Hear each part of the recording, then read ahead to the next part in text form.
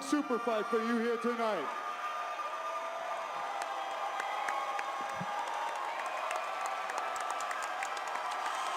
In the red corner, keep the noise going for Logan. And in the blue corner, make some more noise for Callan.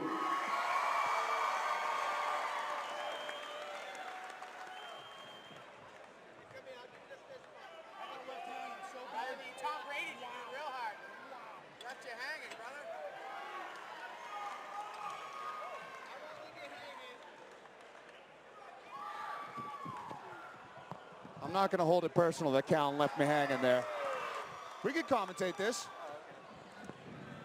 All right, we're all live. We're live. They can hear us. Look at. This is a scramble war. Nice. Oh, okay. All right. Little schoolhouse. You know, that somebody took somebody's lunch money. We're trying to figure it out. And Callan finds himself in the mountain. He's skipping over to the other side control here. Good scrambles from both young men. Very dynamic and coordinated. I could barely tie my shoes at that age. Oh no, they would have killed me. This would have been far over by now. They could probably both beat me up now. Kid's got a better guard than me already for sure. Logan back up. Powerful haircut on Callan there. Oh, picks up that single there. Nice good. Scramble. They're going. And they got Coach Jack Congdon in the corner. He's going to be fighting later on this evening. Yep. Waiting for one of these guys to keep their pressure on top and just work for their position.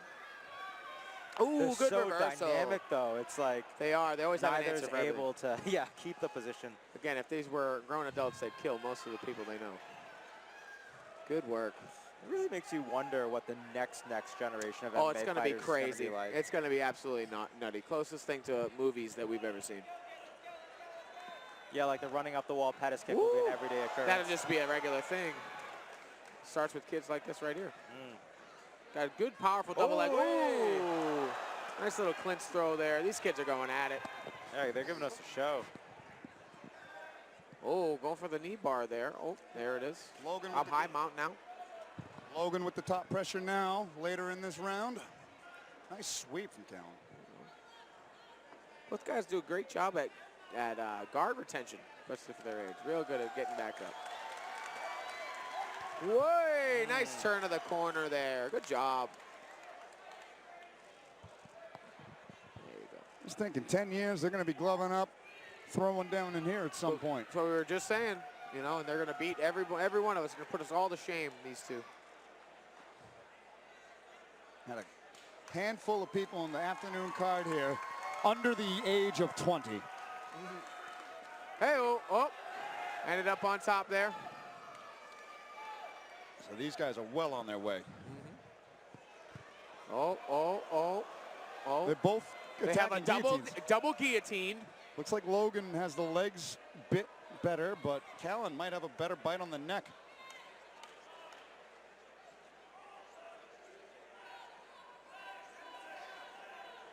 Callan doing a good job of fighting the hands. He's feeling a little uncomfortable, but you definitely see the grimace on his face.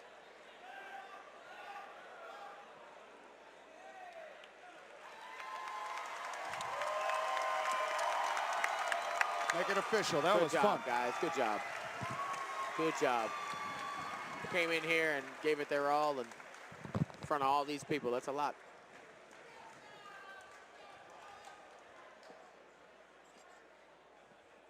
After 5 hard-fought minutes, our referee, Tyler Pimentel, has declared this grappling super fight a draw.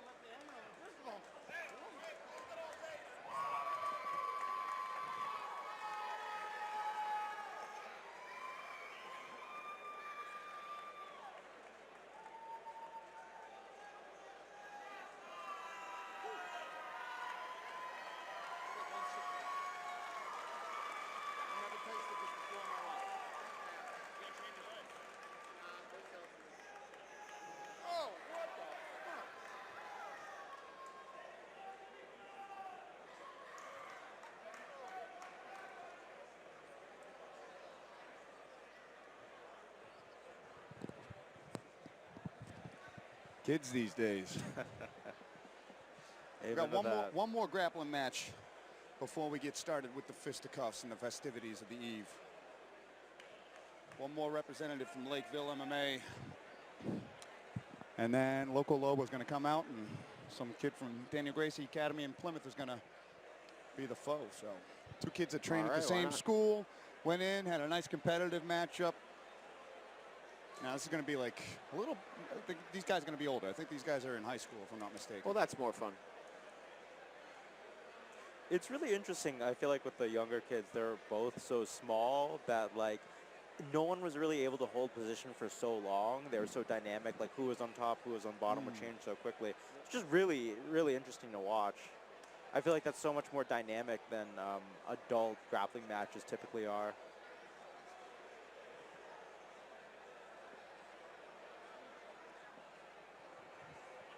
Yeah, we got one more kids grappling match coming up. All right, make their way out. Let's get it rolling. There's one more kids grappling match, and then We'll start we're cutting to us. hitting each other in the head.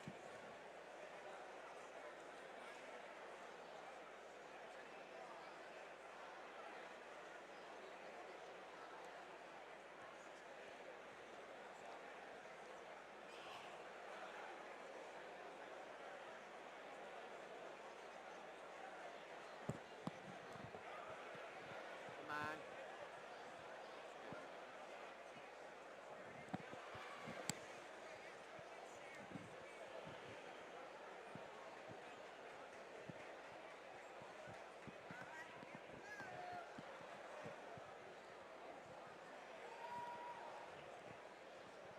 No walkout song? No walkout song. He's just straight to business. There's no walkout song needed. We look good, Ken. We Oh look yeah, good. you guys didn't need me. I thought you were in there for a We picture, not a always promo. need you, Andy. That just rounds out the picture. You have a fantastic tie on. Tie is fantastic today. I gotta keep Jealous it of it. a little I can't green. do ties. Little green. St. Patty's. Why not?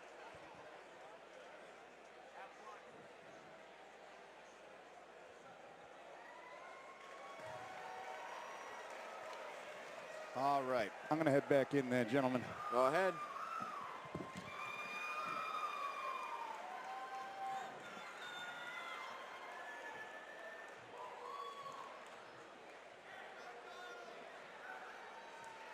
All right, we've got one half of the second grappling engagement, entanglement, if I may, coming to the cage. Second half, making his way in right now.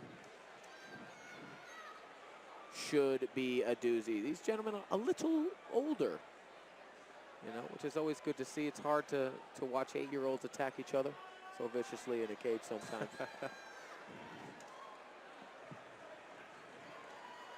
Big moment, big moment. I remember being in high school. If this would have happened, nothing this cool ever happened to me in high school. Like I didn't have, I did theater though. That's pretty funny. It's not the same. You know what I mean? not Because you have quite. makeup on and there's tights. So, I mean, there's tights. We Yeah, have I tights was here. gonna say, Ladies and tights and gentlemen, we've got spats on. one That counts. more submission-only no grappling offense to your high school super fight theater for career, you this here seems a bit more tonight. badass. No, Before we 100% get more. to the meat and potatoes of Cage Titans 58, introducing to you first in the red corner, representing Daniel Gracie Plymouth. Make some noise for Kane. And now in the blue corner, representing Lakeville MMA, keep it going for Tyler.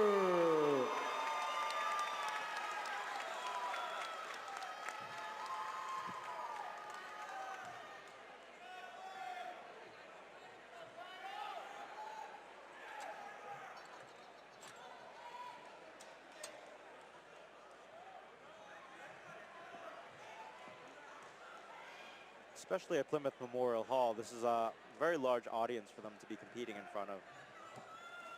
And that's what I mean. It seems like just a much more grand stage than I think, even in a young man's eyes, would probably be bigger than you think it is. But even adults coming to this cage, they get nerves, you know? So to see, you know, 2 young men or 2 young competitors just going after it in front of a big crowd like that is Completely very nice. stone-faced. Neither looks remotely perturbed by the stakes. our gentleman from Lakeville, whose name has escaped me, and I apologize to Tyler. you. He's got coldness in his eyes, like, you know, like that stuff, the kind you can only find when you grow up in Russia. Ooh, good guillotine attempt coming straight up. That was good. Really nice, really deep bite on that guillotine. That was slick. Good job. Excellent job. It's okay. Oh, Great job. Kane jumped on that real quick. Came right out on it. It's okay. Great stuff. Good attack.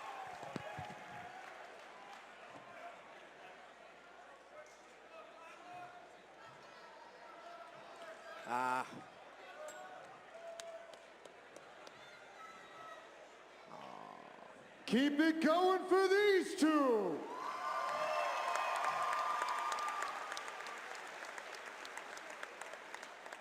Referee Tyler Pimentel has called a stop to this grappling super fight, giving you your winner out of Daniel Gracie Plymouth, Kane.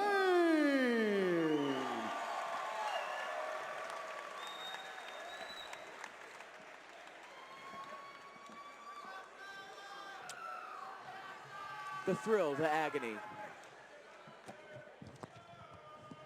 Joe Leonard, are we good to go to film the commentary team?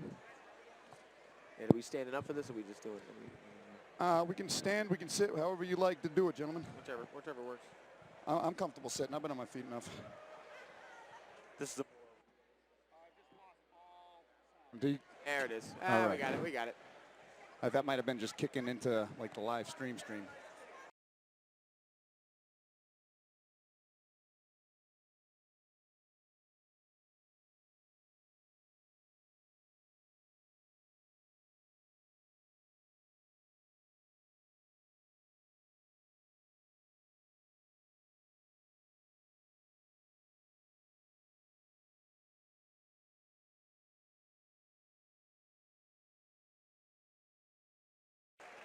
We're live, gentlemen. Let's break some legs. All right.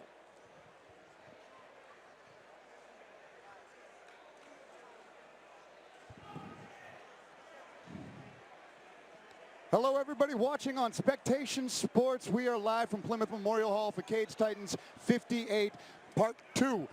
The evening portion of the day-night doubleheader. My name's Andy Kurz. I'm going to be running the play-by-play tonight. Alongside me are Ken Moy and Jay Perrin, two former Cage Titans savages who are going to be sharing their analytics on all these fights tonight.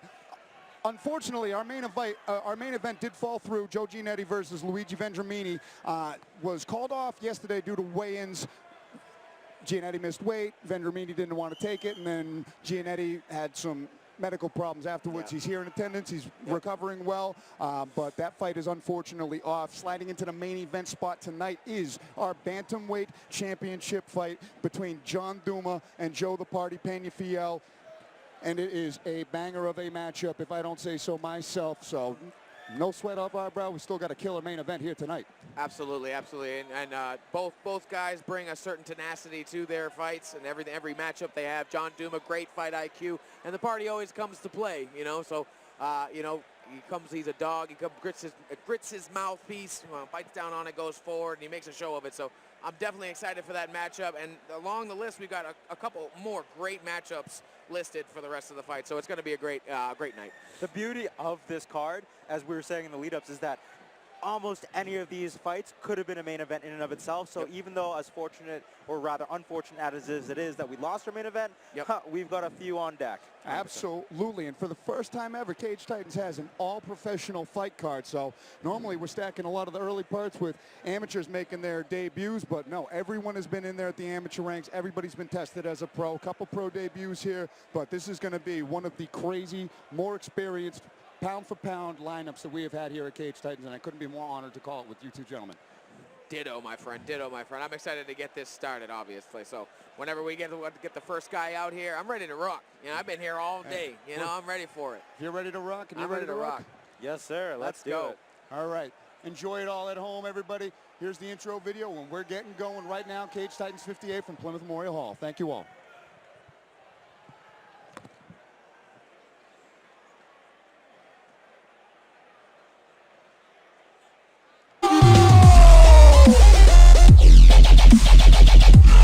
Plymouth Memorial Hall. Let them hear you.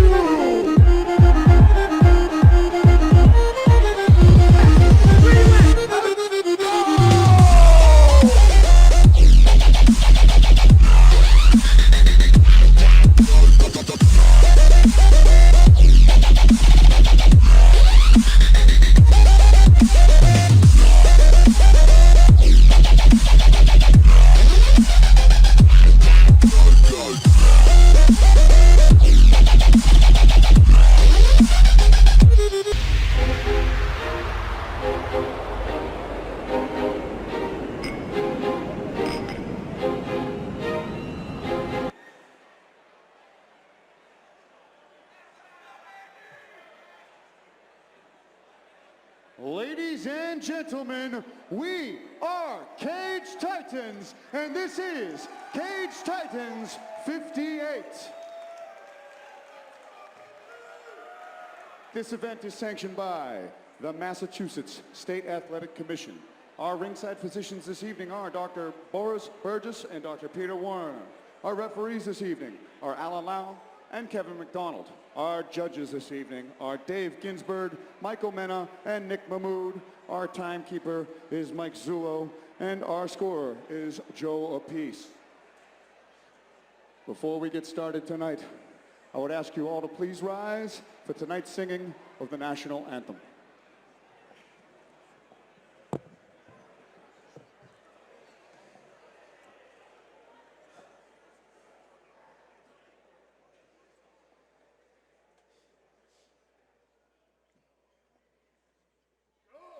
Oh, say, can you see by the dawn's early light what so proudly we hailed at the twilight's last gleaming, whose broad stripes and bright stars through the perilous fight o'er the ramparts we watched were so gallantly streaming, and the rocket's red glare, the bombs bursting in air, gave proof through the night that our flag was still there. Oh, say does that star-spangled banner yet wave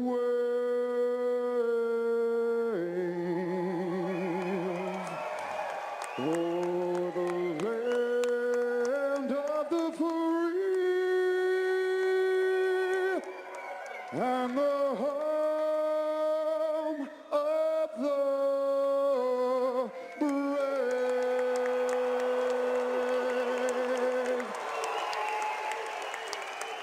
Let's get to the action.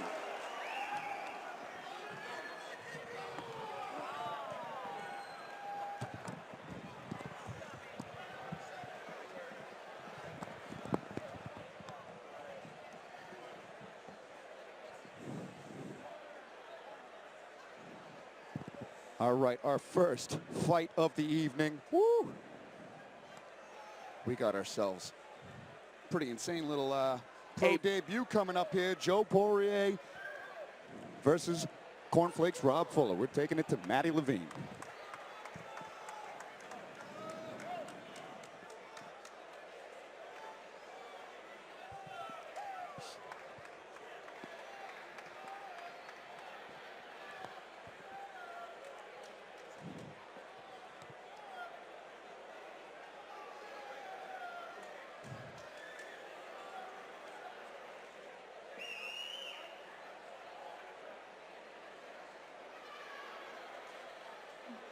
The energy in this hall tonight is incredible. We have 9 amazing bouts lined up for you this evening. We got it started early in the morning, and now we're going to keep it going all night long with 9 fantastic fights. We have some fan favorites coming back. We also have a title on the line, and we have some scores that will be settled. I'm excited for all of them. The fighters are ready, the fans are ready, and I think it's time for some action. Let's do it.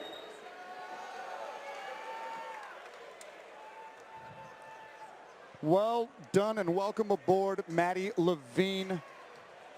Way to set the tone for this epic night of fights. Cornflakes Rob Fuller, our first competitor, making his walk in this evening. And we've got a beardless Rob Fuller on our hands, guys. That might be a new creative character level, like that guy you unlock on Super Smash Brothers that just whoops everybody. Rob Fuller always down for a fight, always down to make it interesting. Definitely will grit his teeth, go forward, and give you, banging out with you in the middle of the cage. Definitely would like to see how he's improved his ground game. That's where he's had a little bit of difficulty, but we'll see how he does that with tonight against a very good challenge in Joe Poirier. What's really fun about this matchup is that Joe Poirier is very confident and competent in his striking. So I'd like to see them engage on the feet, where that's where this match is very compelling, because both of these guys hit hard, and it can be over in a second. Yeah. Rob Fuller, beardless and fearless. He's had a ton of ups and downs in his career, and he's got some keys to victory tonight, if I don't say so myself. He's really got to slow his pace down. Making sure he's letting the fight come to him. He kind of tends to rush things as he comes forward. He shoots for big shots, always trying to land on the jaw and put you to sleep. You know, every single time. Definitely an aggressive fighter. I'd like him to see a little bit more poise out of him. And then that's about it. You know, I'd really just like to see him a little bit more composed as he moves forward in this fight. Yep, as we see here, the keys to victory. I have him down as sprawling. He's got to time that power shot if he wants to clip Joe Poirier, and he's really got to come in with some patience and not go out guns a-blazing where he's gotten caught in the past. And as you say, with the sprawl, if he's able to keep this on his feet, that is where he's the most dangerous, and he's a danger to anyone who's standing across from him. Yep.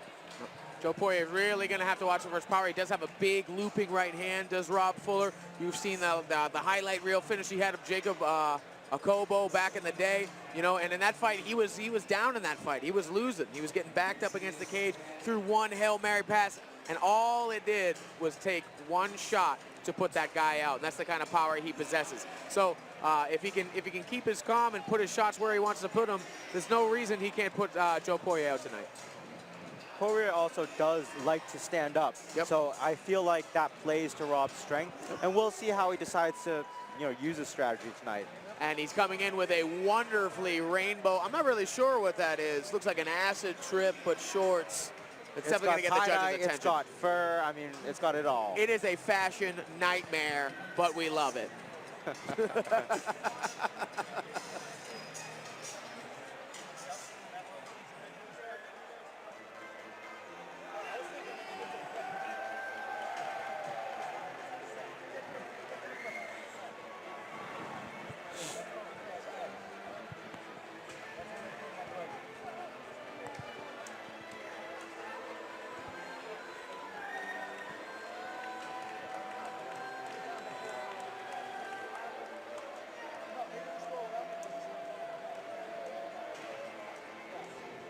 It's not getting in the way of anything. You just throw them up at any time during the walkout. They'll get to it eventually. Don't even worry about the Walking out second is Joe Poirier. Been able to work with Joe the last couple of weeks, actually working a lot on his wrestling, a lot on that jiu-jitsu game, just tightening some things up. Like we said before, he's got a really, really good striking game, and that's what he's known for. Real smooth on his feet, definitely floats around, and they're very, very natural on his feet.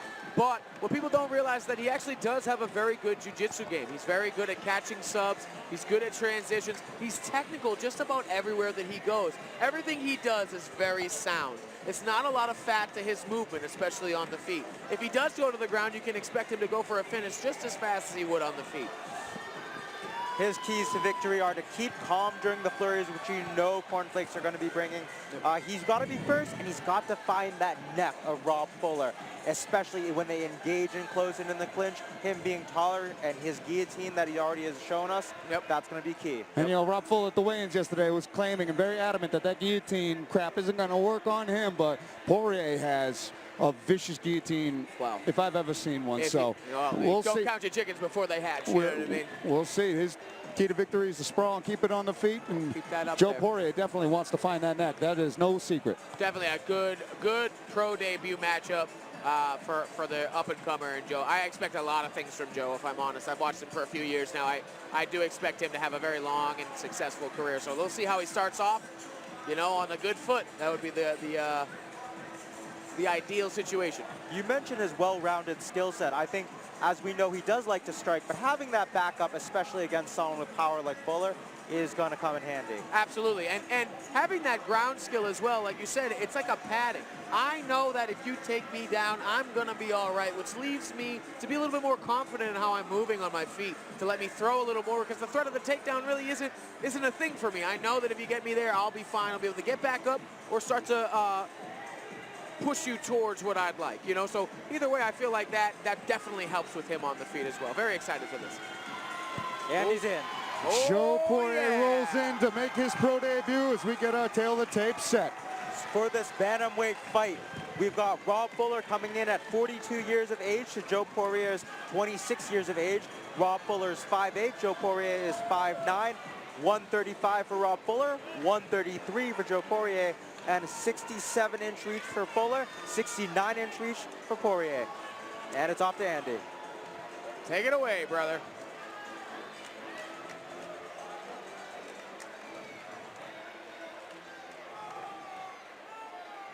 Ladies and gentlemen, prepare yourselves for our first fight of the evening, brought to you by JYM Supplements. This professional bantamweight fight is scheduled for 3 rounds, 5 minutes apiece. Introducing to you first, standing in the red corner with a professional record of 2 victories and 15 defeats. He stands 5 feet 8 inches tall, and he weighed in at 135 pounds. From and representing Englewood, Colorado, let's hear it for Cornflakes, Rob Fuller!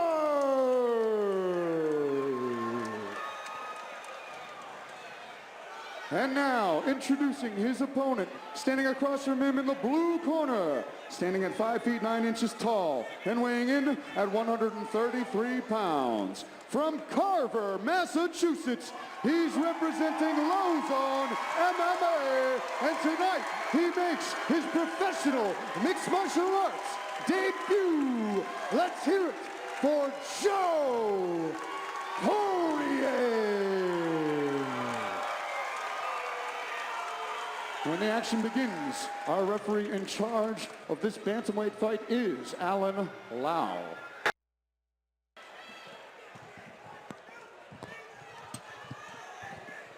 All right, 2 bantamweights locked in the cage. We are ready to start the show. Joe Poirier, Rob Fuller. Let's meet in the middle and let's get to it. Touching them up. Joe Poirier in the all-white, Rob Fuller in the pink fluffy trunks, tie-dye pink. Oh, right hand for Poirier, lands at Fountain Temple. Shoots right away. That's what I say. That power, it is a threat. Poirier gets him Fuller right does down. get people shooting real quick. And this is a pro Short fight now, elbows, so yep. Poirier very happy to throw a couple of cheeky elbows in there. Short elbows there on the clinch there. Rob's got to let go of that leg right there. He's got to start wall walking up. Yeah, he's got to base off that leg with his elbow, just like that. He's got to let go of Joe's head, though. He's in a bad spot here with that. Absolutely, especially if Joe wants to posture up and go for some sort of on fluke. Looks like he's trying for a guillotine, but on that opposite side. But the thing about the guillotine is that you can't have your opponent be on top of you and what's called cross body, which is basically laying diagonally across you. You need that guillotine to be almost on the same side. That Von Flue tapping. There we go.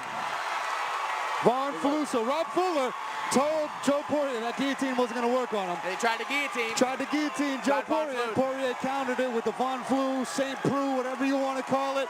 But a tremendous job keeping his head composed in there and lowering that pressure on the shoulder after eating a right hand. Look at his cheek. He's got a mouse on that already from one bomb from Rob Fuller. Yeah, one big bomb, and then he shot. He changed his style up. And then, just like I said before, Rob Fuller held on to the head for just too long. About 30 seconds later, Joe realized, made the adjustment, and then just put forward shoulder pressure down in his throat and made Rob choke himself.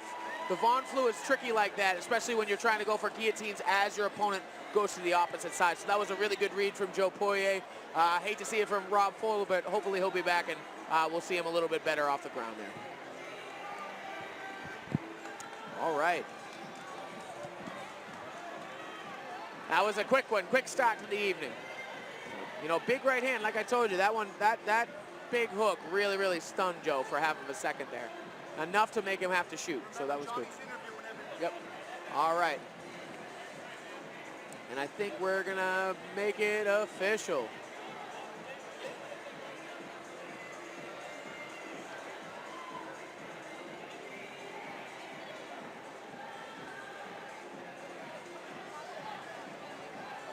Great debut for Joe Poirier.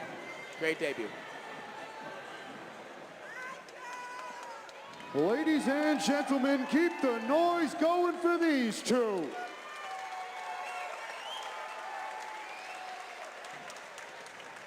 Referee Alan Lau has called a stop to this contest at 57 seconds of round number 1. Giving you your winner by submission due to a Von Flue choke, Joe Poirier.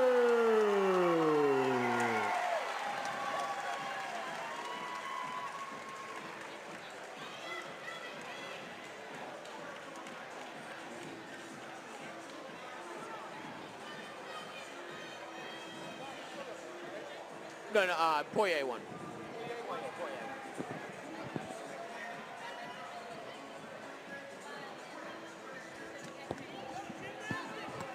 Poirier killing it in there, really celebrating his win. He's doing the backflip with Brittany, the ring card girl. Look at that. Great stuff, great stuff. Big submission win for a pro debut. He's getting the picture with the team. Hey, that's basically pitching a shutout, eating a right hand, getting the takedown, and finding that choke when Rob Fuller went for the Very guillotine. well done. Short and sweet, and now he's off to celebrate with his team. Very well earned, Joe Poirier. And we take it to Johnny Cupcakes for the post-fight interview. I'm here with your winner, Joe Poirier. My friend, take me through that Von Flue choke. I have no clue what that choke is. I was just listening to my corner. First time I've ever hit it. Oh my goodness, that is tremendous. Dude, largest flyweight in the world. What is the plan next? What do you want? Keep smashing people, one after another. Look to get in here next card.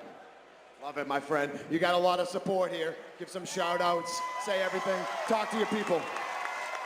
Shout out to the sponsors, everybody that helps me make it here. Shout out to Lozon's. The Cartel has been helping me get ready for this one, so shout out to them. Really just owe it to the training partners and the coaches. You know, I got Joe, Pete, Coach Mike. They really, they put in a lot of work with me, and I owe it to all of them. That's amazing to hear. One more time for your winner, Joe Poirier.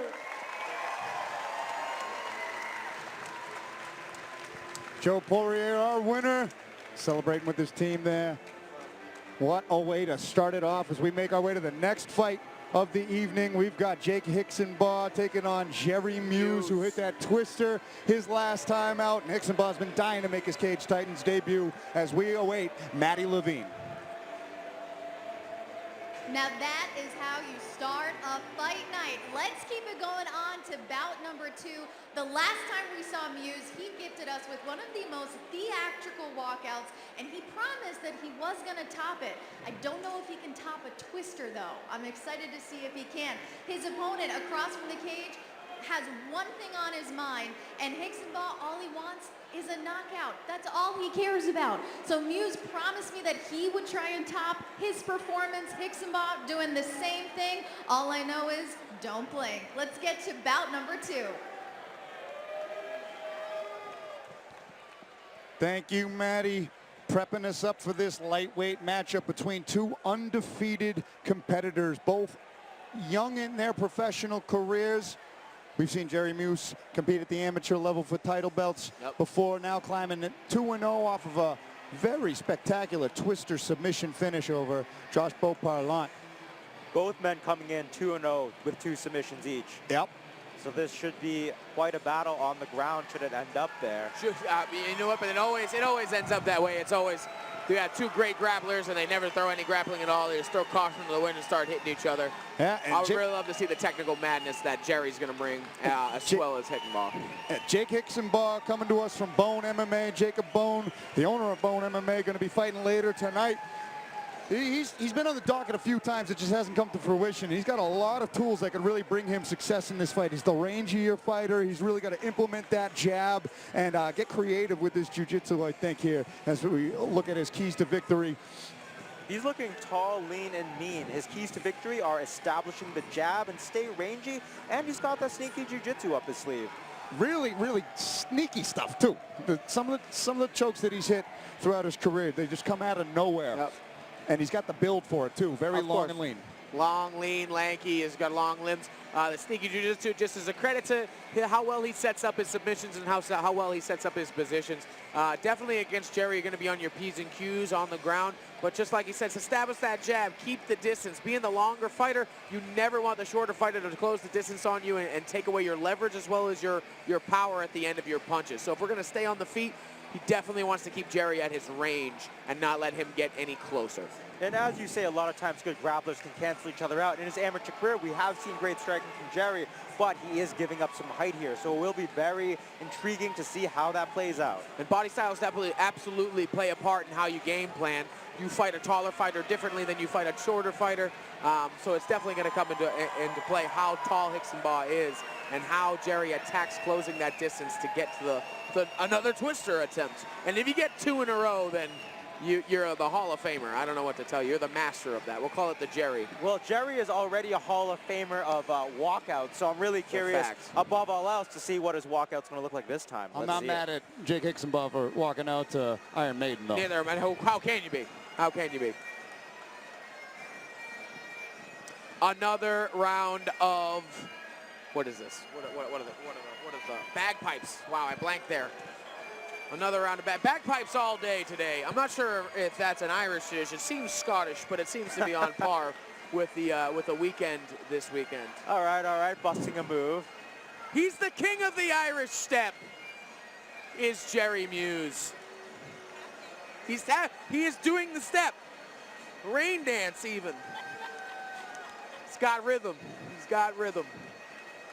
It's funny, as Poirier and I have been talking a lot about on the TikToks, Jerry Muse has gone viral because of it. Of course His keys to victory, as an aside, are to close the range, as you were saying, as a shorter fighter, and nullify the movement of his taller opponent. Just keep it basic, because he's always shown strong basics throughout his career. Yep. And I don't know if he's going to be able to hit that complexity twister against Jake Hixsonbaugh. So I think that, like, really going back to some basics against a longer, friskier fighter, if you will, because Hixsonbaugh is just a dangerous, slick grappler. And I always say this, and I teach my students this, that basics fill body bags, especially when you're not really that far into your pro career. A lot of people try and make things too complicated in the cage against a fighter they're maybe having a harder time with. And just like the keys to victory, if Jerry can nullify that range and come in close, keep basics, 1-2s, 1-1-2s, 2-3s, nothing over the top, but things that work. These are the things that will bring him ahead back home or set him up for the clinch work and the takedowns that are his bread and butter. So all of it comes down to how both of these men affect their game plan and establish their range and keep it. That's the name of the game here against a taller fighter or with a shorter fighter. So we're definitely going to see who has the better distance management in this fight. I would say in the first 2 minutes we'll get a good feel for it. All right, as we get set for our tail of the tape for this lightweight matchup between two undefeated fighters. All right, our tail of the tape. Hixsonbaugh comes in at 23 years old. Jerry Muse is elder at 34. Hixsonbaugh, 6'2", a whopping giant. Jerry, 5'10", got a little bit of a height advantage. Jerry did come in 157 over the limit to Hixsonbaugh's 55, and Hixsonbaugh does share a 4-inch reach advantage. Taking to Andy to bring us in.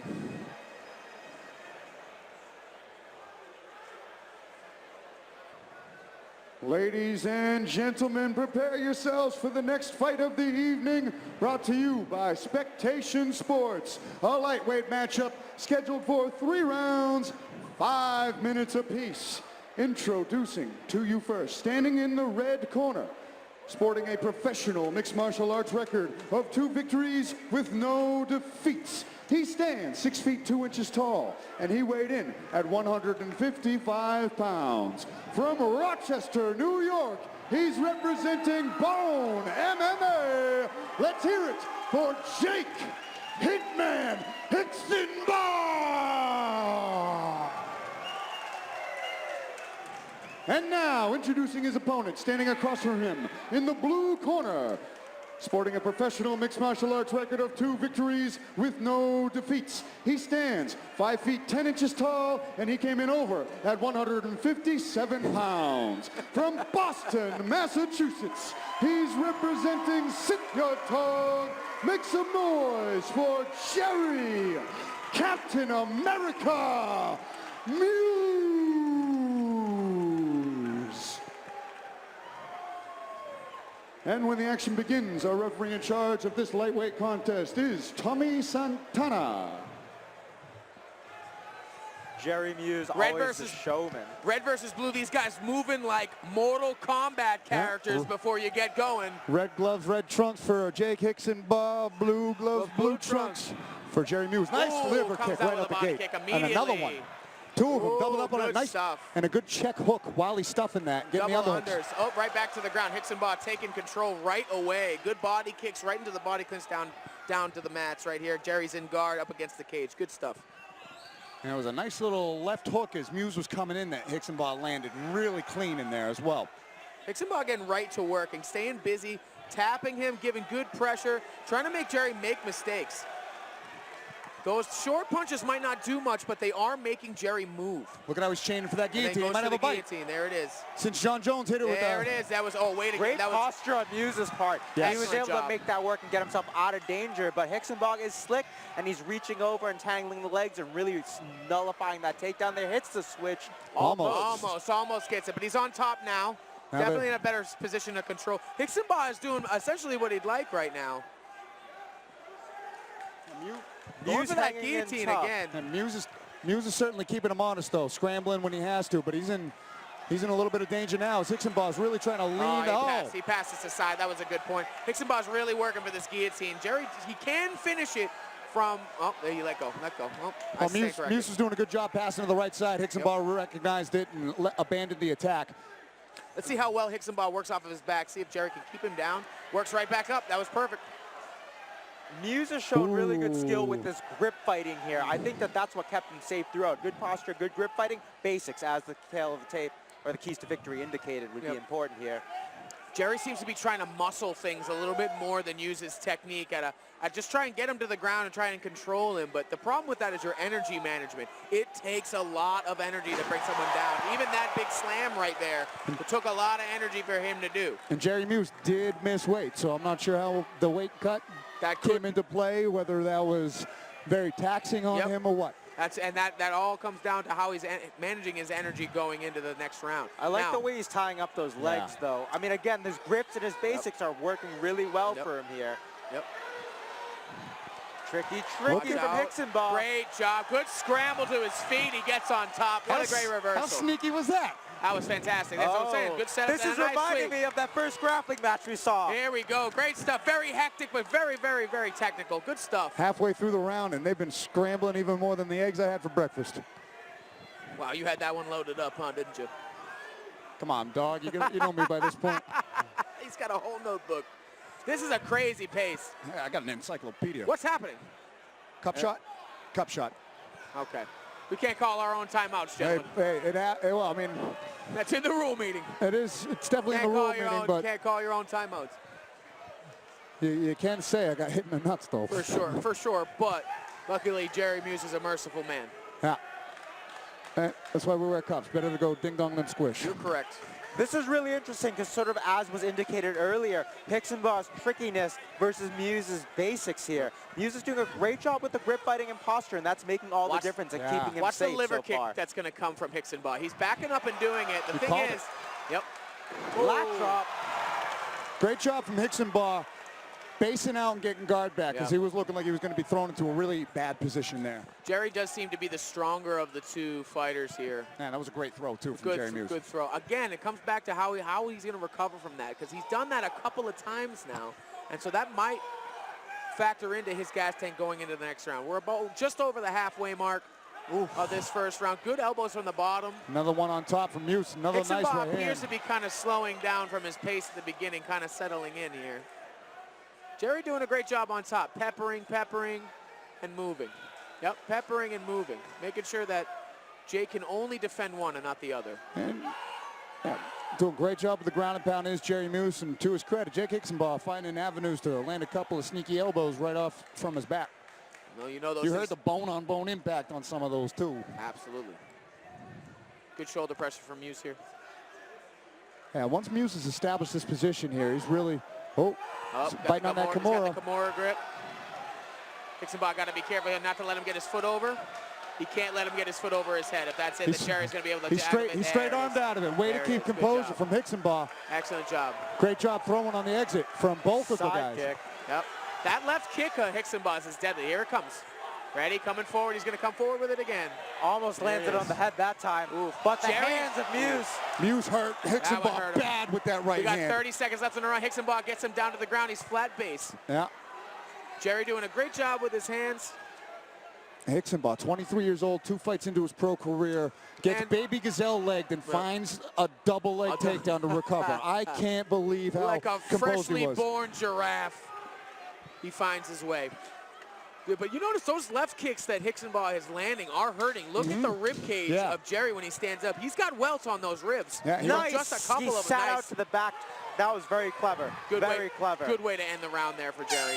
Good job. Wow. Incredible back and forth. I think that the tail here, however, has been the repeated successful takedowns from Jerry Muse and those heavy bombs he threw with his hands. Absolutely. He definitely clipped Hixsonbaugh on one of those exchanges here leading to the takedown. Hixsonbaugh recovered, but that's kind of the thing here is that we see that Jerry's kind of gaining momentum. Hixsonbaugh seems to be slowing down from the erratic pace that he had before. But still in the game because he has continued to create danger for Jerry at all turns. And especially, and even after he got clipped, that was a brutal right hand that completely short-circuited Hixsonbaugh. His body just went wobbly for a good second.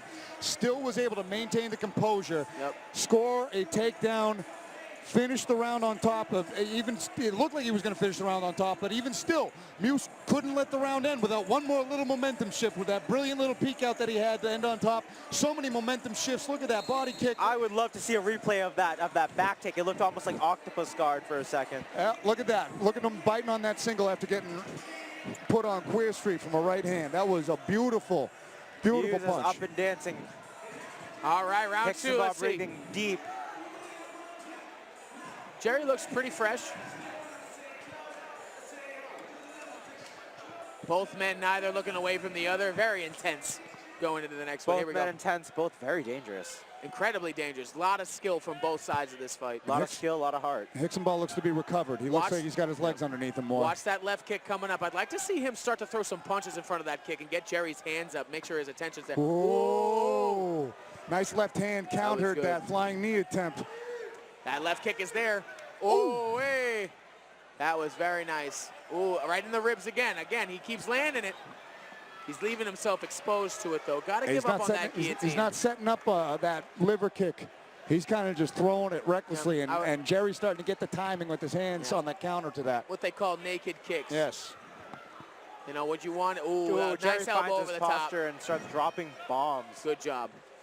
Hixsonbaugh needs to turn back in. Watch out for the arm triangle. If Jerry can get to the other side and pass, then he'll be able to finish this. But it's going to be a hard task to do from where he's at. There. Yeah. Although we might be in Not Von impossible. Flue. I stand corrected. Yeah, two Von Flues in a row. Who in the knew? same spot. You know, imagine. That's a curse right there. It looked like Jerry was trying to set up for it purposely, like sneaking his hand in behind the neck. And nice knee cut out to side control. I really like to see Hixsonbaugh do the opposite. I mean, that works to get up, but normally I'd like to see him keep his back against the cage, use it to get up. Jerry softening up the body here on the turtle position here. Jerry riding one leg in. Good ground and pound from Jerry. Like I said, constant pressure. Hixsonbaugh definitely needs to get his back to the cage, start sliding up, get his bottom hip to the cage and start wall walking, using the cage with his own weight. Oh, Jerry's kind of high. Oh, he's got the hips. There we go. Both hooks are in, 2 underhooks. Hixsonbaugh in a really bad spot here. Definitely has to work to try to fall to a hip on his own. Should be fighting hands here. Getting flattened out. That spells trouble. He's got the wrist. Excellent positioning from Jerry Ref Muse. looking in real close on it. Probably going to be stopped in any minute if he can't get out of that position.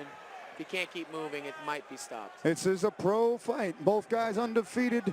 These guys are both tough as they make them. They both been in dog fights. Jerry looking to finish here. Flattened out, hips forward.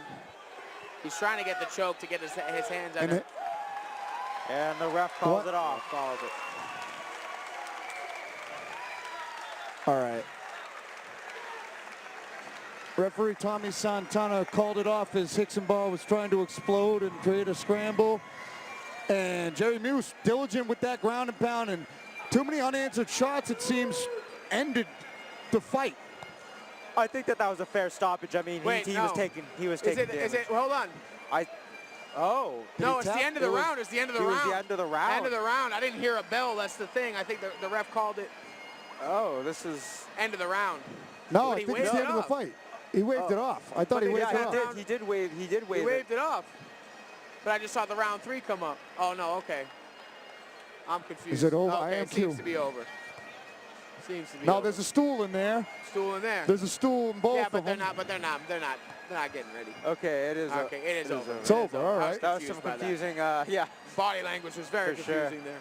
But I mean, it looked like Hixsonbaugh was really starting to try to format an escape. He was getting beat up, no doubt about it, but he was trying his best to move around. It just like that. If it was one of those stoppages, if it happened a few seconds before Earlier, I when would've punches were gotten it. landing, Yeah. fine, could have gone on a little Seemed a longer little at weird that to point. stop Yeah. it right then and there, but Hey, it is what it is. They respect got the a ref's harder job decision. than we do. So Yes, that's very true. So Jerry Muse moves to 3-0 with a TKO victory over Jake Hixsonbaugh. Jake looked very, very good in the beginning. It started to fade a little bit, pardon me, and then Jerry just took over in the second round. Really good pressure, good work, definitely great ground and pound, and awesome positional work throughout the fight. So Really diligent grip fighting. No second twister, but a TKO to his name. Can't be mad at that. not bad. 2 finishes in 3 fights, not so bad. You know, Jerry, you're doing a great job. Keep it up. Don't fix what ain't broken, baby. You dance all night long.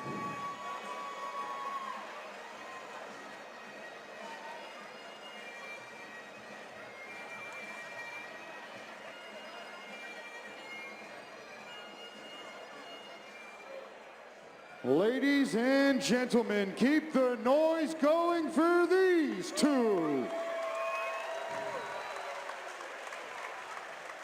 Referee Tommy Santana has called a stop to this contest at 2 minutes, 29 seconds of round number 2. Giving you your winner by TKO, Jerry Captain America Muse.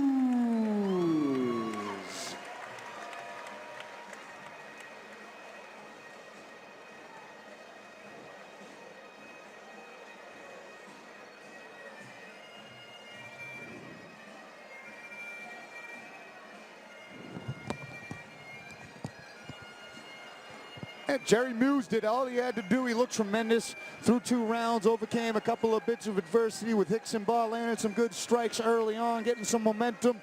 But Muse stuck to the basics, got the dominant position, stayed economic and active with his ground and pound, and gets the finish, and we take it to Johnny. I'm here with your winner, Jerry Muse. My friend, take me through some of those exchanges. What was going through your head in that first round? Back and forth, there were transitions and reversals. What was going through your head? Oh, so right coming out the gate, he landed a pretty good kick. I wasn't expecting that. Other than that, I really didn't prepare properly for this fight. I apologize to the fans because I didn't deliver tonight. The dance sucked. I had a more planned, but it didn't fall through. So I apologize for that. And honestly, the fight didn't go as I had kind of like tactically planned. I did work a lot of ground and pound, and I was trying to deliver something a little more flashy. The ground and pound worked, but it was tough. Yeah, absolutely. My friend, you looked amazing in there. Fight's a fight. What's on the horizon? 2-0 now. You got some momentum. You got a lot of people behind you. What does Jerry Muse want for the future? So, as you know, I've been fighting for years, and I was looking to come back almost a couple of years ago, and then ironically, like Khabib all of a sudden retired. I don't know if you heard I was coming back or not. Yes, I hope so. I'd love to see you in there. Do you got any names that you want to call out right now? No, nobody I want to call out. I mean, I'm humble. I'm here. I'm honestly just in here testing myself. And the test starts long before you step in the cage. And you as a fighter know that. It comes from your preparation, your discipline, and the dieting and everything. Thanks to all the fans for coming out. I didn't deliver on my fight, but we got a ton of other great fights coming up, and I hope you enjoy the rest of the show. If you're seeing this on Instagram, you can still buy the stream and watch it on the computer. So just go on the Cage Titans Instagram. Absolutely. Keep it going one more time for Jerry Muse. Captain America Jerry Muse staying undefeated, climbing to 3-0. Cap strikes again. What a clobbering, what a fight as we take it to the next fight of the evening. Coming up next is another exciting, enticing matchup between some devastating punchers at welterweight. Shane Dillahay and Aaron Tercel have big power, big bombs, and big durability. We are in for a banger. Let's take it to Maddie. 2 fights down, 2 finishes, and that's how we started here at Cage Titans. Let's keep the violence rolling with bout number 3. 2 top prospects looking to make a name for themselves tonight. Superstar Shane Dillahay is looking to make a name early against the surging Aaron Earthquake Tercel, who is riding on a 2-fight finish streak. So when you have that many wins behind you, you're trying to keep it. But the guy on the other side, well, he's looking to do a different story. Let's get to the action. To the action we get indeed. This is one of those circle and watch keenly fights because Shane Dillahay is a well-rounded barrager and incoming now. Oh, Shane Dillahay is working out first. So Shane Dillahay, I was like, I forgot he was walking out first right there. But Shane Dillahay had a Triforce, Pete Jeffrey in his corner. Leon Davis there as well. Shaheed Jackson coming off a win all the way up from Providence, Rhode Island. You saw this kid contend for an amateur title. You saw his pro debut over at CES go really well for him, and he got an early finish. Finished his amateur career here with a big win over Josh Smash Smith. And you saw some of the craziest barrages of punches come from this kid, Shane Dillahay, as we look to his keys to victory. I mean, he's going to have to mix up the attack and play the long game. He's got the striking, but his opponent has power as well, so Shane's got to mix it up and score. Yeah, he's got to score throughout this fight because he's facing Aaron Tercel, who's as durable as they make him. So I don't think that Shane Dillahay is going to really be able to go in and get that quick finish, and he'd be wise to anticipate seeing a 3rd round and being a little bit more patient in his approach, I think. And to that key to victory, to scoring, it means that he just has to be active. To score is just to land, not to do anything super crazy, but making sure that he's always in every position he is looking to score.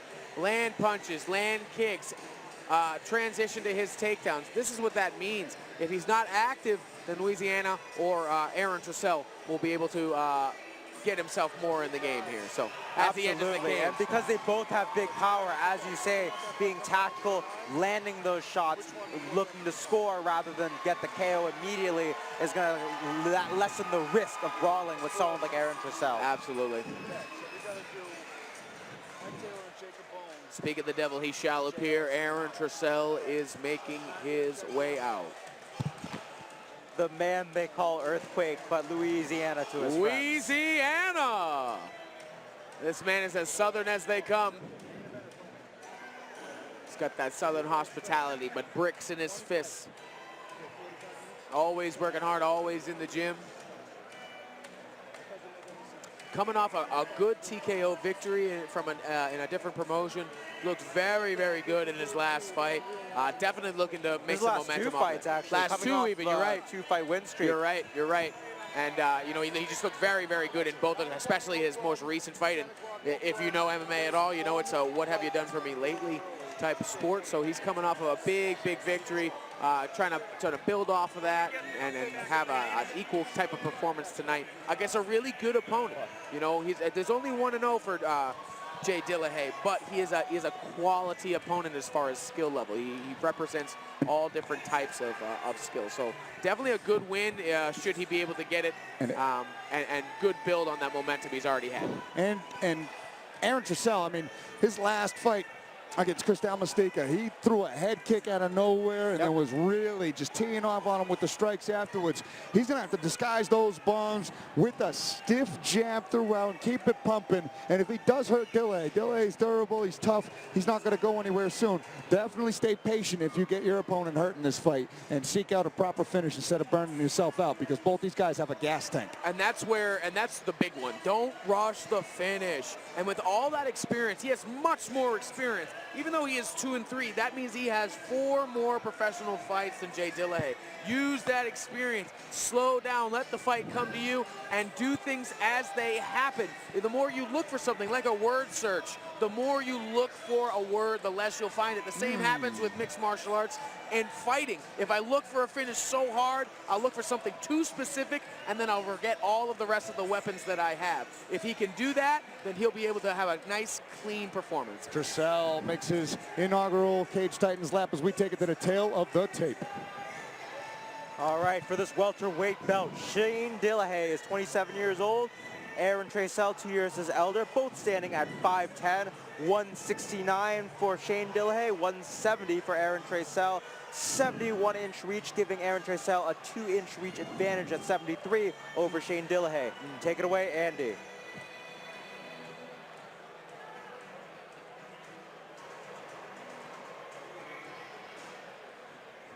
Ladies and gentlemen, this next fight is brought to us by Mint Mobile. This welterweight contest is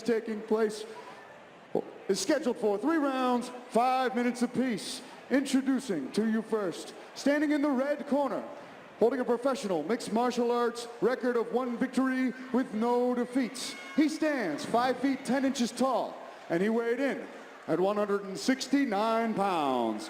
From Providence, Rhode Island, he's representing Triforce. Let's hear it for Shane, the Superstar Dillahay.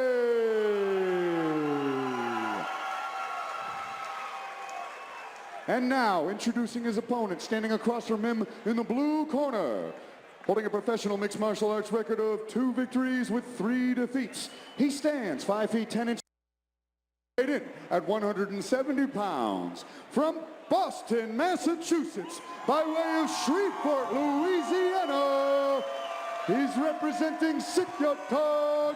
Make some noise for Earthquake Aaron Tercel.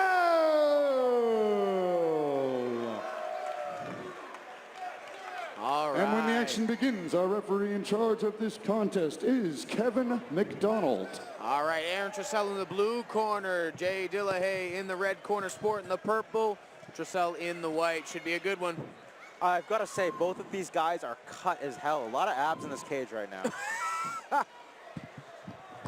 Chiseled indeed. Oh, big right hand over the top from Tercel. Good job coming in. Good. Having trained with Aaron, have you ever trained with somebody and immediately want to call out commands to them? Good job. Perfect. Good clinch work. Good. Dillahay doing a good job with that clinch. Oh, Shane with the ankle pick. Nice ankle pick coming up. Let's see what he can do with it. Has the legs entangled nicely as well. Yep. Now, because Tercel has that knee on the bottom and Dillahay's doing a good job addressing it, if he can get that leg out and get to the cage just like that and walk himself up, he should be good. Now he's got to fight hands. Dillahay's going to try and lift here. There it is. Big slam, big power. Right back up, Tercel. He just powered out. Explosive, very explosive. He just did my main event move right there. He just 100%. basically stood up.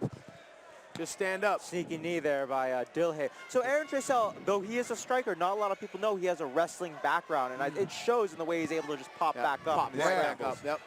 He's got good hand control. Now Dillahay's got to be careful. These big slams take a lot of energy. And that was a pretty good job posting up and mitigating a lot of that damage of that throw. Let's work.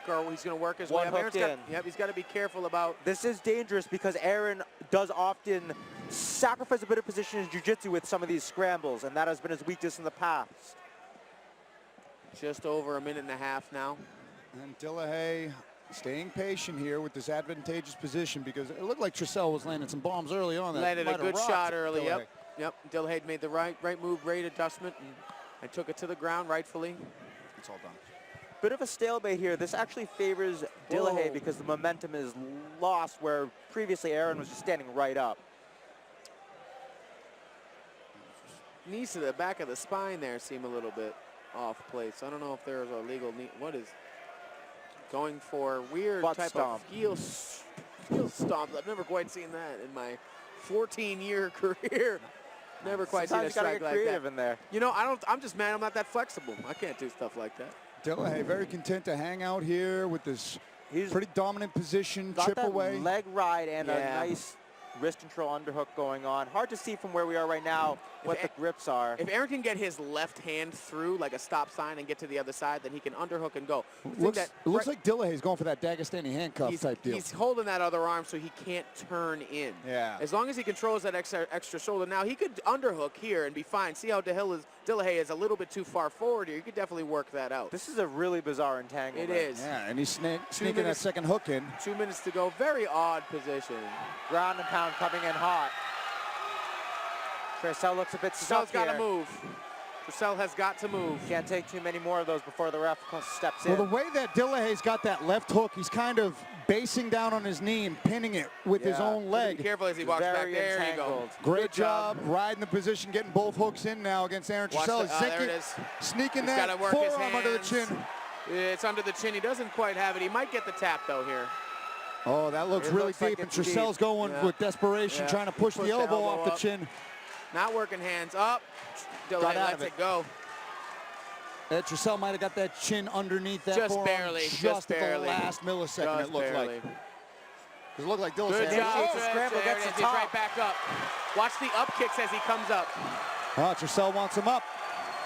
Big mouth, big deep breath from his mouth there. Watch the, there it is. He comes right back down. Right Heavy back sprawl, up. heel Up, hook up, attempt. up. Wow, he just went for that shot, pulled guard, and rolled out, and then now he's in a really pretty decent leg attack here. Tercel, though, Just gotta able to maneuver out of that. Ooh, it was a blend He's on of... top with a minute left to go. Let's see him get some work done, get some damage. I've got to say, for a knockout artist, Dillahay is showing some really complex grappling skills here. He is. That one. Oh, watch the arm as they come up. Look at that. Richard to snatch his arm real fast. Yeah. That was a quick armbar attempt. Tercel doing great with some elbows downward. G's very, very comfortable with big this. bombs. There it is. There it is. Tercel. Good big shots. The ring girls reacting. Good up kick there from Dillahay. Another nice up kick from Dillahay. Good control from Tercel. We knew this was going to be a competitive one. Louisiana in the building. Dillahay doing a great job. He's got to get his back to the cage and walk up. It's a lost art for him, I swear, but if he really did just use the cage to get up or push his hips away, he's got to make some space here. 10 seconds left in the round. Interesting round to score with how this ended. Yeah, Tercel landed some big ground and pound here late. It's How do you likely score that Tercel took the round back At the with end. this damage at the end. And because a big part of the scoring, too, is not just the accumulation, but also the story. What happened first, what happened later, Yes. who ends up on top. And in this case, it was Tercel. And it was a long minute he was on top there, and he was raining some serious elbows down on his opponent's But it's funny And the- because Dillahay was ahead for a good chunk of that. Yeah. So Yep. this was very compelling. The Wonky new position. key word for MMA scoring is impact. It's no longer Impact. damage, it's impact. What had the bigger impacts that round? Was it the riding time? Like Well, this, that's the thing. like You have- this right here this from Shane position Dillahay? was almost a finish. Or was it the big bombs that Tercel was landing earlier, plus some good shots on the feet as well? Well, you have to keep in mind the referee stood in between them when they're in that office. He gave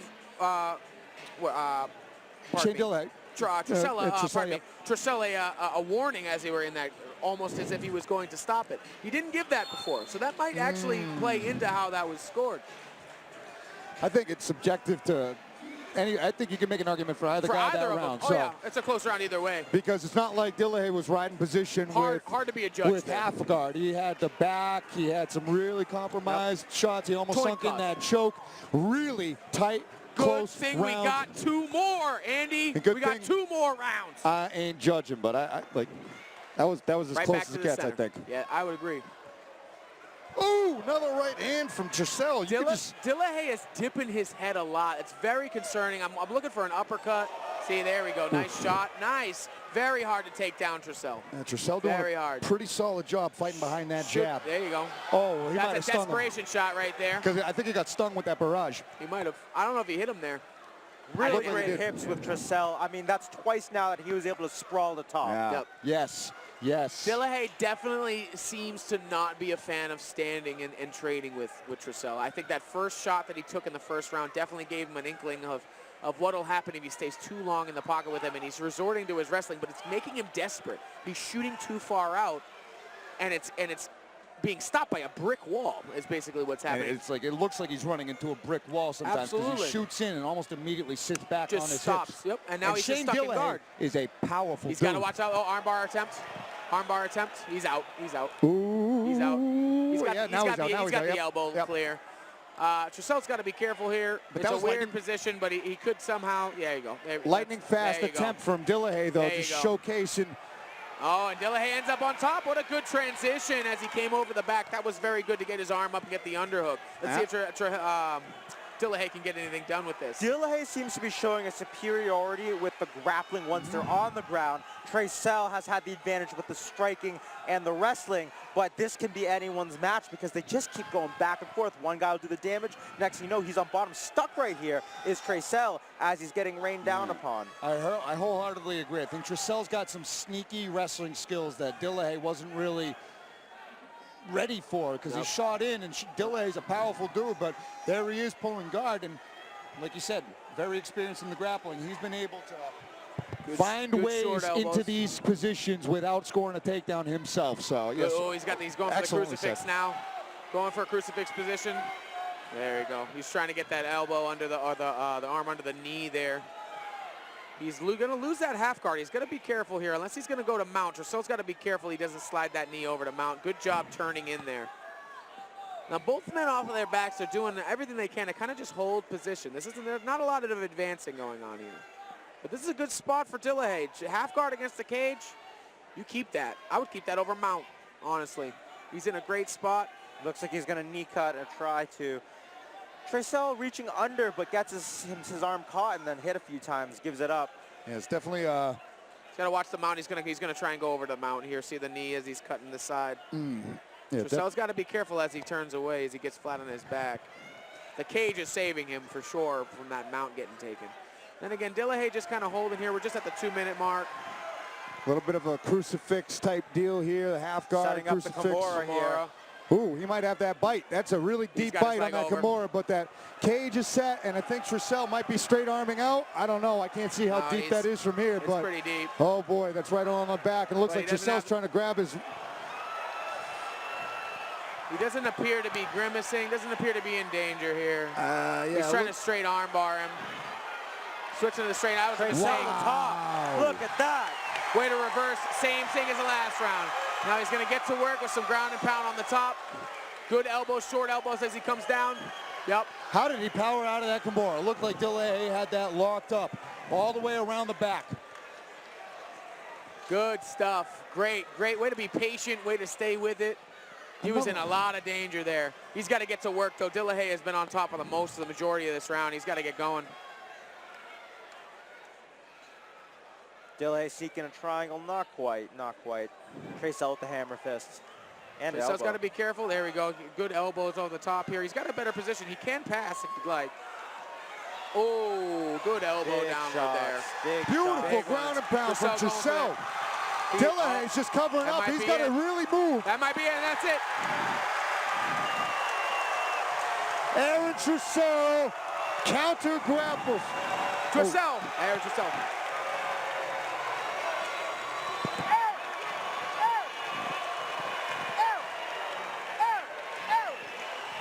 What's going on here?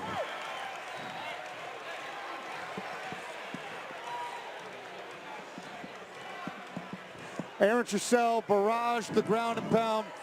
Emotions got the better of him there. I don't know. Peter Jeffrey is upset. I'm not sure if it's after the antics or the stoppage. I'm not 100%.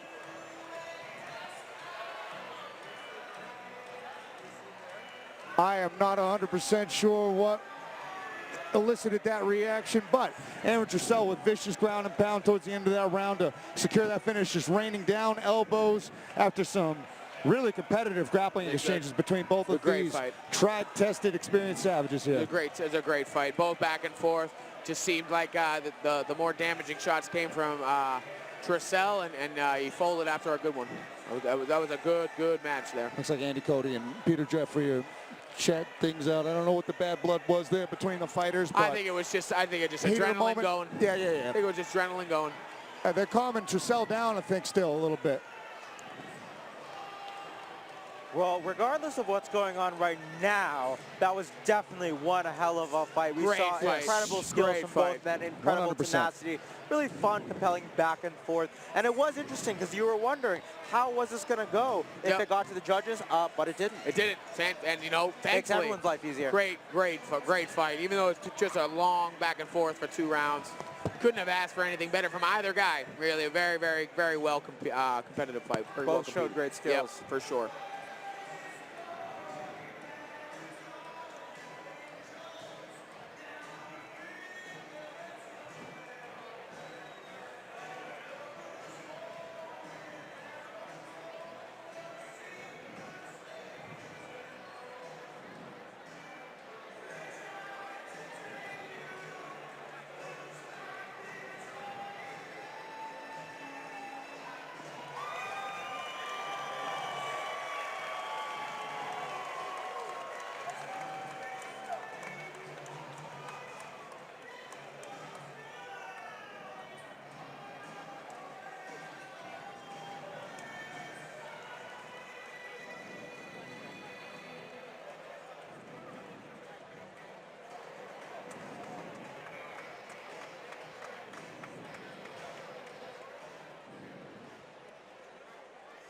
Ladies and gentlemen, what a fight! Keep it going for these two.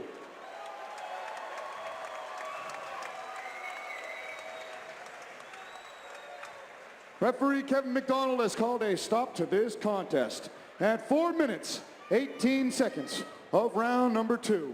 Giving you your winner by TKO, Earthquake, Aaron Tercel.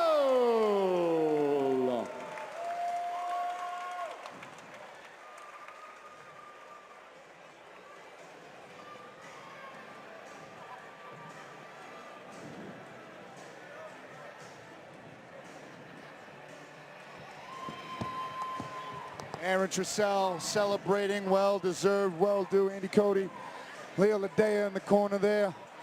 Man, that was impressive counter wrestling, great sprawling, and hellacious ground and pounder. Surf his way to that win as we take it to Johnny for that post-fight interview. I'm here with you. You guys good? I'm here with your winner, Aaron Tercel. Dude, amazing fight. There was some heated emotion after the fight. You want to just take me through a little bit of that so we all understand? Yeah. Okay, so last week a teammate of mine sent me a clip of him on a podcast saying that it's another level and I'm not gonna last 1 round with them. And so when I got up, I said 1 round, right? You didn't last 2. So that's what it is. I'm from a place where people don't raise their kids, they raise guns, so don't play with me. Absolutely understood. Talk to me about that arm lock in the second round. How close was that? Take me through it real quick. Man, we sweating like pigs in here. It wasn't nowhere close, but pigs don't sweat, so humans. Outstanding ground and pound too to end the first and the second round. Amazing work. You got any shout outs or anything that you'd like? Thursday was my mother's birthday. I'm undefeated on my mother's birthday week, so that's 3 on this one. And hopefully if y'all have me back, I'll be a little more polite, a little more calm, but please don't say nothing about me, because that's going to upset me, and I'm going to come find you, and it might not be in here. Absolutely. One more time for your winner, Aaron Tercel, and a happy birthday to his mother. Hey, and shout out to the Ville, 318, this our holiday, represent. Thank you. Shreveport, Louisiana, your boys done it. Louisiana, stand up. Sit your tongs on, Aaron Tercel, Earthquake Aaron Tercel, climbing Funny up to tidbit about 3-3. Shreveport, Louisiana. We're actually going to move on to the next fight here. Ooh. Andrew Valdina versus Mike the Titan Taylor. Mike Taylor always game to bring a fight. And Andrew Valdina trying to remain undefeated as a top prospect in here as we take it to Matty to break this one down.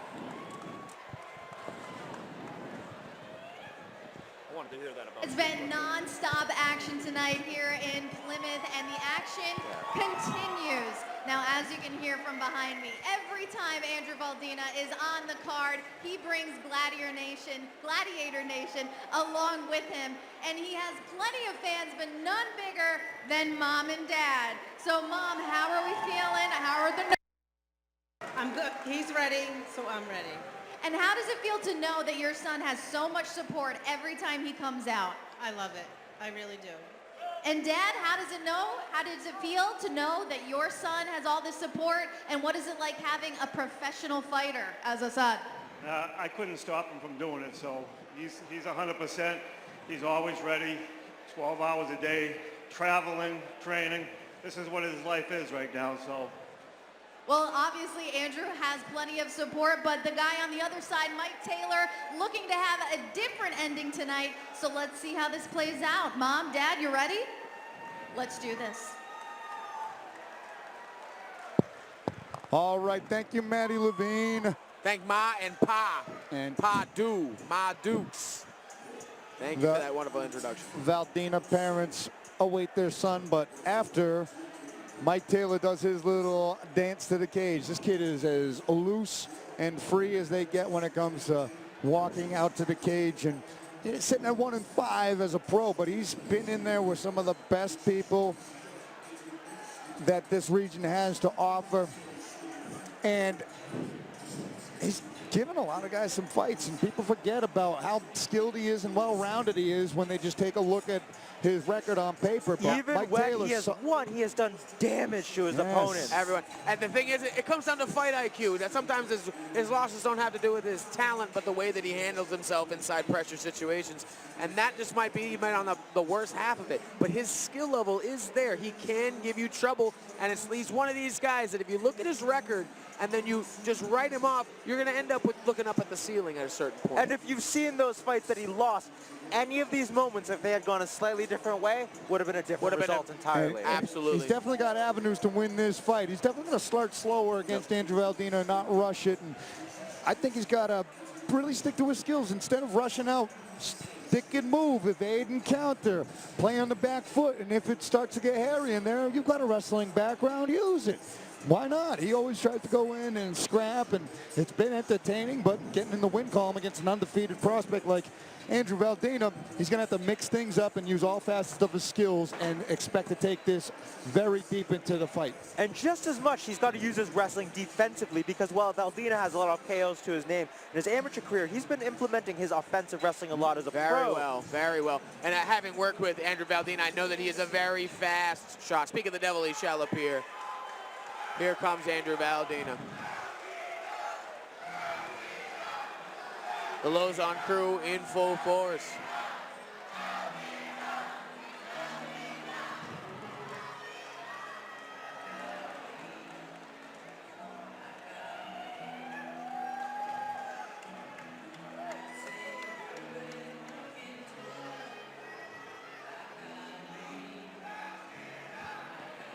Cueing the Jim Croce. I was capturing earlier because I thought it was the tail of the tape. I was going to say, I'm leaving this tail of tape to you. But then it wasn't even tail of tape, so fuck. I got you. That makes his way. Valdina, undefeated as a pro, sitting at 2-0. Trying to climb to 3-0 and really cement himself as a top prospect around these parts. I've been working with Andrew Valdina the last couple weeks myself. This boy is fast. He's so fast, he makes fast people look not fast. His wrestling is good. He's sharp on his feet. He's loose. He's definitely diverse, and he knows how to attack different ways. If one avenue doesn't work, especially in the wrestling department, he has other avenues to execute, and he does them very, very well and very quickly. If you tie up with this kid, he can scoop you. He has sent me through the air at least twice in the last week, and that was cutting weight and being prepared for this. So this kid is very, very well-rounded, has a very bright future ahead of him. He can really, really do generally all of it. He's got good subs, he's got good wrestling, he's got good things. His keys to victory today. He's definitely got to keep respect to Mike Taylor at all times. Can't sleep on him. Absolutely. He has to not worry about his barrages and where he's putting them, the placement. It's okay to go all out, but when and where is what's appropriate here and how you apply that. A barrage, let go, and then add that pressure and keep it going. Soft pressure until you're ready to throw another barrage. His output matters here. In past fights, he hasn't been as collective with his strikes or his output. If he's forward pressuring, touch and go, those are all of the ways that he can win this fight easy. All right, our Taylor tape brought to you by Coop's Bar and Grill in Quincy, Massachusetts. I'm going to go make this one official. All right, Mike Taylor, age 31, Valdina 25. Mike Taylor standing at 5'10", Valdina at 5'7". Mike Taylor weighed in at 141 and Valdina at 140. Taylor having the 4-inch reach advantage at 71 inches. Andrew Valdina having a 67-inch reach. Let's take it to Andy to make it official. This one's going to be a banger.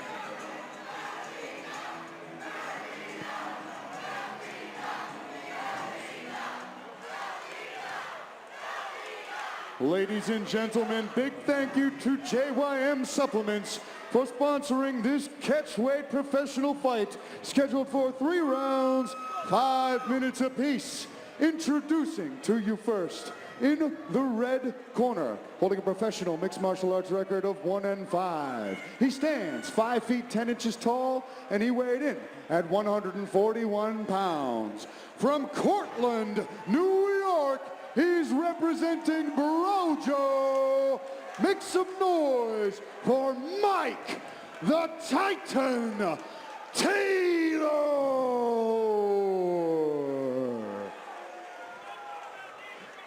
And now introducing his opponent, standing across from him in the blue corner, holding a professional mixed martial arts record of 2 victories and no defeats. He stands 5 feet 7 inches tall, and he weighed in at 140 pounds. From Dracut, Massachusetts, he's representing Lozon MMA. Make some noise for Andrew the Gladiator Valdina.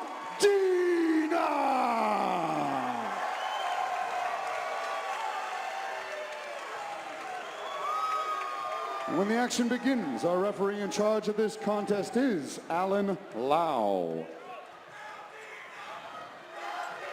Oh boy, this is gonna be a good one. You know, Valdina might be one of the more intense introductions out there. Seriously, the kid is nuts, and I gotta appreciate the stash that he's been rocking for a couple of shows now. You know, head kick early. I'm here for the bounce in his hair. Black trunks for Mike Taylor, green trunks for Andrew Valdina, and Mike Taylor showing early that he can really be sneaky with some speed in his strikes. Mike got to be careful keeping his chin out as he does that. He's definitely got the reach here. You can definitely see he's a taller guy coming out southpaw here. So watch the left kick from Mike Taylor. Mike Taylor looks pretty laser focused right now, and he's staying patient just like we thought he should. Good kicks on the inside, on the outside here. Valdina coming with the body kick up. That's going to be a good thing. I'd like to see Valdina touch his legs a little bit as the shorter guy. Make him stationary. It'll make it harder for him to get away from you. See that left kick's going to come up. Big thing for lefties and righties. That Taylor doing a great job of maintaining the right distance for him. He's been, I spoke big moment too soon. Big punch from Valdina gets him down. Wow. Watch for the takedown. Watch for he's coming out. And that follow-up punch was almost as nasty that he landed on the Valdina's got ground. it. Clancy's got it. That's game. What a punch. Mike Taylor trying to fight the grips and fight the hands, turning into the choke. He moved the wrong way. He's working his hands out. Shouldn't do that. Should be working the hands 2-on-1. Valdina doing a good job. He got the grip broken. He got out. Well done from Valdina on Mike top, still Taylor. flattened out though. And Mike Taylor's hurt bad still too from Big those shots. shots from Valdina. There it is, that's in. Wow, Taylor doing a great job. He's done. See, you know that it almost looks like he's just about to tap. There it is. This is the one here. Oh, the arm is trapped too. He's about out. I think he's out unconscious. He's out. That was a good one. Excellent. Wow. Great job for Valdina. I think he was untouched too. Didn't get touched once. No, he got leg kick. For sure. Great performance for Valdina. Well, I had spoken too soon. Right as I was praising Taylor's distance control, Valdina closes with that overhand, puts him on the mat. And just like patience with the finish too, because followed up, the ground and pound wasn't there, the choke wasn't there, do some more ground and pound, sink another choke in, and basically put him to sleep. He had that arm trapped right there. There was no escaping from Mike Taylor.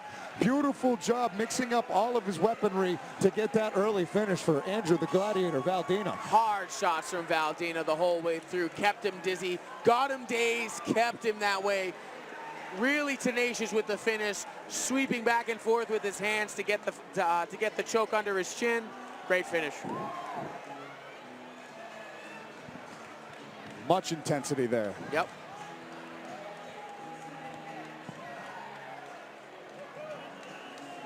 And the Valdina crowd very satisfied with that finish, as they should be.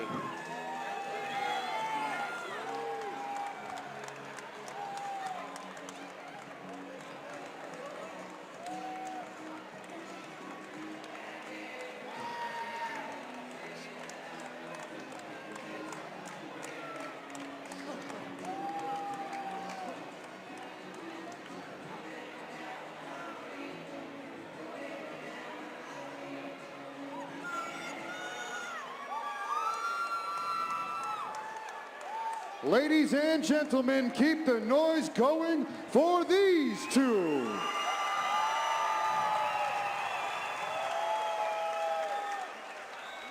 Referee Alan Lau has called a stop to this contest at 1 minute, 50 seconds of round number 1. Giving you your winner by submission due to a rear naked choke, Andrew the Gladiator Valdina.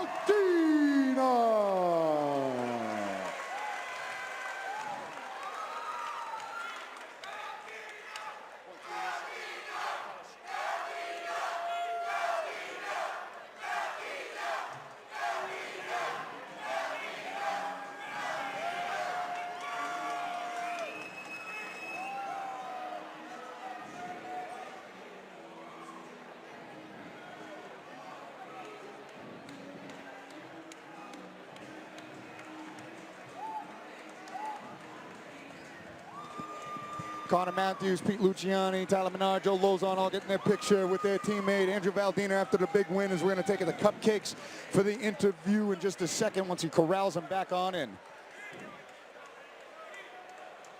I'm here with your winner, Andrew Valdina.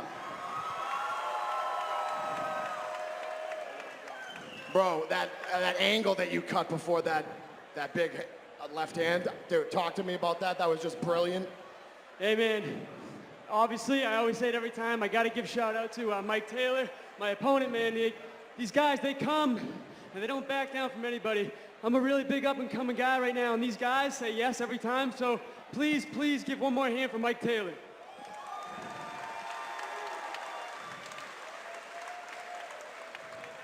As far as that left hand, man, that's fucking Pete Luciani right there. That's my striking coach.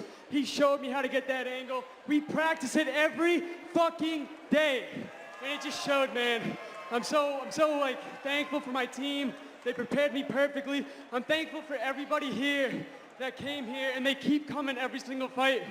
I get fucking emotional thinking about it, man, because it just seems like it's all going by pretty fast here. It's 3 fights, I think 4 months, 5 months. So thank you guys so much for always coming out and supporting. And I hope I just keep entertaining you guys every time I come out here.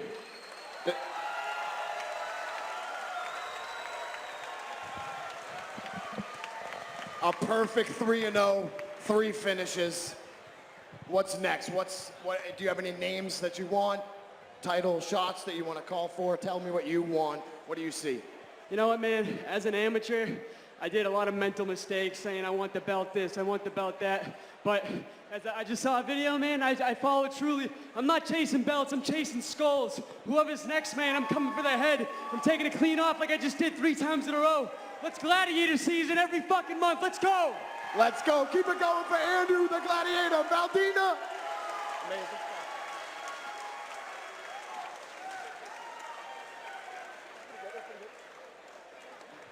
Fantastic job from Andrew Valdina as we move on to our next fight of the evening.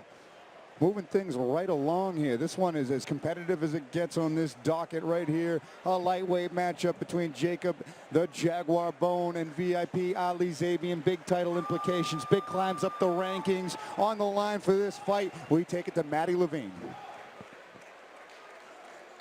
4 fights, 4 finishes, Plymouth Memorial Hall. Are you enjoying yourselves? Excellent. Let's keep the fights rolling. VIP Ali Zabian has made a name for himself in the Cage Titans arena, and he often takes the pride away from the hometown guy, and he says he loves doing it. But today he faces 2-time Fight of the Year nominee Jaguar Jacob Bone, who is allergic to boring fights. So this one is my pick for fight of the night. A lot of high-level striking is about to go down, so let's get to it.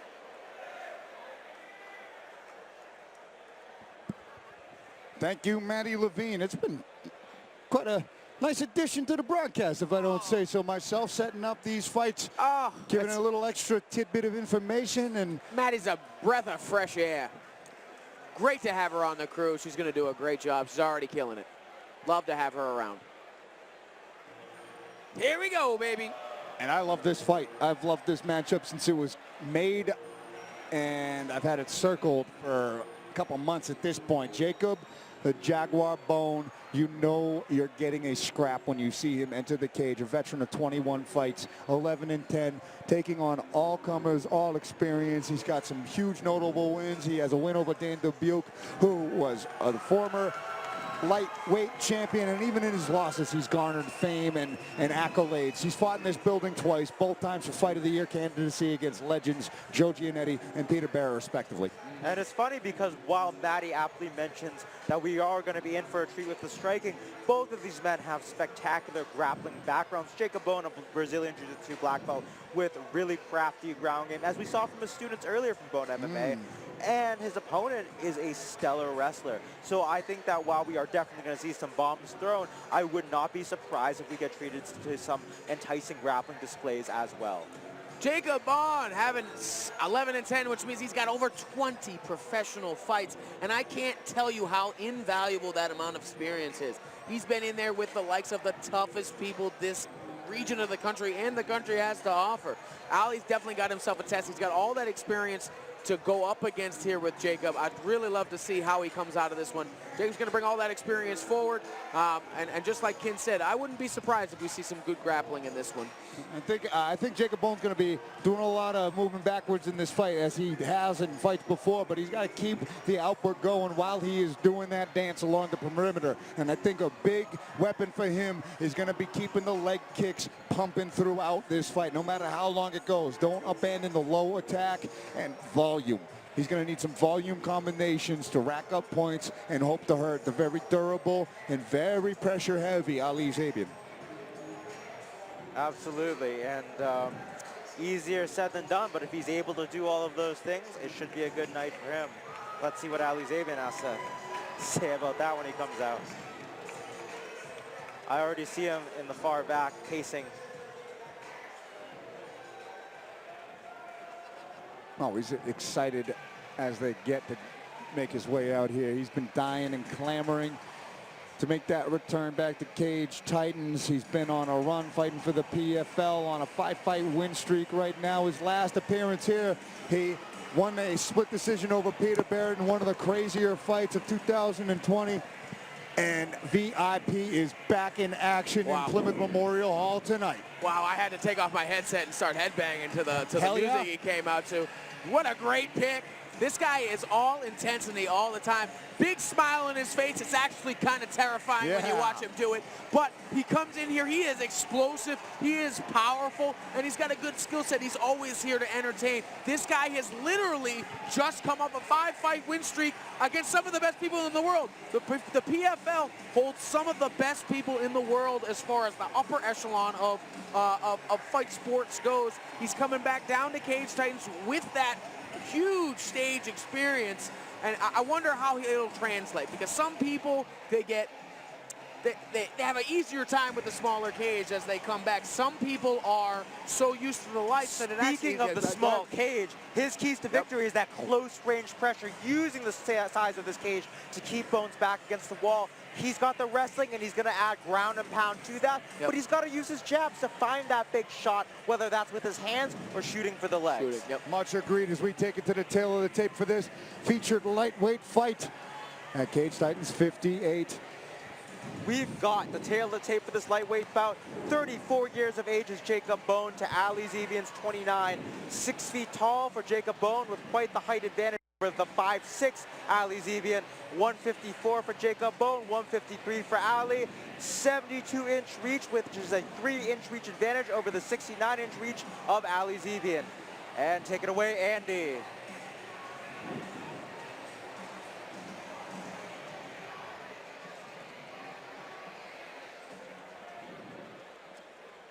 Ladies and gentlemen, this lightweight fight is scheduled for 3 rounds, 5 minutes apiece, brought to you by Mint Mobile. Introducing to you first, in the red corner, holding a professional mixed martial arts record of 11 victories with 10 defeats. He stands 6 feet tall, and he weighed in at 154 pounds. From Rochester, New York, he's representing Bone MMA. Let's hear it for Jacob the Jaguar Bone.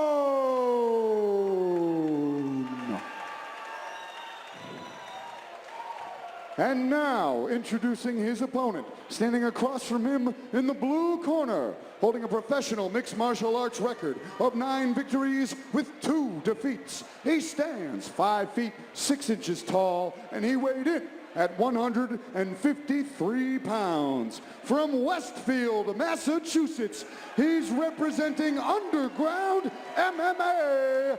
Make some noise for VIP Ali Zabian.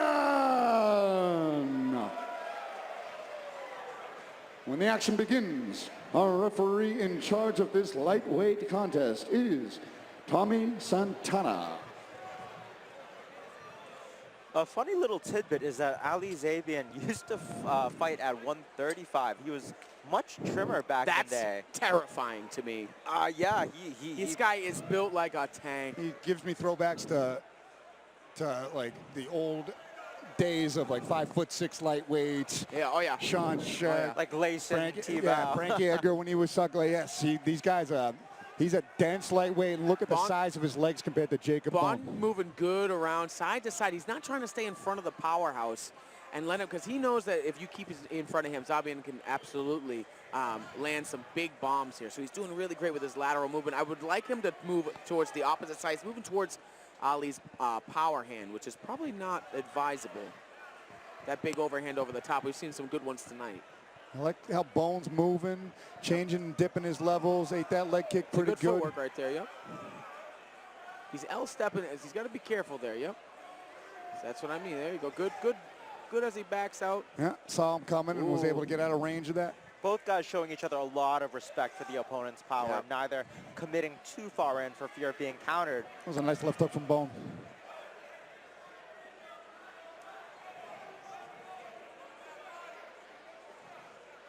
I'm liking the tricky feints from Bone. Yeah, he's showing him a lot high and low, keeping him guessing. Ali still landing some good shots, but the feints here from Bone are great.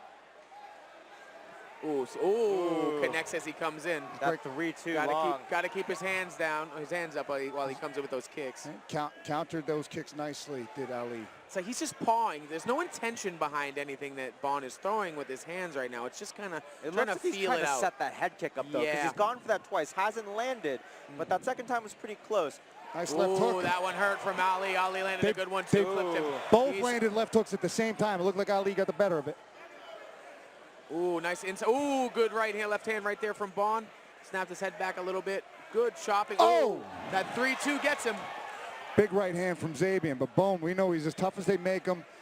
You got to hit him with a baseball bat to put him down. And it's not like that Ali doesn't have that, but he's working that 3-2 really well off of Bone's kicks. He's jumping in on that 3-2 every time Bone throws a kick with that right foot. See that Nice. 3 coming right as he comes back. That check hook is really what's catching him. Good. Oh, very, very close on that head kick. He's getting closer and closer with it. Bond's still athletic. Ali more stalking, more just kind of stay in place and looking for that big power shot. Bond should keep his left hand up a little bit more. Watch that big overhand, because that's coming right behind it. Oh, Nice. good check hook on his Check own. hook Yep. from Bone moving Bone. backwards. Stopped Ali right in his tracks and Now picked those him kicks up. are adding up, because if you notice, look when he comes over here, look at the welt starting to form on Bond's leg. He's chopping that spot every time. Gonna really affect that movement as he switches stances. Notice that he's It's taking the pressure interesting off that because knee. we've seen Bone throw a few of those check hooks earlier and miss, but then that time he found it. And it's interesting because we're seeing that with the kicks too. I wonder if that's going to come into play as he keeps looking to set those up. See, the thing is, Bond keeps playing with his range. As Ali is just trying to land a big shot, Bond is trying to perfect where he can hit him as he backs up, as he moves forward, all of these things.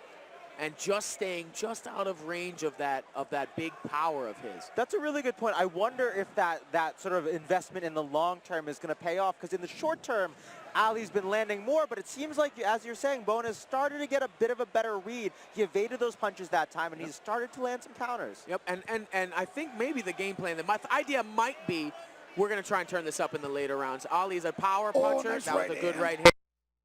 Power puncher. He's but he's, I don't know how well his gas tank is. So if he could just pitter-patter away at that, then turn it up in the later rounds, that might be a game plan for Bond here. Ooh, that 3-2, he's clipping him, and every time he hits him, Ali, it's stopping him in his tracks a little bit. I'm really impressed chopping by leg kick. Bone's chin here. Yep. I mean, those are heavy shots, and he hasn't even blinked. Yep. They do add up, though.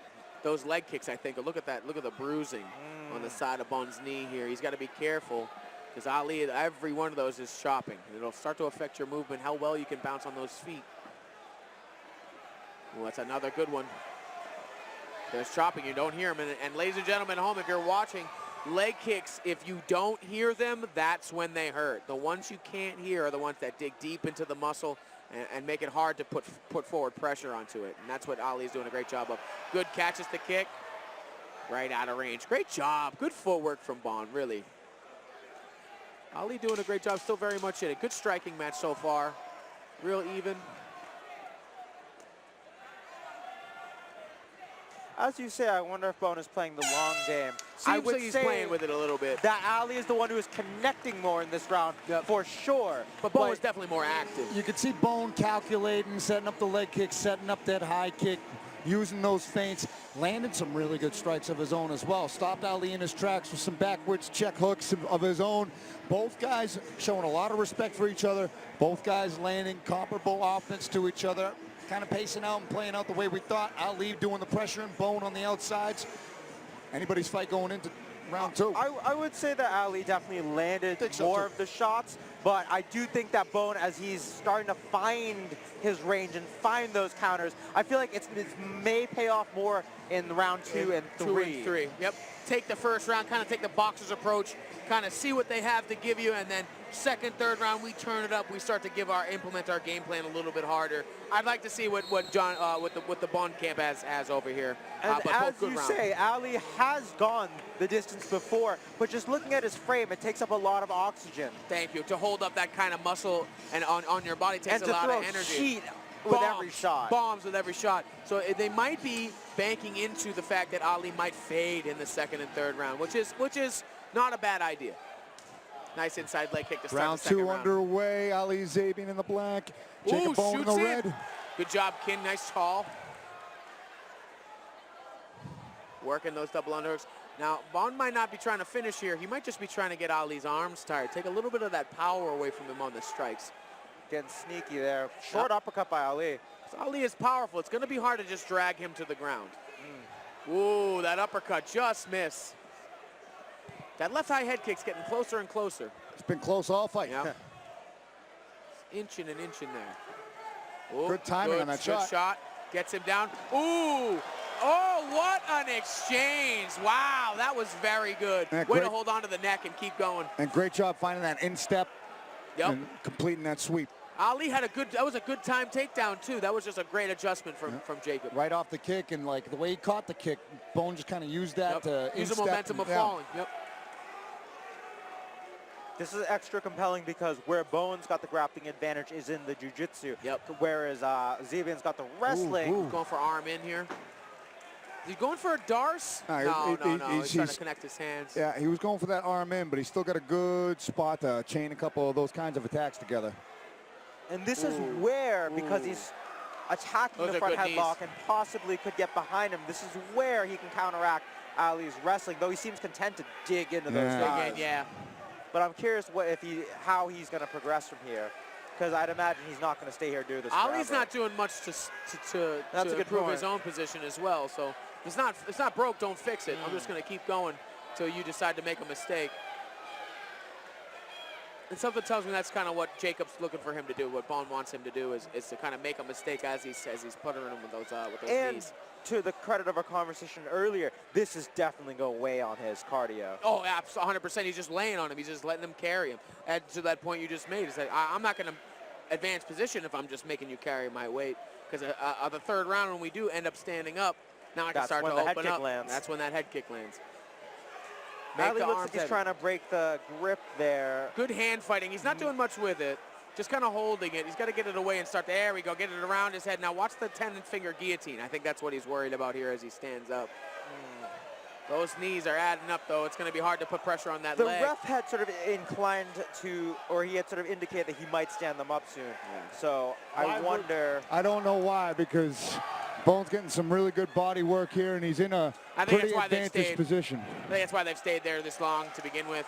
There it was. Bones trying to get him to make a mistake. Yeah, he's trying to get him to be silly. The threat of that guillotine has kept him at bay, but Ali. Right back up. Watch it. There he goes. Now let's see if those knees you were landing was on that lead leg. Now let's see if he can produce any power, because that big left hook was a big part of the first round. That was a lot of money in the bank type stuff right there with those knees. That is the result of a lot of fight experience, that fight IQ that comes with ring time. Oof. Those kicks are hurting too, though. Let's not take Ali out of it. Two jabs flush for Bone. Touches the face teeth. I'm not gonna lie, it looked like Jacob Bone was a little ginger on that left leg after that left kick. That leg kick landed. Shoots from a mile away. Gets staggered. Gets clipped on his way out. Ali Zabian putting on a clinic right now after landing some bombs. Good big bomb there. Clipped him, but he's on wobbly legs. Jacob Bone's a madman. He's laughing. He looks like he's smiling. Oh, good knee to the body. He was 100% smiling, rather perturbingly so. Absolute madness. If I ever have an argument about a parking spot with Jacob Bond, he can just have it.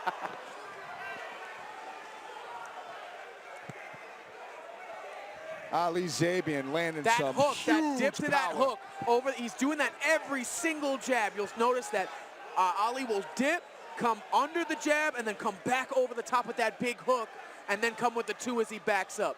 Great, and he's landed it all night. He's been really, really good about reading that jab. This is giving Bones some time to breathe. Stances. I think that he's probably a little less wobbly than a few minutes ago. For sure.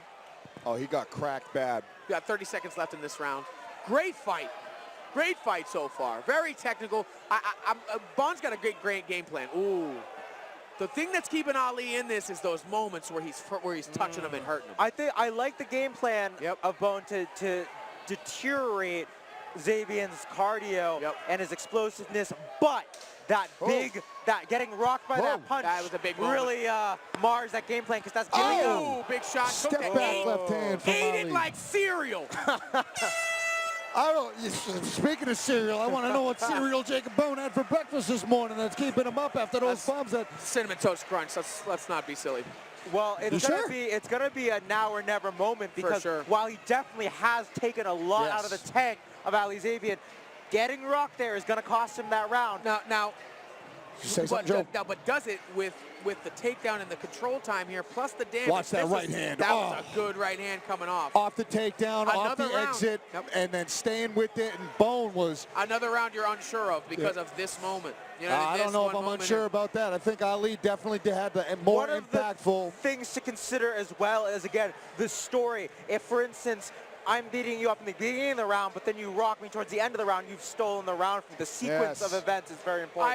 I agree with that. I guess my alignment would be that Jacob that while he got rocked, he got back up, and he's still controlled with the jab towards the end of the round. Yeah, still, when it comes to impactful shots, the most impactful shot in a mixed martial arts fight, or any fight for that matter, is when you get hit with a strike and your legs stop working. Oh, regardless of whoever ends up being right about that, it's do or die for both of them in that round. Absolutely, if it is tied. It's 1-on-1 in peace. You could just say both corners got to be telling these guys, you guys got to get a finish here. We're going to have to push pace. We're going to see some crazy shit here. Oh, the head kick there it was. Oh. We called it.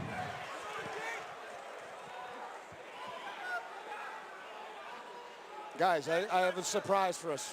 Oh, nice turnaround by Ali. We're going to have fight statistics at the end of this. Let's go. That'll be a nice, nice knees to the body from Ali against the cage. Bond doing a good job. Ooh, good, explosive. Thank you, Spectation Sports. It's been awesome being on this broadcast. Hope you're enjoying it at home. It's a very technical, very good fight. Very impressed by both men here. Yeah, man. That drop lead back up to the hook, man. Jacob Bone knows that he's down, coming out firing, really trying to hurt his opponent here. Getting wild. Oh! No! That one hurt. Just hit Ali and put him on the baby gazelle legs again. Knees buckled there on that one. That was a good left hook coming in. Back and forth, both guys really hurting each other in this fight. We knew this was a banger. It's a good one. 4 minutes left in this fight. Oh, 1, 2, 3, right up for the Ali. Very good combination there. Good, gets the takedown late. And another roll into a guillotine. That's so deep. Jacob Bone submits Ali Zabian. Wow. After getting hurt in round 1, getting hurt in round 2.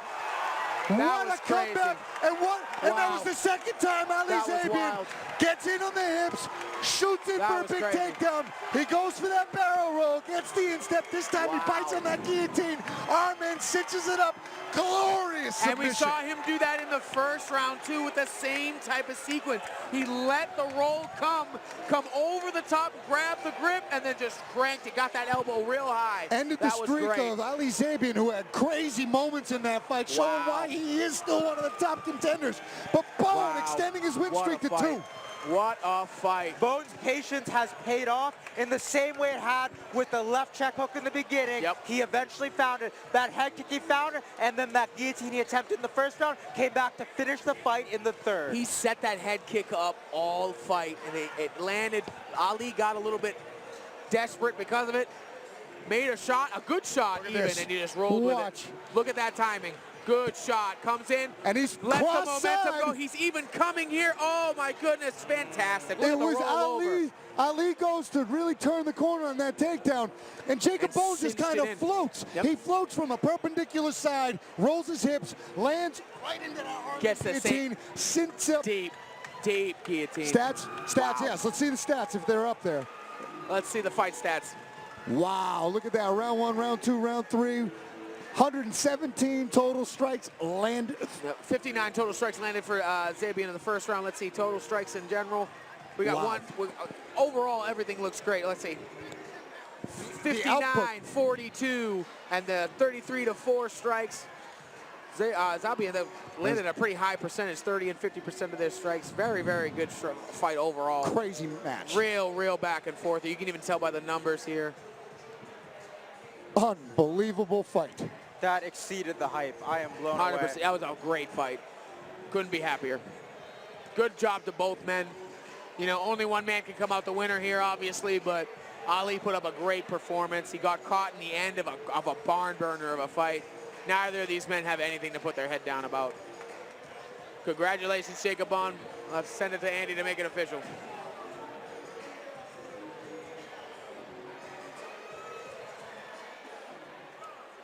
Ladies and gentlemen, make some more noise for these two warriors.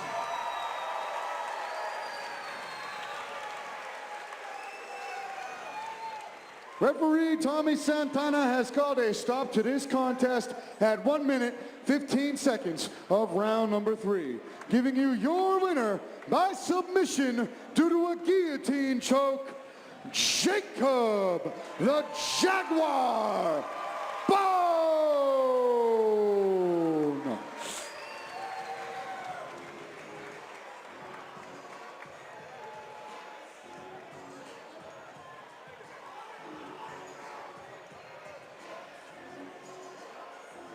What a fight, what a performance of Jacob Bone.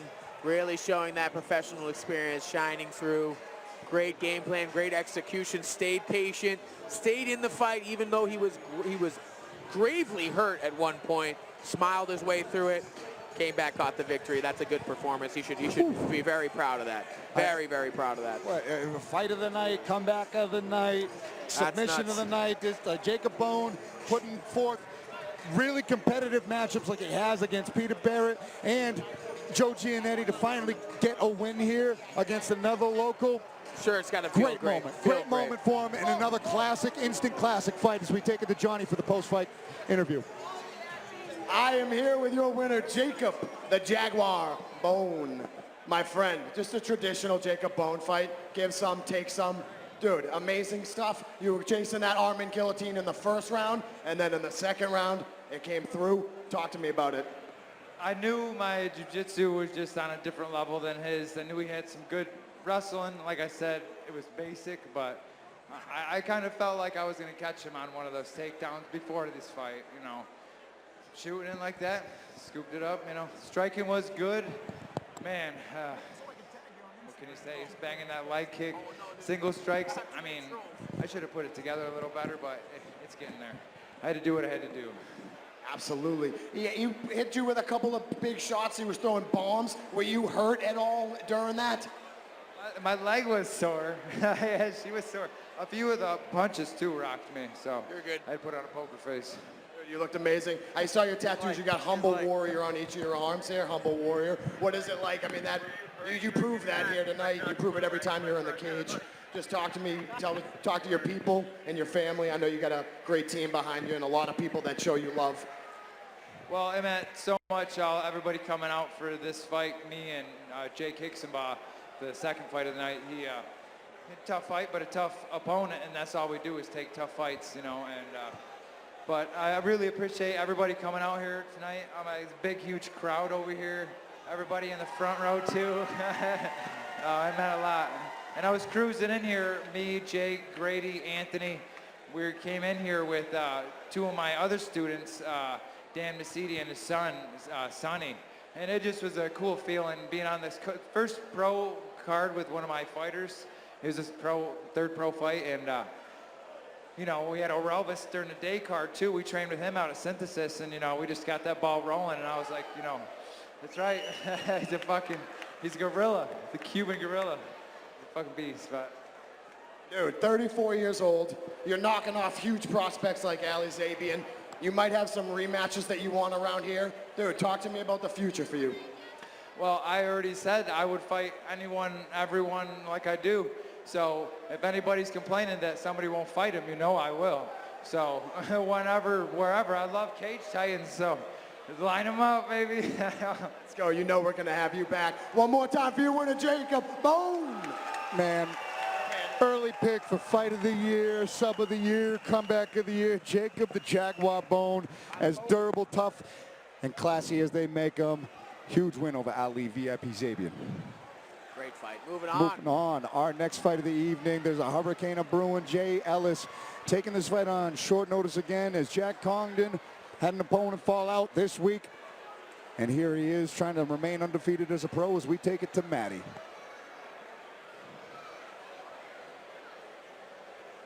After an impressive pro debut under the Cage Titans banner, Jack Congdon looks to make 2-0 tonight, and he did so very quickly in his first time under the Cage Titans banner, and thankfully he had the guidance of UFC vet Joe Lozon. But tonight he goes against Jay Ellis, and say what you want about the guy, but he never backs down from a fight.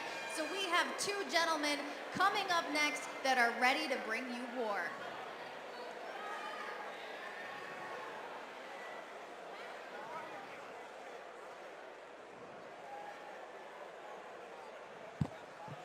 We've got another crazy matchup here.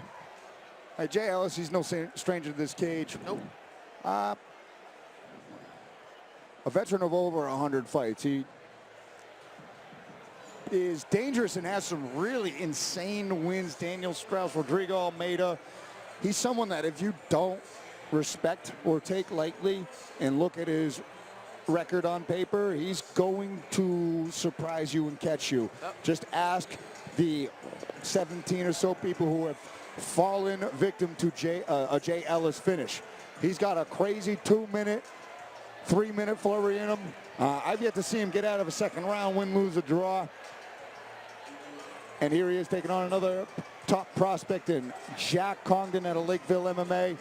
Hurricane Jay Ellis, his keys to victory here is he really does need to anticipate taking this very far into the fight, pacing it out, getting creative with his attacks, and if he is in an advantageous position, which he's found himself before, he can't let it go. He's had some struggles in getting the top position, really landing some good ground and pound, but getting a little too hectic and rushing it, getting reversed and finding himself in a bad spot himself and getting finished. So Jack Congdon, nobody's gotten through him. So this is definitely a finisher versus finisher matchup.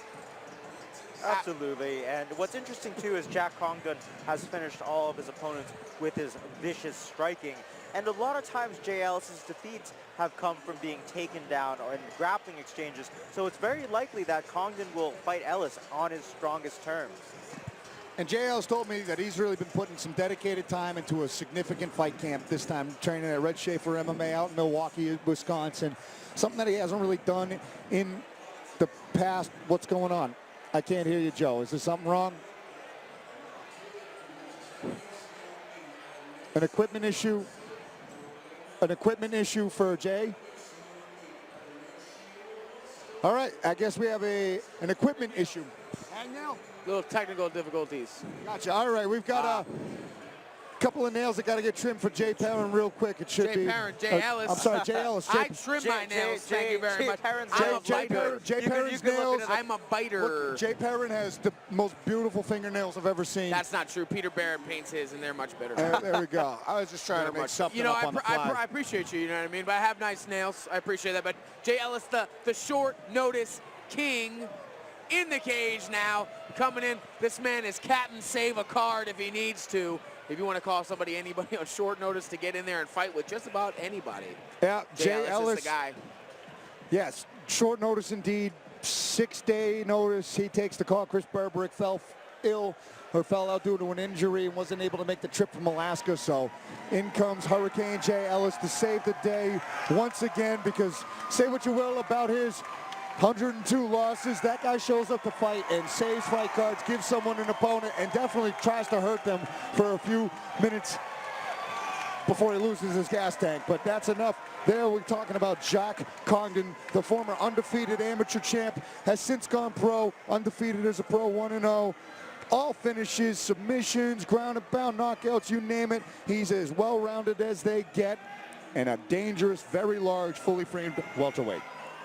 Yeah, this kid has got a lot of potential. Definitely one of New England's up-and-coming prospects here. Coming up against a very, very experienced Jay Ellis. Kid's got great striking, finishing all of his opponents by way of strikes. I really like to see him to round out his game a little bit more, maybe try and take some risks against an opponent here, but obviously if it's not broke, don't fix it. His keys to victory, keep that range. Weather the early storm. Jay Ellis is known to come out really hot, but then slow down. If you can weather that storm and be the bigger man and muscle Jay Ellis around here while keeping that range, we're going to see another quick victory for him.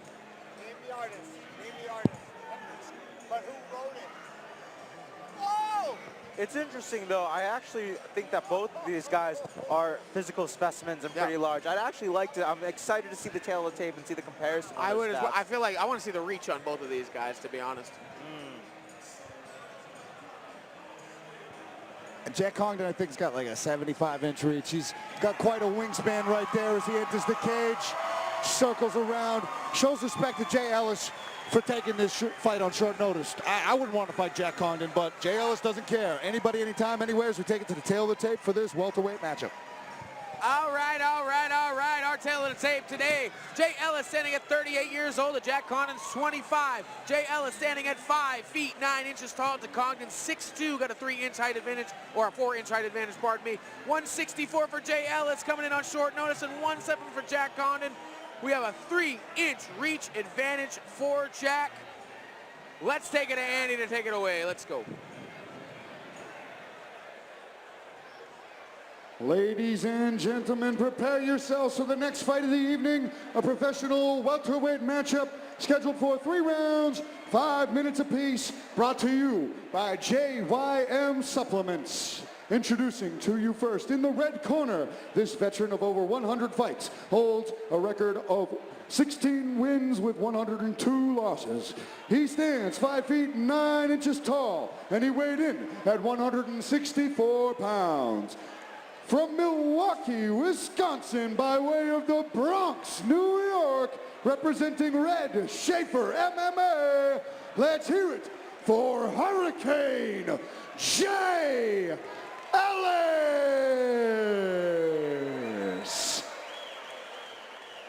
And now introducing his opponent, standing across from him in the blue corner, holding a professional mixed martial arts record of 1 victory, no defeats. He stands 6 feet 2 inches tall, and he weighed in at 170 pounds. From Lakeville, Massachusetts, he's representing Lakeville MMA. Let's hear it for Jack Congdon.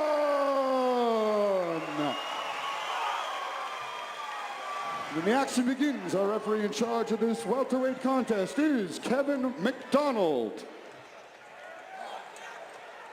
All right, Jack Congdon in the blue Jack corner. Congdon's one intense man. Like, I forgot how to read for a second there when he was just looking at me. You know, seeing them next to each other and after seeing the tail of the tape, I see that Jack Congdon is, in fact, the bigger man. He is a tall man. A thick boy, too. Jay Ellis doesn't care. He's fought. Goes right to the good shot from Jay Ellis there. Trying to get that outside trip. Switch to the outside trip. Congdon doing a good job with the head control and the whizzer. Definitely the bigger, stronger guy here. Ellis staying committed to it. Also very strong, but Jack keeping that head down. Good I'm a work. little surprised by this, but I guess, you know, who does want to stand with Jack Congdon? Jack doing a good job keeping control here. Jack Congdon Jay sneaking holding on around, to the- though. Watch out for the climbing on the back there. Jay's got to worry about it. Jay just gave him. Bulldog choke.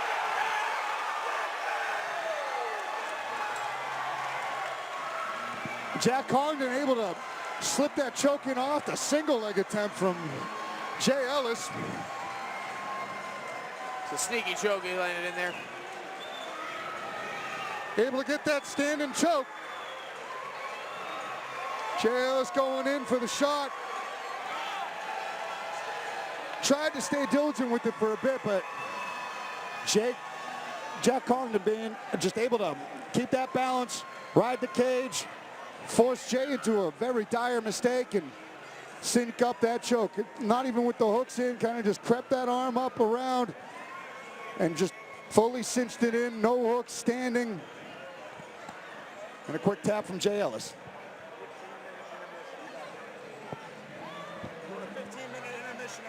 Yes, sir.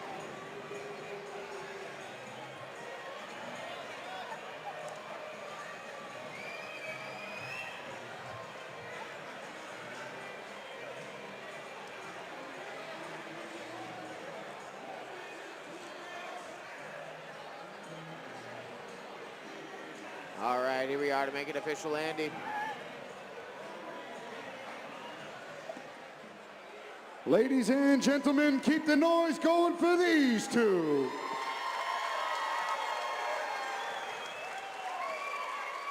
Referee Kevin McDonald has called a stop to this contest at 38 seconds of round number 1, giving you your winner by submission due to a standing rear naked choke, Jack Congdon.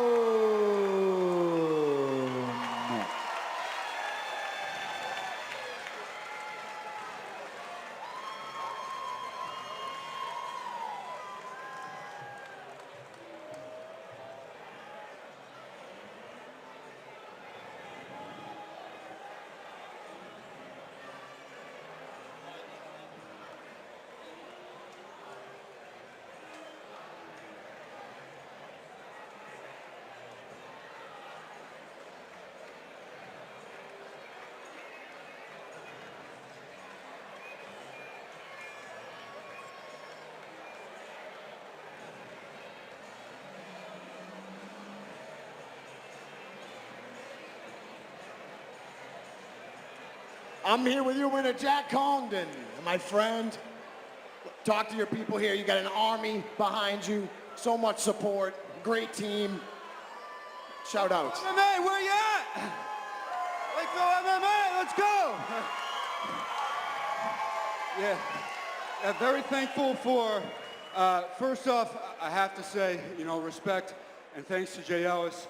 He took this fight on a week's notice. My previous guy fell through, and that's what Jay does every time is he steps up and he saves the fight. So thankful to Jay, because otherwise we wouldn't have a show. So round for Jay, please, too, guys. 2-0, perfect finishes. You know what I'm gonna ask. What's next? Who you calling out? What's the future look like? What you see is what you're gonna create, so. Yeah, man, I got on my list that 6'7" scarecrow, Trevor Goody. We met up at Encore on Wednesday, and we both verbally agreed that would be next, so let's make it happen. That's a huge fight for the welterweight division. Oh my goodness, that is an immense fight for the welterweight division. I look forward to that. Let's please make that happen. One more time for your winner, Jack Congdon. Welcome back to Fight Night Plymouth. How are we feeling? We're feeling good? It's almost time for some action, but right now we do have an announcement. Coming up in May, the amateur lightweight title goes on the line, but not before we talk to the champ. Miguel Sevison, you had the amateur fight of the year last year, so how are you going to top that performance? I don't know, just gonna go out there and do my thing. Like, the other kid was really good, very talented, undefeated, so, he was ready to stand and bang, and so was I, so it was a great fight, awesome fight. Well, now that you're the champion, you have a challenger, and we're gonna meet your challenger tonight, Sergey Paransuko. Welcome to the Cage Titans Arena. What are you gonna bring come May? We're just gonna have fun, that's all. It's gonna be fun, or is it gonna be war? We'll see. Maybe a little bit of both, but how about a little face-off, gentlemen?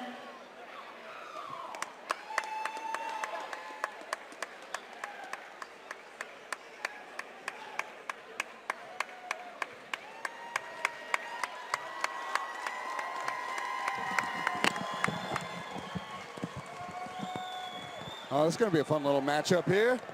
Sergey Paransuko versus the champ, Miguel Mother Effin Sevison. Oh boy, can't wait for that one. All right, make some noise one more time for the champion, Miguel Sevison, and challenger, undefeated, Sergey Paransuko. All right, guys. I gotta tell you, I started this 13 years ago here at Cage Titans. I never envisioned I'd be standing here today presenting an all-pro card for your entertainment. I'm so ecstatic to be doing this here today. Day-night doubleheader. But we got 3 fights left, and I need to hear who you're here for. Who's here for Peter Barrett?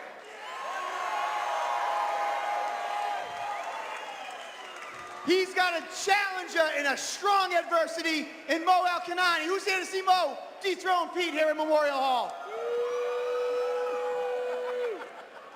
And our first fight coming out of intermission, all the way from Maine. He's been calling out Jeff Joy for over a year now. Who's here to see Carl Langston? I kind of knew the answer to that question. Who's here to see Jeff Joy?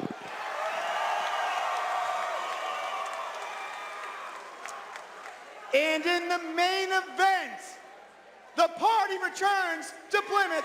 Who's here to see the party? Joe Penafeil. I'm glad that there was like 5. And all the way from Rhode Island, former Cage Titans amateur champion, the first time back as a pro, making his return to dethrone the champ, John Duma. Who's here to see John Duma?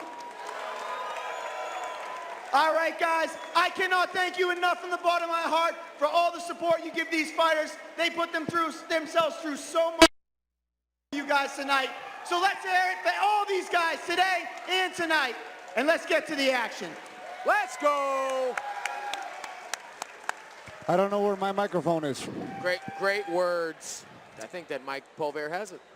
Coming up next, Jeff Joy, Carl Langston going to kick off that post-intermission speech. Carl Langston coming all the way down from man to man I trained with a few times way back in the day, and Jeff Joy has never tasted defeat as an amateur or pro. We're going to take it to Matty to break this one down for us.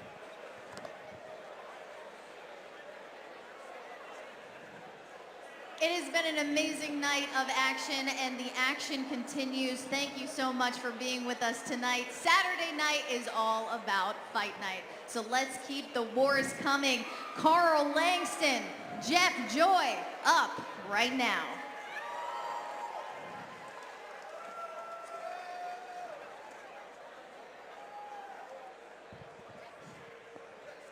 Carl Langston, I remember training with him at the Rivera Athletic Center in Milford, Massachusetts, way back in the day when I started training. This kid is as athletic as they come, very dense, very strong, and he's going to surprise you with his explosivity if you don't give it credit where it's due.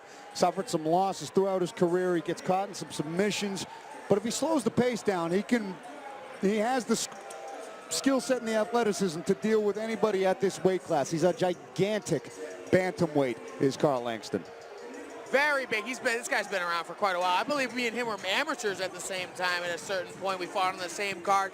He's recently found a little bit more success in his career, having a first rough half of his pro career. Been calling for this fight for quite a while now. Really sees or believes that he has the tools to give Jeff Joy his first defeat. Coming with a lot of different skills, very good on his feet. I want to see how he reacts to Jeff Joy's dominant wrestling, dominant grappling game. He's going to have to use his size to his advantage to set up those bombs. And it's a fight. He's got to make it ugly, and he has the capacity to do that. Yeah, an ugly fight is what Carl Langston wants to make this. Jeff Joy is really crisp with his boxing. He gets into those dominant grappling exchanges, and he stays safe and stays ahead of it. Carl Langston, if he wants to mitigate that kind of attack from Jeff Joy, he's got to make this a dog fight. As you say, Jeff Joy is very clean and textbook. Carl Langston brings the chaos, and that's exactly what needs to happen for him to come away with the victory. Just a dog fight. Sitting there and being technical isn't going to do it. And sometimes being technical, it just won't get the job done. Sometimes you need to bite down in your mouthpiece and just say, screw it, I'm going for it. And if Carl Langston can make this dirty, he can make this a dog fight, that's his best chances here against a very, very gritty Jeff Joy. Jeff Joy, another, can't harp it enough, this man has not tasted defeat. 3-0 as a pro, he was undefeated as an amateur. Held the amateur belt and decided to take his skills to the professional ranks, and nobody has been able to stop him thus far. Very well-rounded. And he's taking some tough fights as well. Yes. It's not like he's taking, this is a formula, it seems, to some or a lot of beginning mixed martial artists where they fight people below their skill level to try and pad their record. Not pad their record, but get an easier going of their first. Jeff has done none of that. Jeff takes as hard a fight as he can. The only reason I believe he took this fight is because Carl has been asking for it for so long. And Jeff is exactly the type of guy that if you're running your mouth, he is willing to oblige you and meet you halfway there. I'm really, really, really interested to see how the personal effect of this helps his game plan. His keys to victory are, he's got to use that check hook as he comes back, scrappling, which means sprawl and brawl, scrapply grappling, sprawl and brawl. Get your hips down, start hitting, get them back up, and no matter what you're doing, you're scoring, and he's got to dictate the pace. If you allow Carl Langston to back you up, he's going to have a better time of landing his strikes and techniques. If he can dictate the pace of the fight, use his takedowns, use his aggressions, then that's going to be his key to the victory tonight. Absolutely. I'm looking forward to this one, especially because Carl Langston had called out this fight. And, he must see something that he thinks he can exploit here. So I would love to see Jeff Joy meet this challenge and see if he can rise to overcome it.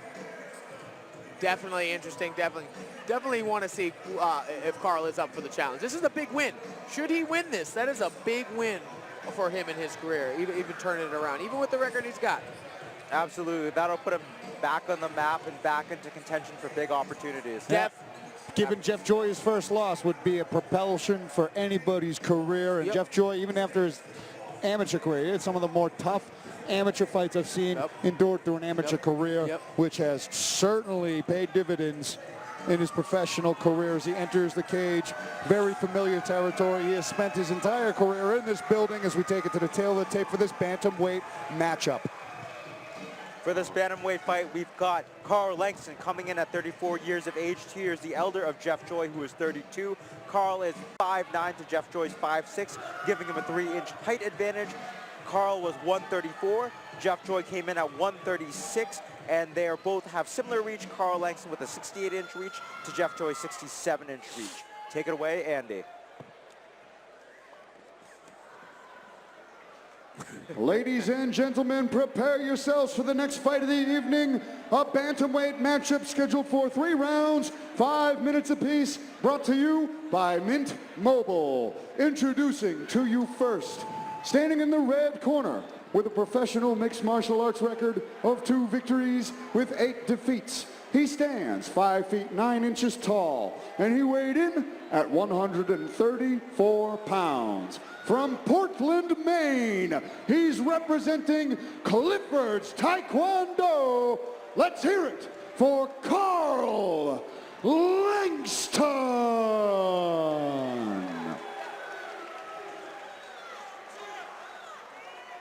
And now, introducing his opponent, standing across from him in the blue corner.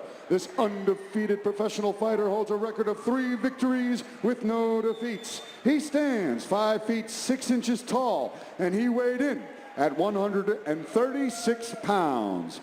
From Bourne, Massachusetts, he's representing Daniel Gracie Plymouth and Loco Lobo MMA.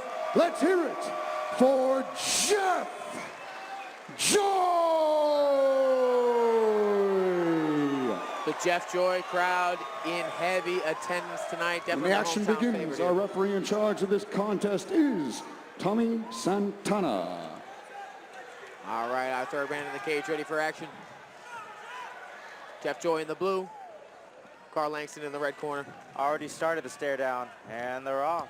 No touch of the gloves as they come out here. Jeff Joy in the black trunks, Carl Langston in the white trunks. Carl Langston, definitely the longer guy, lands a good leg kick early. Pawn with that lead jab. Ooh, good body kick there as he came in. Nice fast. Seems fast, Carl Langston does tonight. He's got those Taekwondo style kicks. He's lightning fast. Got that real high head kick. Real good at switching stances. You'll notice with karate guys, they don't have a lot of, they're speedy. They don't have not a ton of weight behind their kicks, but they're fast and they'll get to their target. Really good. Watch for the rush attacks from Carl Langston. Doing a good job keeping his distance with those kicks. Yep. Jeff Joy used that left hook to get in on the hips. Gets him good airborne. takedown. Carl's got the underhook though. He might be able to use that to climb back up. He does.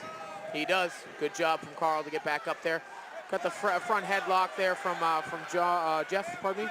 Great job using that to drag him back down and then trying to sneak out the back. And you know Jeff Joy's got some creative back takes, and when he does, you got to mind your P's and Q's. He's staying right on top of him like a wet blanket, not giving Carl any room to move here. Really trying to drag him down. Carl's got to turn in here. He's got the elbow on the underhook. If he just turned his left hand toward, or just turned in towards him, he would be able to get a better position here. The more he turns his back, the worse. See, this is a worse position for him. He's facing away from where his underhook is, so that way he can't really turn in. There he's back to it. That's better. Really good balance from him so far, nonetheless. Well, as we say that. Jeff Joy wanted to prove me wrong. He might have snuck that. And anytime we mention range or balance, it immediately changes. Carl fending off the hook so far, not to jinx him or anything. He's got to, as I say that, he puts his hands together. Still has to watch out for that neck, even without the hooks. Jeff Joy's got that squeeze and the choking attack. He's got it around the neck. Oh, he might have it there. He might have it there. There's the tap. Yeah, that's the tap there. Jeff Joy staying undefeated. Eating some nasty leg kicks early. Getting the takedown. Scrappling all the way to that back take. That was scrappling. That's how you call scrapples. Oh, scrapply indeed is Jeff Joy. Big show of embrace there. Good sportsmanship from both men. He's probably going to be limping for a bit after a couple of those Carl Langston kicks. Good kicks. But that jiu-jitsu acumen showing through from Jeff Joy.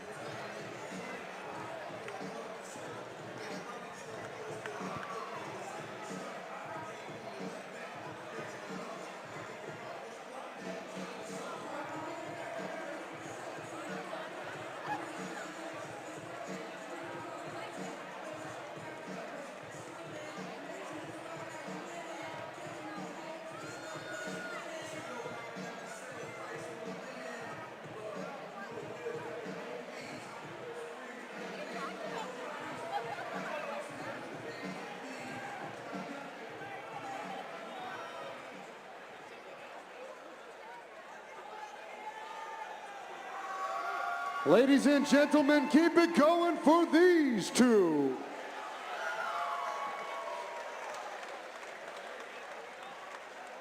Referee Tommy Santana has called a stop to this contest at 2 minutes, 2 seconds of round number 1, giving you your winner by submission due to a rear naked choke, Jeff Joy.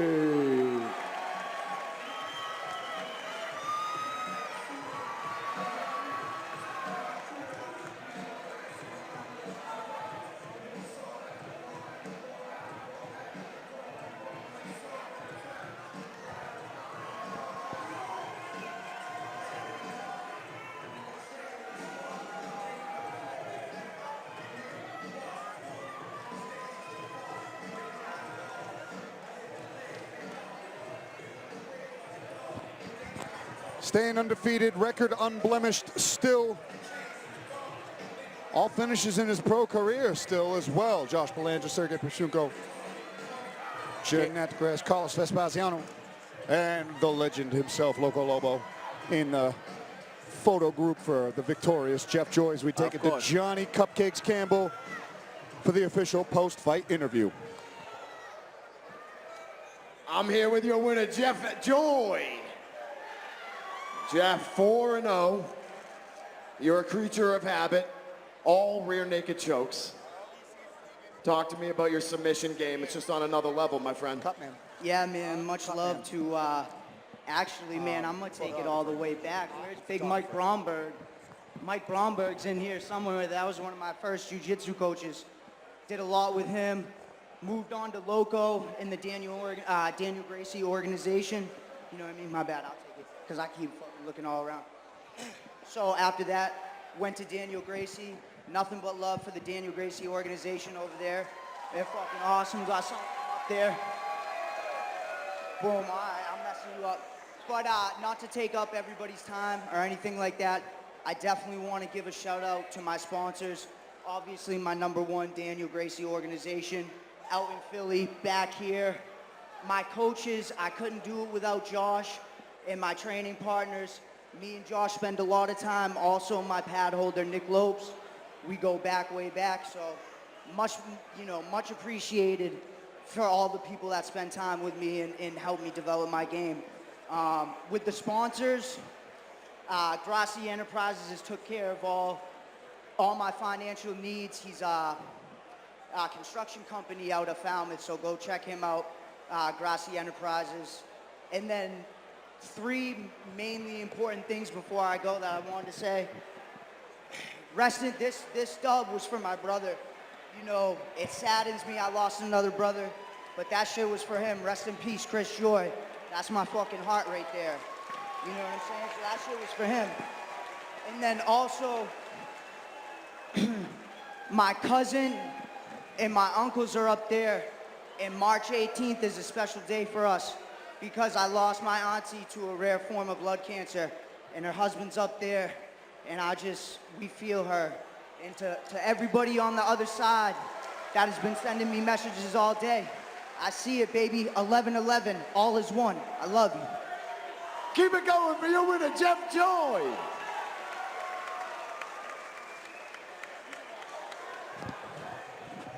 Fantastic outing from the still undefeated Jeff Joy as we take it to our co-main event of the evening coming up next. This is the matchup that's been dynamite, ready to ignite since its fruition. Mo Al-Kanani, the young, hungry competitor, trying to take on the UFC veteran and Peter Barrett, who has made this building his home throughout his career. Let's take it to Maddie to get this co-main event volleyed up and served. It's about to get slippery in here. Yeah! At the press conference, Mo Al-Kanani quickly said that Peter Barrett's biggest weakness is his mind and feels that he is better in all areas. But Barrett was quick to say that his style is sloppy. And he feels that honing in on his footwork tonight and pressure fighting style is gonna get him the win this evening, and maybe another call from Dana White. Let's hear it for your co-main event.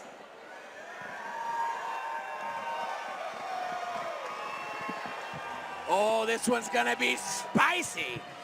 Spicy indeed. Mo Alkanani, coming from Evolution Athletics all the way up in Maine, had an extensive amateur career where he saw himself tested. He saw himself battered, beaten, coming over adversity, and having a legendary amateur career that propelled him to the success that he's had thus far as a professional, sitting at 5-1, and this is easily the largest step up in competition and biggest challenge to date, and he's got a ton of keys to victory to win this against a much more seasoned veteran in Peter Barrett. He's definitely going to have to weather the storm that is Peter's violence. Has to stay focused and mix up his weapons. Now, Mo Kanani has sublime boxing, but Pete Barrett is a skilled Muay Thai fighter who brings a lot to the table, and Mo Kanani is going to have to meet him there and use more than just his hands so as not to be predictable. Mo, very explosive, very violent. If he gets a flurry on you, he will not let you escape it. He's had a few knockout victories that way. Very, very dominant, very violent. Just like Kin said, he's going to have to mix up his targets, mix up the way that he's attacking Peter. Very, very calculated, but at the same time just as violent. So he's got to be a little bit more accurate, a little bit more pinpoint with what he's doing, and stay on his P's and Q's against a staple of the Cage Titans community. We all know what Peter's going to bring here. I'm excited to see what Mo brings when they both clash in the middle here. This is going to be a great fight of knockout artists right here. I'm so excited. I'm so excited. It's going to be a good one. He's excited in different accents and languages. Exactly. Is Jay Perrin. Mo Alkanani, a little tidbit of information. After his last amateur title win here against Nuri Bra, I remember catching up with him at the after party with former amateur foe of his, Chris O'Brien, which he stole or won the amateur title here back in, I want to say 2017, 2018. And in that talk, before he even made his pro career, he laid out the game plan. He wants to be active, pump out 5-6 fights within his first year, and then start calling out the big names like Peter Barrett. And he's got his wish, but now breakfast is served. Slippery Pete Peter Barrett has slept some of the best contenders around. He has made it all the way to the UFC, won on Dana White's Contender Series, one of the most dangerous strikers, more well-rounded guys with the most historic and legendary careers around these New England parts, and Mo Alkanani was hungry for that challenge.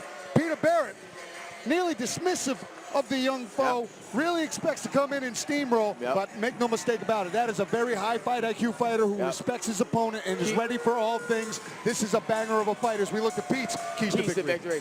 And what Pete needs to do, he needs to be the bully. He's got to be first. Put Mo on his back foot. The boxer has a hard time with his leverage there. Cardio, his energy management, and mix in his wrestling. If he goes up and down, fake shots, even commits to some and then breaks off back to his striking, it'll open up his striking a little bit more, and he has a little bit more diverse of an attack with his striking as well as his Muay Thai. If he can mix in those three things, it should be a quick night for him. These two have been drawing at each other all week, too. They want this fight. This is going to be exciting. On the topic of quick nights, I struggle to imagine this going a full 15 either way. No way. Coin toss, it goes in the second round. Both guys devastating finishers. And like you said, Peter Barrett implementing that wrestling. He's got a decorated wrestling background. That he does. Whether he needs it or not, I think that those skills are going to really play value in this fight against Mo Alkanani, who is a very long, lean striker with big power. Nothing Pete hasn't seen before. He's dealt with long, lean, powerful guys before. Absolutely.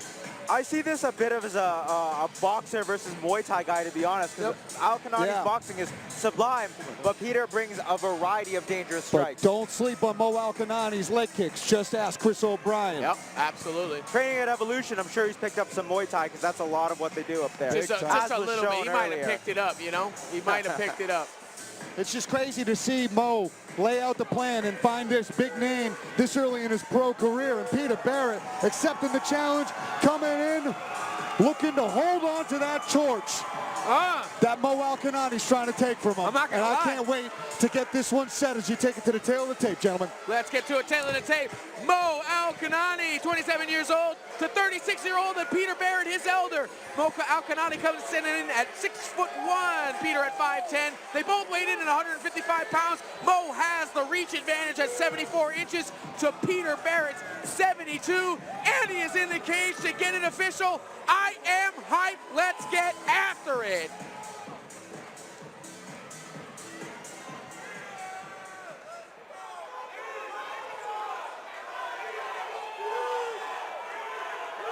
Ladies and gentlemen, this co-main event is brought to you by Mint Mobile, scheduled for 3 rounds, 5 minutes apiece at the lightweight division. And don't forget to join us at Tavern on the Wharf for the official Cage Titans 58 after party.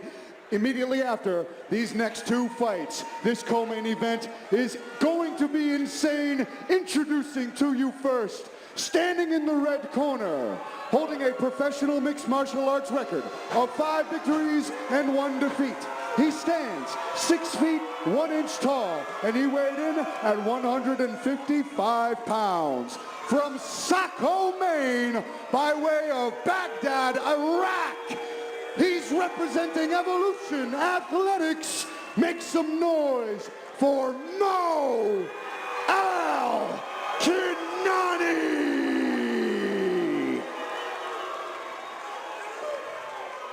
And now, introducing his opponent, standing across from him in the blue corner, sporting a professional mixed martial arts record of 14 victories with 6 defeats. He stands 5 feet 10 inches tall, and he weighed in at 155 pounds. From Abington, Massachusetts, representing Sityodtong and Luzon MMA, let's hear it for Slippery Pete, Peter Barrett! I'm gonna throw up. All right, gentlemen, we've gone through the rules in the back. You guys have any questions? If not, touch glove, you won't on. All right, go back to the corner, guys. Referee Alan Lau. Oh boy. Oh this, yeah, this I am gonna is puke. Such a good one. I am gonna throw up. Let's go. Mo Alkanani Well in said, the Andy. Well said. turquoise and pink trunks. Peter Barrett in the white and green with the shamrocks. Peter Nice coming inside out. leg kicks early. Whew, I gotta breathe.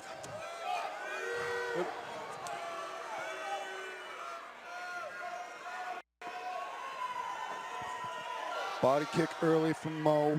Seems really calm and composed against a much more experienced Whoa, nice veteran head kick comes who up. lands a beautiful head kick. They're but coming Mo out firing exchanging. back. Yep, they're coming out exchanging kicks.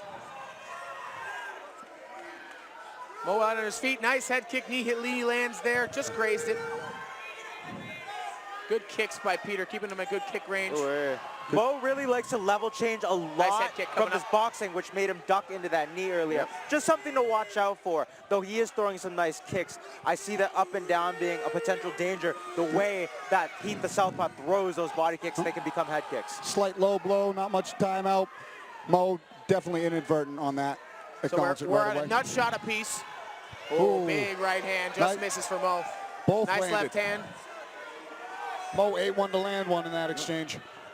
Nice. Good. Nice. Nice follow with the takedown there. Good shots from Peter as he comes up. Pete He's got the diving on that guillotine. Good job. Oh, Mo ripping out of it, getting real intense there. And throwing Nice a- left hand from Peter again.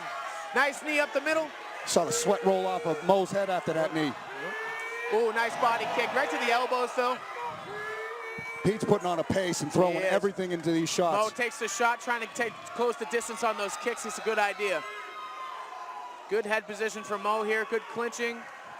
Peter's got to work his way out. Nice knee. Doesn't Elbow want to on the stay break. there.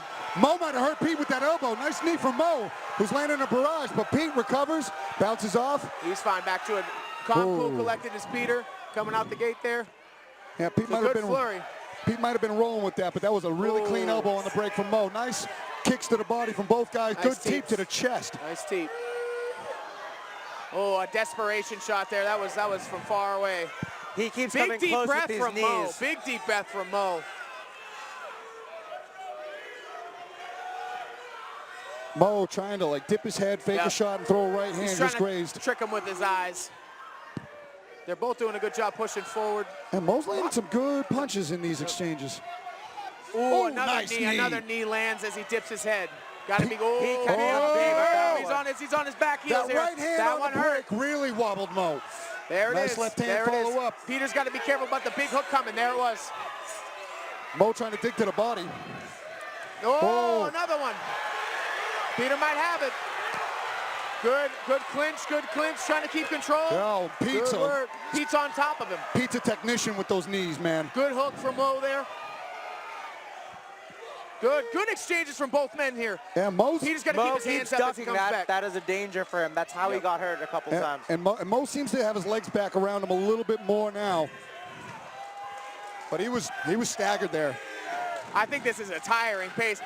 I wonder how much that jockeying had to do with an adrenaline dump. I wonder if adrenaline dumps come into this, because it seems that Mo has already started to slow down a little bit. Yeah. Shot from very far away as well. Far away, which is usually, ooh, nice spinning back fist, as we say. A nice hook from Mo. Both guys landing here. Peter Barrett on the attack, though, but Mo landed some good counters there. Keeping Pete honest. Mo, big deep breath from his mouth there. Nice body kick from Peter. Nice left hand to follow. Right hand Mo over the top of Mo. keeps landing that big right hand, though. Good fight. Oh, nice knee. Mo just blocked that one. Barely got away with that. His arm's got to be hurt, and he's taking most of the abuse on his arms. It makes it hard to keep him up. Blood filling the forearms. Makes it very hard Toes to get to him the down. face and then Answer return. it right back. Good work. Oh, good. Dipping his head. The knee's got to come. Dipping his head. That knee's coming. Mo just missed the knee right there. Yep. Oh, nice elbow. If you watch the stepping elbow. Ooh, trying going for the knee. The guillotine Nice to set up the left hand. knee. Nice left hand. Nice left hand again. The Nice hook. southpaw Peter Barrett's left hand is money tonight. Oh, look that at might have Mo hurt. with the barrage, though, after getting tagged. Here we go. Good stuff. Good. Both men. We're about a minute left in this round. Nice knee to the body. Peter switching the guillotine attack. Be careful. Don't pull. Trying to stay up. Doesn't want to go down with 30 left. Maybe if there's a time to jump on it, it is now. Motley seems to be taking a rest here. He doesn't have any intention of actually finishing this shot. Yeah, He doesn't have good body position. He's just holding. And if Pete really wanted to, I think he could jump this. He could, but that's not. That wouldn't be wise. 15 seconds. You don't want to pull guard. That's a takedown for your opponent. 10 seconds left in the Only round. a couple seconds left. If you don't hit the submission, you're only on your back for a couple seconds. But true, but it what could a crazy round. Good King, round. What are your thoughts on that round? You know, I think Pete did a bit more damage there, and he landed, honestly, as I predicted, Kanani, if they were just throwing hands, Kanani slightly got the better of it, but Pete was landing the knees, the elbows, the kicks. And it was well contested, but I have Pete ahead on damage right now. I would have to agree 100%, but what were our talking points? Mo had to weather a storm. Was that the storm? And does Peter have that cardio to keep this pace on Mo Kanani for 3 rounds? Pete not really breathing heavy. Seems very composed. He looks fine. Andy Cody, Joe Lozon in his corner. Mo Kanani, Keegan Ornstra, Nate Libby, all giving valid instructions, seasoned camps, both of them. But yeah, I got to agree with your assessment. I think Pete was able to get the upper edge in most of those striking exchanges, but Mo definitely earning the respect, landing some good shots, good elbows. Clean shots. Definitely had That was good that elbow flurry that right set there. up that barrage. Yep, there it was. 10 seconds out. Coming back in there, off the stool. Pete handling himself very well in the exchanges, and to Mo's credit, when he's getting battered, he's finding avenues to land big bomb counters. Yeah, both guys are a little bit more CTE than they started this match with. That's what we signed up for, is it not? That's a given. Peter comes out southpaw again. I think not enough CTE is worse for your health. Really? I think thankfully none of us are doctors. No way. I mean, with people with no CTE, I don't think that's healthy either. You need a sweet spot. Ooh, nice head kick, just misses. Ooh, big left hand from Peter comes in. He's got the guillotine. He's coming up, trying to get him up against the cage. Arm in right now. Mo trying to get that underhook up. Pete's got to be careful not to squeeze his arms out, get blood filled in those biceps. Makes it hard to keep him up if they break. Looks like he's trying to set up that knee. Good knee up the middle again, and then again. From that guillotine attempt. And I another really one. like how Pete mixes the guillotine attempt with knees. Good use of his wrestling front headlock with his Muay Thai clinch. Absolutely. And he's landing these a little bit on the arms, but they're definitely scoring here. And that forearm's under the neck. If Pete modifies the grip and really hones in, that might be it. It might be in. It's under the neck right there. Alan Lau taking a close look. That's a good bite. I can't tell if Mo's left-handed. Knees. That was a good knee. Oh-wee. It looked like Mo's left hand was looking almost like a tap, but not quite. He's fighting. Just don't squeeze too hard, Peter. Oh, desperation shot there, trying to make it out. There's another one. Finds the knee there. Mo Alcanati eating it, and Peter Barrett's like, what do I got to hit this kid with? But Peter wisely lets go of the guillotine to not burn his arms out, because he knows that if he leaves that and he expends too much energy, this is going to be a bad thing. Uppercut from Mo. Backs Peter up. Good boxing from Mo. Nice. And there's Peter's shot. Wisely goes to the shot. Slippery Pete. Good uppercut from Mo, though. That definitely changed the pace there. Yeah, that stopped Pete right in his tracks. Yep. From where I was sitting, I saw he got the uppercut. Nice elbow from Mo again. Step in elbow. Glorious. What a fight. Oh, both guys landing lefts. Southpaw versus orthodox. Oh, the knee lands on Pete's shot. Mo gave Pete a taste of his own medicine there. I'm having an aneurysm. Good pressure from Mo here. Oh, good knee from Mo up the middle. Mo Alcanati's turning up the pace here, but Peter Barrett throwing right back. There's blood. So from that elbow. Uh-oh. We got two guys getting tired. Ooh, knee up the middle. Oh, Peter comes right back. How did he eat that? How was he on his feet? That knee left hand. Nice knee to the body from Peter. Back and forth they go, ladies and gentlemen. Both of these guys want the next level. I said it would be spicy. I said it would be spicy. We still got 2 minutes left in this round. This is ghost pepper hot. Nice. Wow. We got 2 minutes left in this round. Nice body left kick. Nice body. Oh, nice. Oh, held off on that knee. Both men. Mo hands down. Going for those knees as he dips. That's a good way to thwart the takedown. Every time he looks down, he's looking up. Nice left hand after the right from Mo. There it is. Nice shot from Peter. Way to finish. That was good. That was good. Way to stay on down. That knee to the chest was nasty. Pete snuck that in there. That hurt. Good position here. Wait for him to get up, Pete. Oh, hey. We don't need a Peter Yan situation. Back fist from Mo. Trying to get Pete to back up. Elbow from Pete. Wow. Hook from Mo. Elbow for elbow. Step in and then back elbow. Wow, Pete's like, why do I got to hit this kid with? They're both looking at their corners. Yeah, what do we got to do? Both landing at the same time. There it is, go! Oh, my goodness. Oh, wow. Mo keeps looking over at his corner, absolutely exhausted. He's given everything he's got, and Pete is still here. Peter Barrett looking to cross that grip to a Darce. Peter got to put his foot down. Peter's got to get a good base foot down. Oh, Mo is absolutely exhausted. He can barely stand up. Nice elbows from Pete. He got back up, though. Elbow from Peter in close. Oh, spinning elbow. And knee from Peter. Oh! Oh, another one. Peter looking to finish. Oh, the knee. Peter's got it. Mo Alcanati is in all sorts of trouble.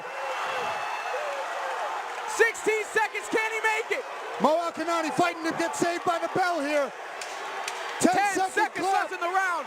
Peter Barrett with that guillotine grip again. Couple of punches. Does he got a couple knees left? Foot stomp. Oh! Oh! Time!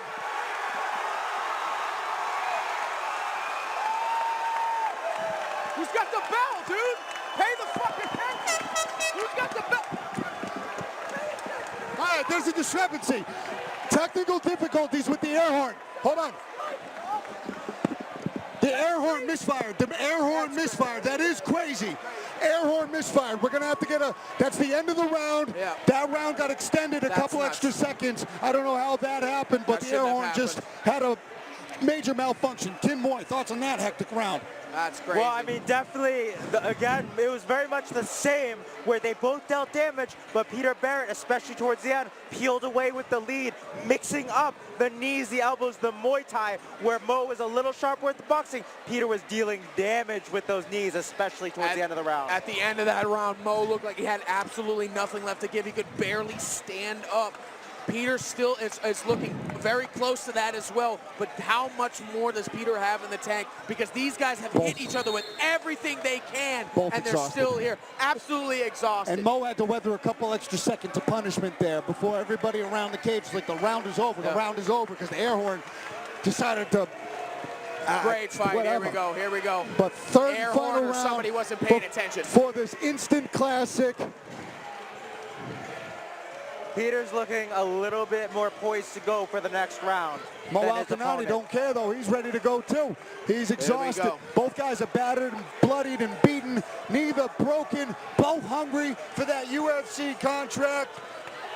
Both are hoping some bigwigs are watching this, because this is heart, skill, creativity, and just sheer grit. All the makings of great fighters. What a fight.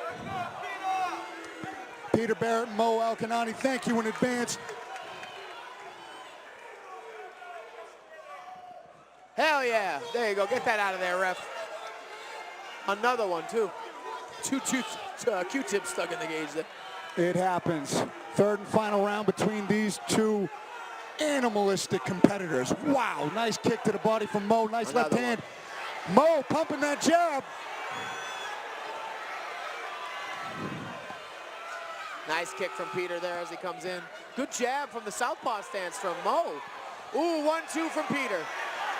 Alan now is going to be taking a close look. Oh, watch out. He's going for that single again. Mo doesn't appear to be able to have a finish here.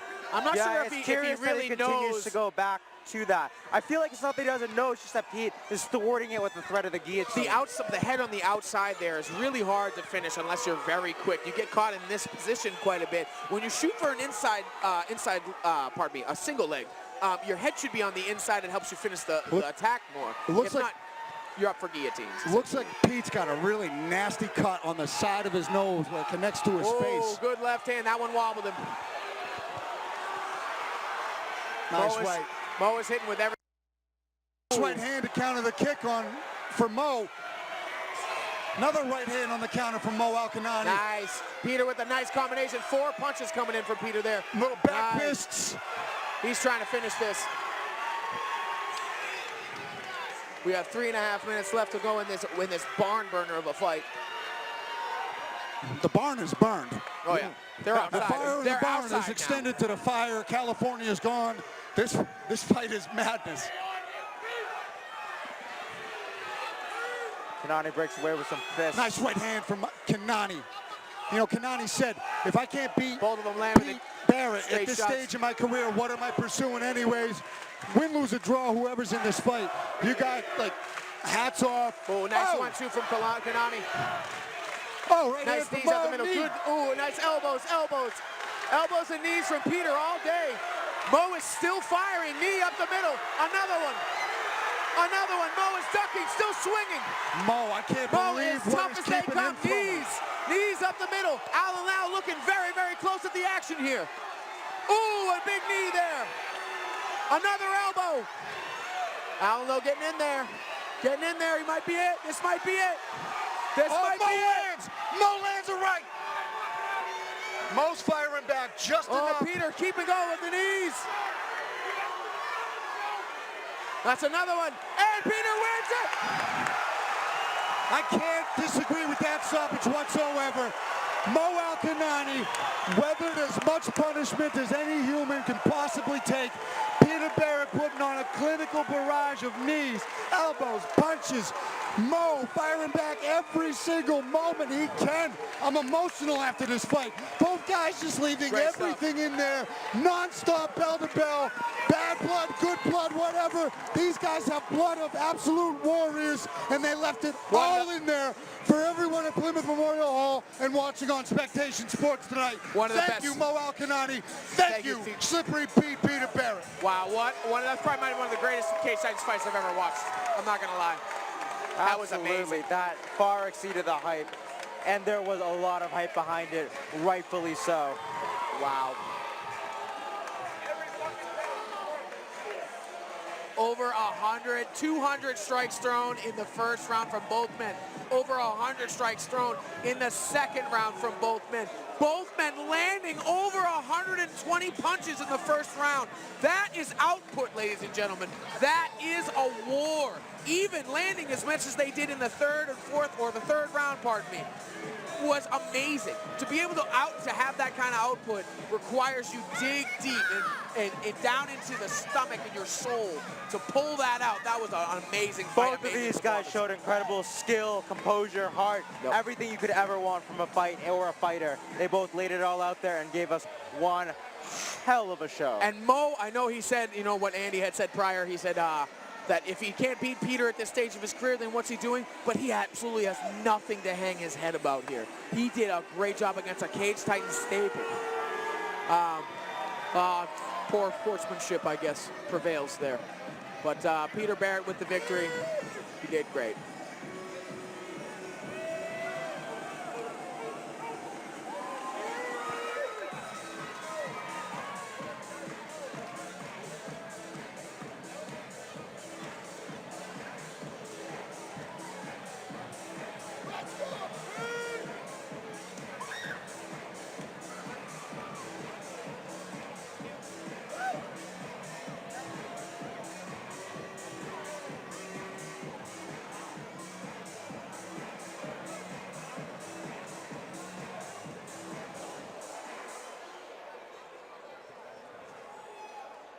Ladies and gentlemen, after one of the best fights we have seen here at Cage Titans, keep the noise going for these two absolute warriors.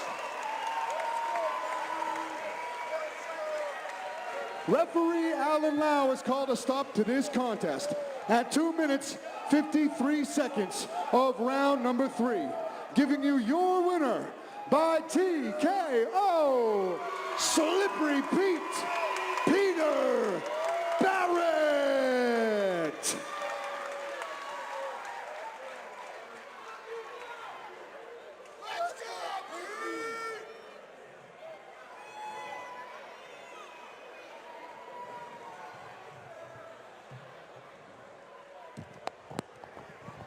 I'm still beside myself. Every single waking moment, from the announcement to the walkout to first, second, third round, carnage, chaos, calculated violence, savagery, whatever you want to call it, all on full display for your entertainment purposes. Thank you, Mo Alkanani. Thank you, Peter Barrett. Take it to Johnny Cupcakes for the post-fight. Yes, sir. Cupcakes.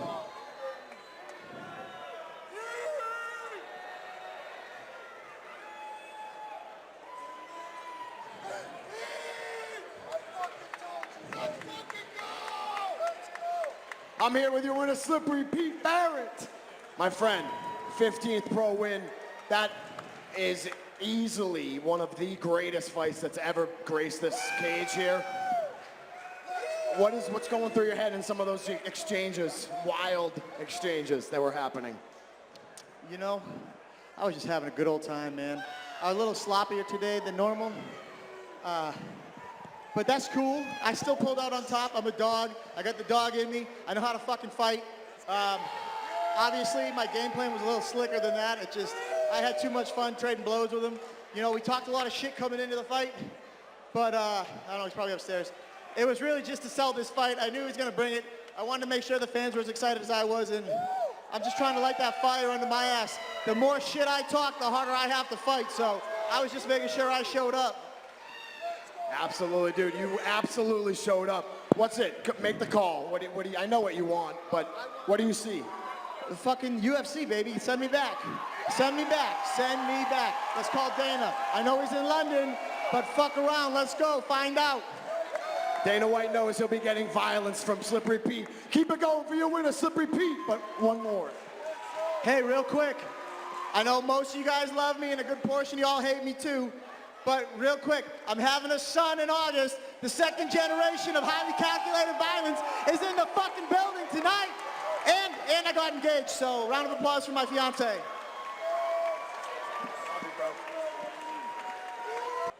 Which does happen. Sorry, kids at home. Don't swear. It's bad for your health. That's not true. We're from New England.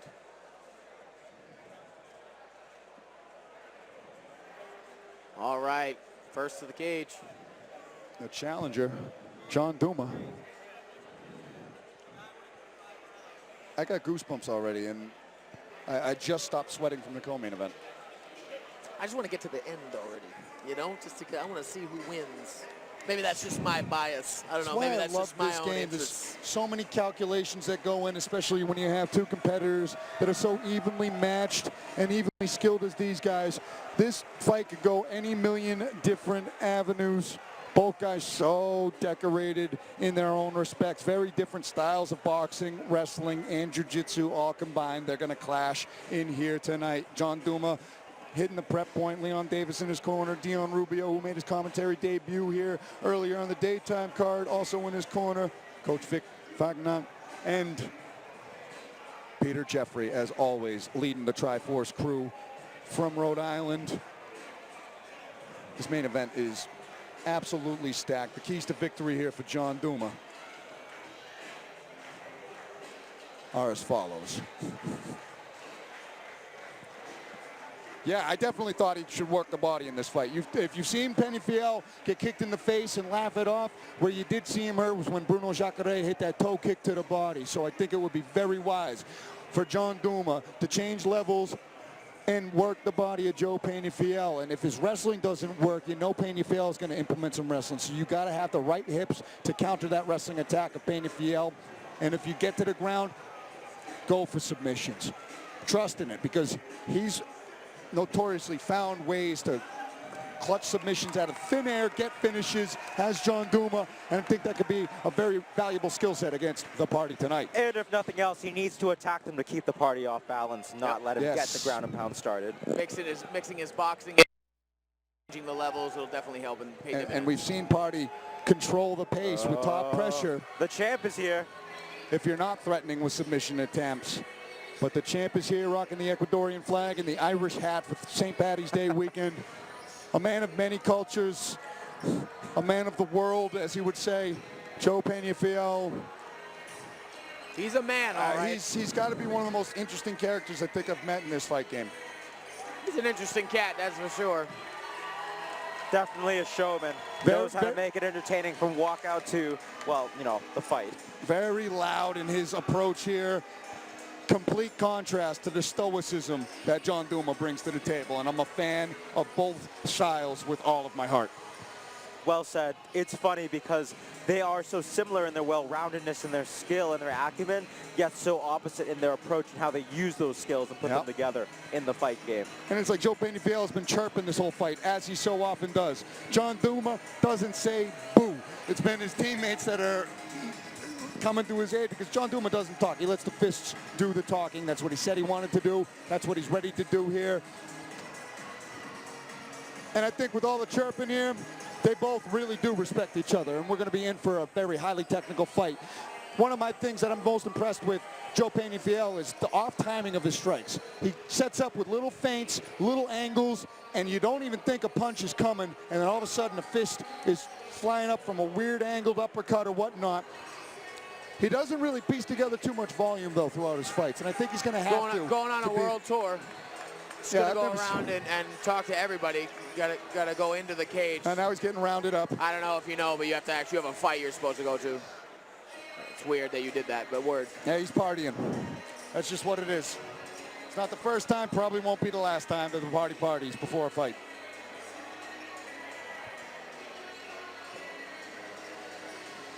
He just can't stop. One of the things about him, too, is because he's so fearless, that's where that off rhythm and off timing comes from. Where others are a bit flinchier in the fire, he's just chilling. He's cooling in there. He'll faint. He'll not react to what you do, and then he'll just fire one off when you least expect it.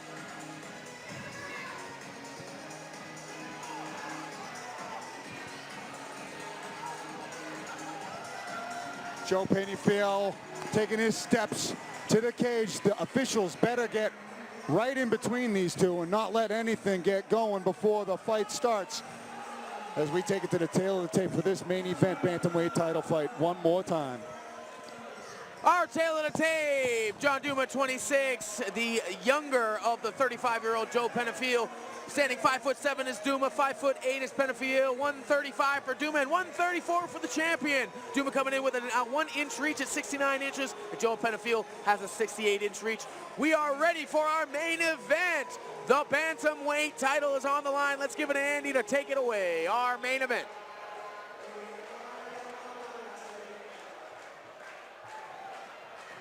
Ladies and gentlemen, this main event fight is brought to you by JYM Supplements.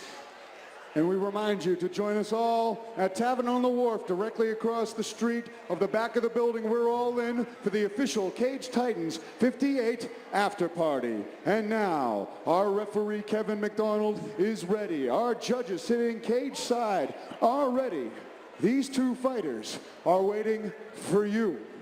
If you are ready for these two warriors to put on a fight for the ages, Plymouth, Massachusetts! How does he do? Let them hear you!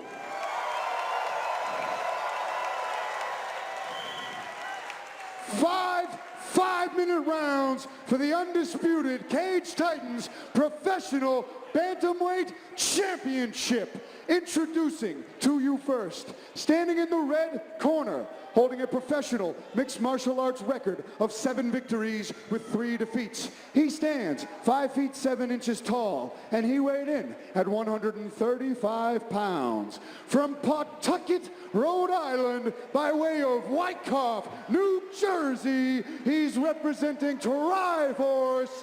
Make some noise for the challenger, John Duma!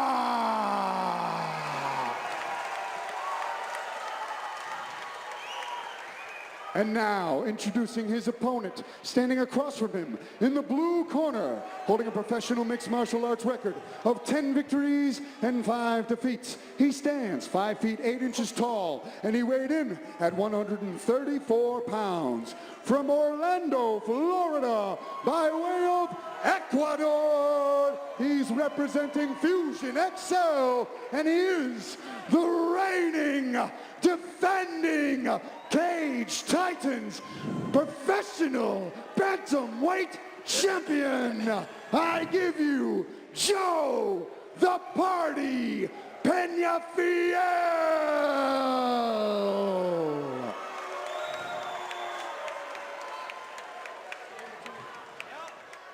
Inspectors, help me out here. Fighters, come here. All right, gentlemen, we went over the rules in the back. This is 5 rounds for the title. I want a good, clean fight. If you have any questions? If you'd like, you could touch gloves, but I doubt it. Good luck. Back to you.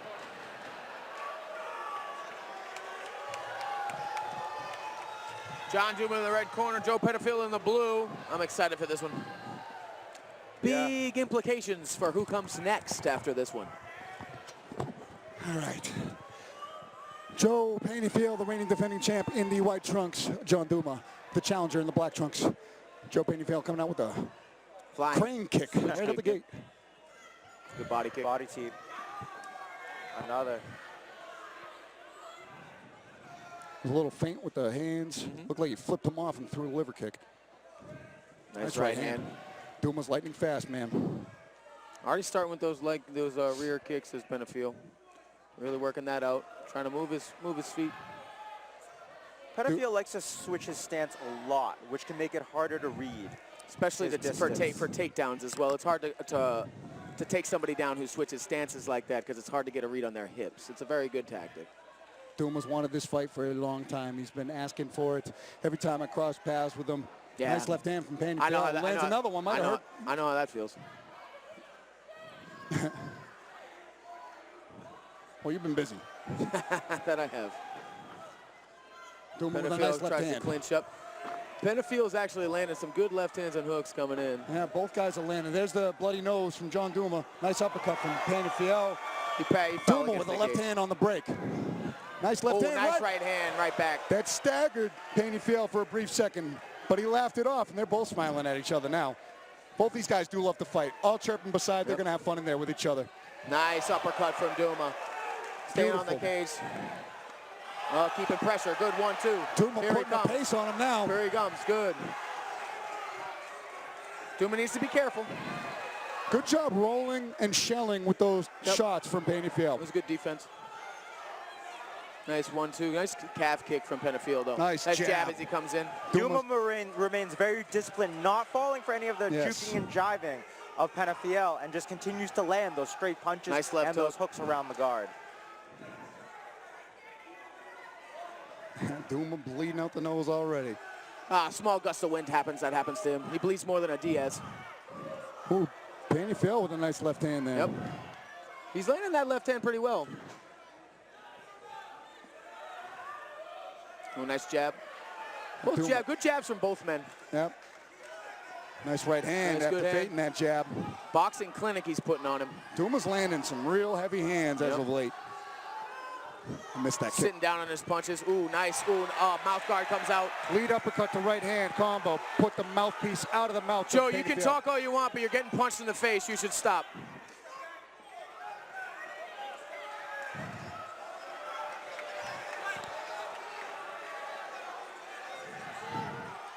Staying on him.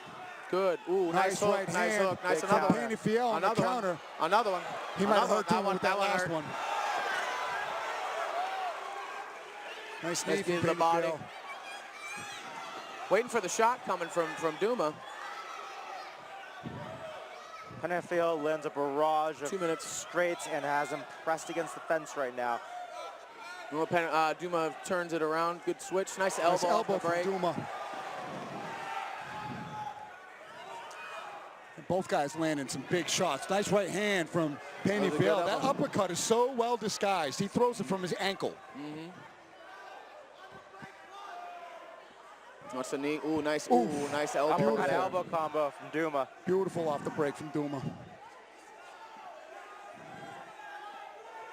Nice jab from John Duma. Again, that has been money for him all night. He's definitely got to keep that pumping and set up some big bombs off of We've got that. about a minute left in this round. Nice 1-2 from Duma there. Nice left hand from Penafeil as well. Right back too. Right hand from Ooh, Duma. good right hand again.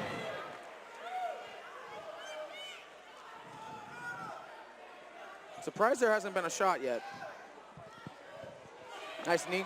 Penafeil is throwing these punches from Florida. Exactly, from the south. 45. From Florida. Yeah, the south. You're right. Tried to sound. There it is.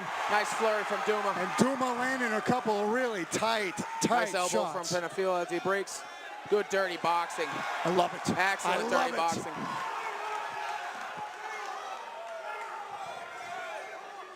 A lot of mouth breathing going on. Nice elbow. Yeah, Duma's really putting on a clinic in these tight ranges here. Nice knee.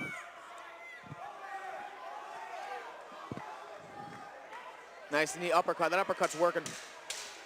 Right hand on the break from Penafeil. Both guys, we knew this was going to be a gritty contest. Nice and so turn far, around there. it Boom, boom. is. And I'm going to give this round to Penafeil. I'm going to give this round, pardon me, I'm going to give that round to Duma. Off of activity. Very good back and forth, though. Very back and Very forth, good back and forth. easily contested either way. I mean, I'm not scoring it. I'm just enjoying it at this point. It looked like Penafeil was able to land some big bombs that got the biggest reactions out of Duma, but Duma was able to start piecing the volume together, really pop that jab. Ken Moore, your thoughts on the first fight? I was going to say, I'm always unapologetically happy to pick a side of which I thought came ahead, and I'm actually in agreement with Jay on this one. I think that they both did damage, both had their moments, but again, the ebb and flow, and especially the turn of the tide, took Duma to come ahead at the end with that barrage of uppercuts, staggering him back, really, again, turn the tide of the fight and had him coming ahead at the end, and that's what's going to give him the round. Penafeil landed some really good big hooks. The problem with those is that he also missed a bunch of those big hooks, which takes a lot of energy from you to do.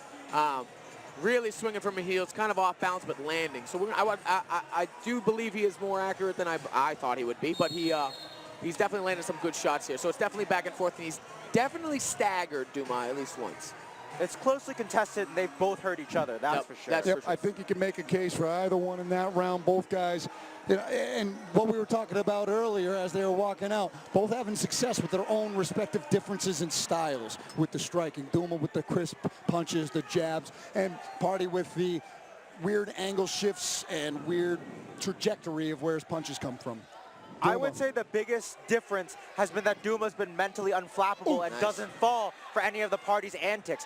The Party has landed really well against him and actually has fared in a technical sense much better than anticipated. But on the flip side, Duma does not get remotely fazed by anything the Party does. Duma gets his hips down, he's over the top. We lost. We said that he was going to need to really piece together these submission attempts. He's going for a Darce choke here. Yes, he is. He's setting up a Darce. He's got the hand. He's trying to get him over. He's trying to gable. And he does. He's trying he does. Can he glock the hand? He's got a gable grip. Got a gable grip his hands. He might have an arm in guillotine front choke variation without the Darce grip. He's got the what's this called? Chain grip. Chain grip. Thank you. Now Sorry, he's got the legs. He might be sinking it in right now. Yeah, he might have a really good bite on that. He's got to get that forearm across if he wants to finish that. Darce choke going anaconda here, or a modified arm in guillotine. This is where John is going to thrive. He's very good in this position. He can grapple like this all day. I'm actually happy. Like my keys to victory came out pretty all right this show. Flips right off. Flips off. Takes nice. top. Big punch. Takes top position. That's a good switch right there. Good change of momentum right there. Joe could take a rest here. Joe was in some precarious spots for a little bit there. 3.5 minutes. Where Duma was looking for a sub, Joe is going to look to maintain position and land strikes more than anything. And look at Duma going and happy to land him on the way up as well. And Duma was looking for that guillotine attempt again and worked that to get back to the fence, almost up to his feet. He's got to get up to his feet. Party was looking for the knee, but he held off, knowing it was illegal. Good restraint. Very good restraint. It's talking trash, but he doesn't fight dirty.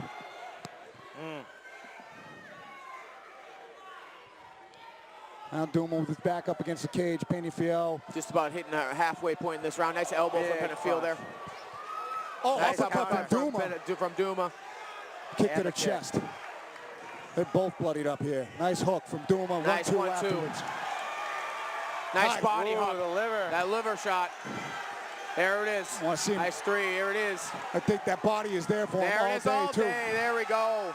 That Another was a good momentum shot. shift, it looks like, is the beginning of and that. Penafeil not accepting position, though. This is where he thrives. He's got this unorthodox wrestling style that has created successful situations for him so many times. But Duma doing what we thought he should do, continuing with the submission attempts, going for guillotine again. Just weighing down on Penafeil, too. That's the thing here. He's making him carry his weight. He might not be finishing these chokes, although he's looking for one. But Penafeil's carrying this man right now. That's a lot to take for right now, especially at the pace that they're going at. It's a pretty high pace. These guys have been going at it for the last 2 rounds. This is a miserable position. A miserable position. Yep, nobody wants to be there, especially with Duma being the one on top of you. Duma looking for that front choke again. He's really looking for that guillotine. He must see something in the tape that we're not seeing, that he's susceptible to this guillotine. I think one of the only people to finish Joe Penafeil was Damone Blackshear with the 3rd round submission. So I really like what Duma's doing, tying up the legs. That's really making it a really rough ride for Penafeil. And solidifying this round for him. Not letting him go anywhere. The thing about Duma's going to make the mistake of is doing that. Unless he can get back to mount. Yep. And he switches over. Penafeil scrambling back to half Looking guard. for an arm triangle right now. Yeah, but he's cross body. Penafeil's got a fence. good hook. He's got 2 good butterfly. Ooh, with the one mouth, good though, butterfly that might. He might get it if he can pass here. That's a bad with thing. the right squeeze, that's a bad spot. Knee on in belly, the stomach. Knee in the arm stomach. He might be triangle. trying to pass here. Penafeil needs to inch out. Oh, that might have He sunk got deeper, out a little bit. but No, he's on the wrong side He's on the again. wrong side. I have seen this finish from Yes. this position. Yes, I it's have. very difficult, though. And he's out. He got Penafeil's the doing the arm right out. thing, keep flat. But an educated mind is going to know that that is some serious points for John Duma there, Yep. as he was creeping that much closer to a 100%. really locked-in submission attempt. 100%. Penafeil got out. You can hear the corner, John Duma asking him to score head, body, head, Yep. body, head. He's definitely got to keep peppering. And if nothing else, he has, created danger with the submissions, has landed strikes. There's a lot of control time. So despite how well the party was doing at the beginning of the round, much like in the first, Duma has taken it away from him here. Duma wisely covering his mouth and nose. This is an old tactic to disrupt his opponent's breathing. Completely legal. Great second round. And look, they're already shaking hands, and they're more friendly with each other already after 10 minutes of bloody battle than you would have thought after all the talking going into this fight. But they both love to fight. Well, they know fighting has a way of bringing people together. It really does. It really does. You'll lock yourself in a cage with another man. You'll be best friends for life. Just look at you guys. You guys fought each other. We now actually you were guys- friendly. We were friends before that. I know that too. Look at this replay. Boom. That mouthpiece comes flying after that uppercut. Boom, right there.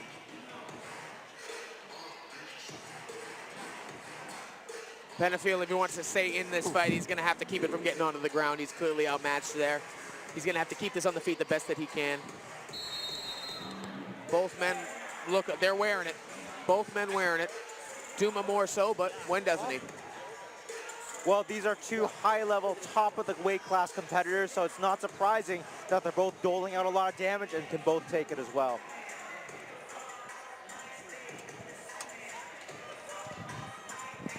Very good matchup. Oh, yeah, we knew it was going to be competitive through and through, and through 10 minutes, both guys showing a full asset of mixed martial arts skills.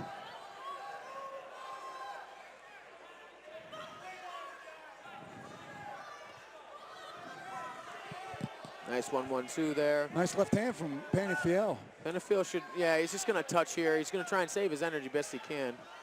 Those big shots in the first. Again, carrying all that weight. We're going to see how he adjusts to that.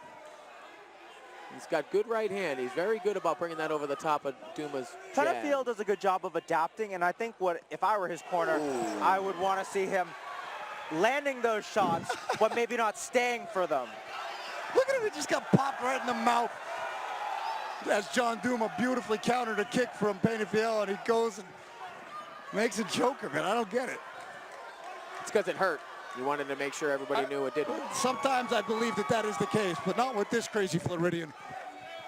John Duma, though, he might be coming away with the scorecards here.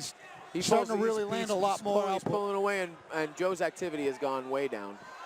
Well, I would say that's definitely true and has happened in the first 2 rounds. But so far, much like the other 2 this round in the beginning, has Joe landing the bigger strikes and more of them. We'll see if Duma turns it around at the end of it, as he's done twice before. The beginning of the rounds when you have the most energy. He is landing that too, though. This right round, round, Penafeil's doing a much better job of landing and then not being there at the end of it, tying up hands, doing something rather than just accepting And he's the doing it exchange. with these little shoulder shrugs and shoulder rolls, throwing the hand and then using the momentum of that shoulder to step out of range of Duma's counters. But Duma in trouble here against the ropes, at least it seems momentarily. Penafeil definitely backing up or very bloodied up. John Duma shoots for a low single.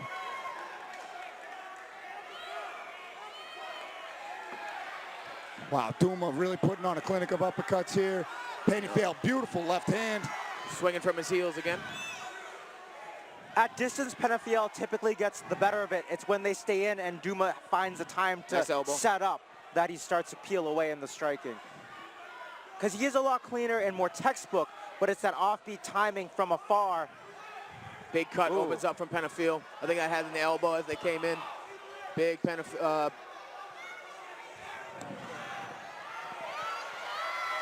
Landing a barrage of punches here. Penafeil taking it up. Oh, taking it elbow to him. from Penafeil. John Duma's going to get off the cage here. Another back and forth round. Both guys finding a lot of success. Giving Penafeil the momentum so far. He's got this round so far in the I'm bag. surprised that Penafeil has decided to stay in so long with them, because it's in these longer exchanges, especially tied up, that Duma's been able to reverse it, land some elbows, and then take him down. Whereas at distance here is where Penafeil's been doing his best work. And here it comes.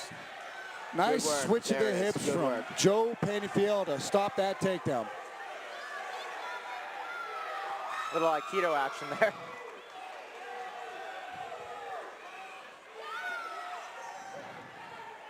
Elbow coming.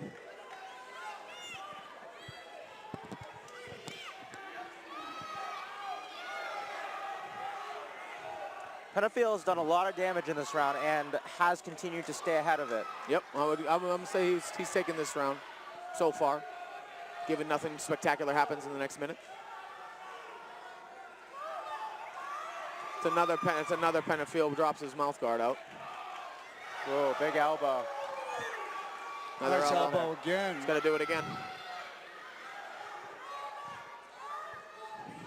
Duma trying to get that offense off now with the mouthpiece-less Penafeil.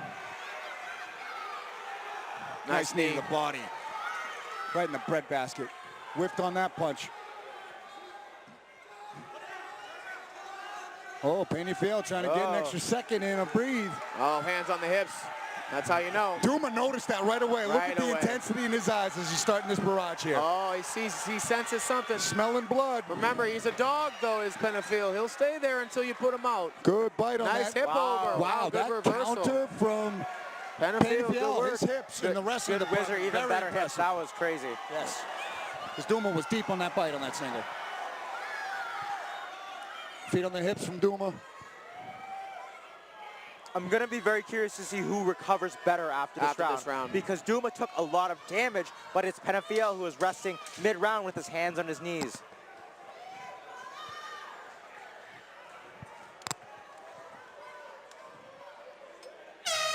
And that's the end of round 3. We enter the championship rounds in just a minute or so.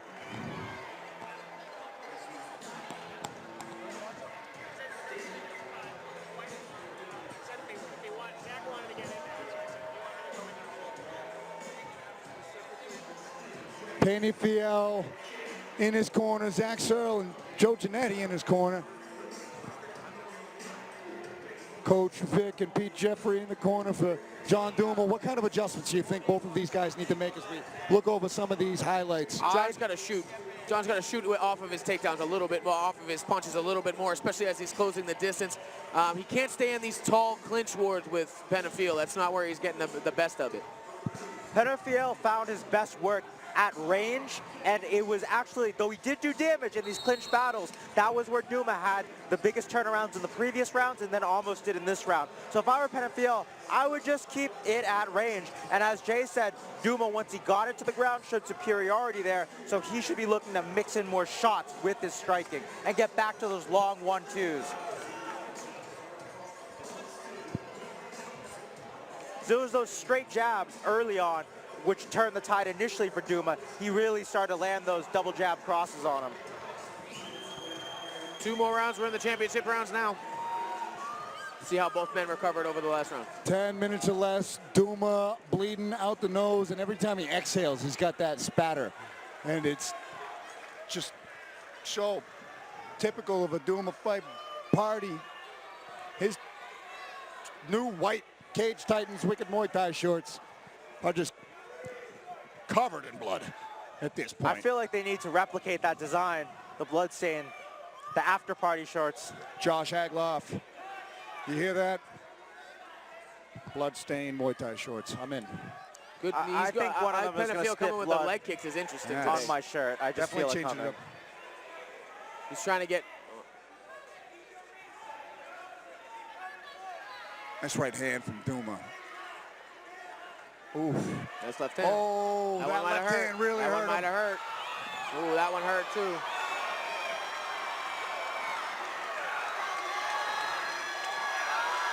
Penafeil putting everything into these bombs.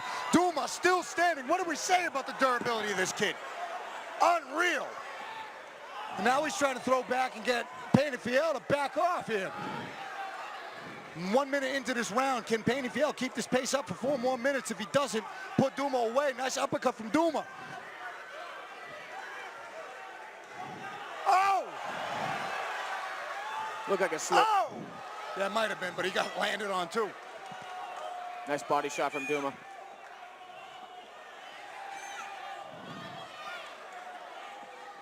Oof. Penafeil landed some real crisp left hands in this round. This tying up is to Duma's advantage. I think that if we stay here long enough, Duma's going to start finding those short elbows and eventually jockey for position and end up on top. Penafeil's doing the right things here. He's taking a little rest so he can break off and hit those bombs again. It seems like the idea. John Duma can gain some position, gain some dominance and control here, then, you know, he can take over the flow of the fight here, but Penafeil doing a good job of turning them back around. Oh. Nice. Nice hook. Nice hook from Duma on the counter. Oh, Wow. big punches, big punches from Penafeil. I don't know how Duma's standing after some of these. Penafeil landing some real good big shots and tripling up on him too. Yep. Halfway through the round.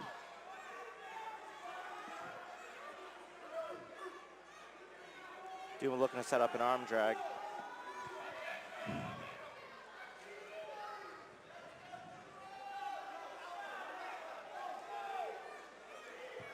Penafeil really content to slow the pace of this fight down. I think both men are. Only difference is he's winning because he's sitting against the cage he's controlling. Duma's got to get out of there. I think he's winning because he's landed some really Oh, big no, punches. absolutely. I mean, that right now, as he stands, this is a winning position is more what I'm saying. Get him down. Gets him down. Nice takedown from Penafeil, from Duma. Penafeil trying to work so he can't pass his hips. Penafeil trying to He's got a real high crotch there. And he's trying to set up Penafeil that is whiz trying to here. get up, yep. But great job with the ankle pick from Duma. He goes, Duma gets on top. He went for a guillotine there, tried to get crafty with it. 1.5 left in this round. We could be seeing a 2-2 right now. Yep. Oh, I'd say unless something changes, that's what we're headed for, which makes the 5th round all the more compelling. Very much so, and you know, those first 2 rounds are really close, especially round 1, I think, so we don't really know how they're gonna go in terms of the scorecards of the judges. You really never can tell, and honestly, they haven't had to do anything tonight, so who knows how. I feel pretty confident that it's going to be a 2-2, especially because of how Duma turned the tide in his favor in those first 2 rounds.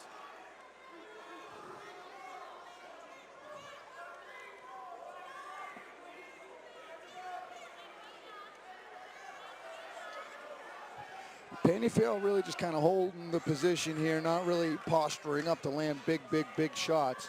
Trying to save his energy for whatever comes next. Duma's got to work his way back up. 30 seconds left in the round. There he goes, back to his feet.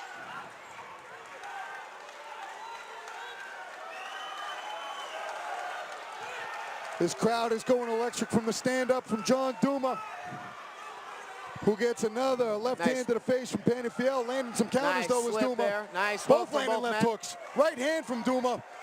Another uppercut. Nice. 1-2 from Duma, and Party eggs him on.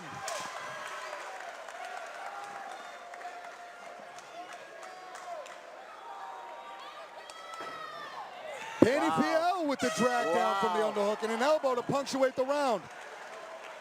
I think we got ourselves a 2-2. He started to flip him off at the end, and then Duma tried to kick him off, and then I thought he tried to help him up. No, I think he gave him the finger. Well, we'll see on the replay, but that was probably the most decisive round for either fighter in this fight. I would agree with that, that's for sure. And that would be for Joe Penafeil. Landed some real devastating power shots, doubling, tripling, quadrupling up on them.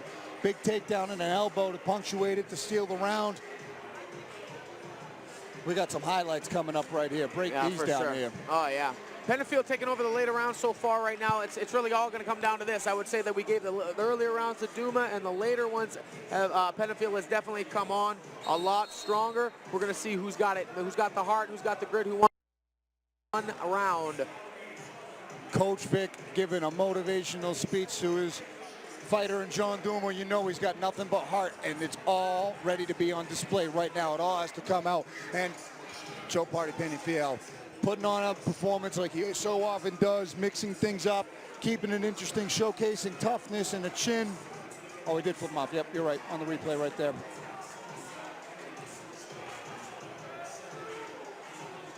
But I'm sure that it's all going to be spoiled over at the end of this, because both men are certainly going to respect each other after this fight.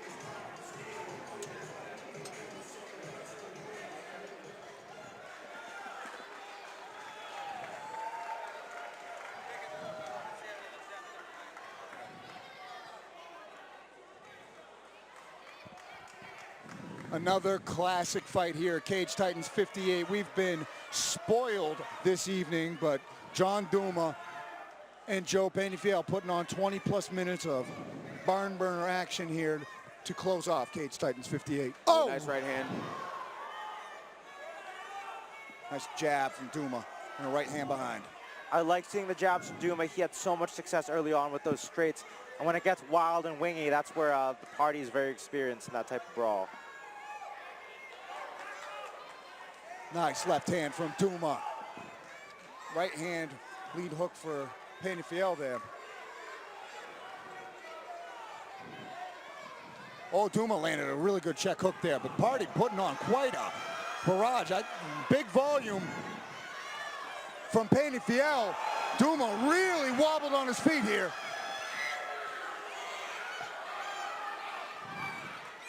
Landing back, coming back is John Duma. Minute into the 5th round. You got to set that up a little bit better. Big flying knee attempt from Penafeil. Oh, everybody's backing away. You're afraid of a little blood on your clothes, guys? Come on. Expensive suits. I sure am. Expensive suits, my friend. Let's see, we're a minute and a half in, and Penafeil is really taking over the beginning of this round. Yep, we'll see if it can get swung back. Duma can come up with a solution to all this. Well, right now, Penafeil is definitely high away with the scorecards in this 5th and final round right here. It's definitely coming down to how you score those first 3.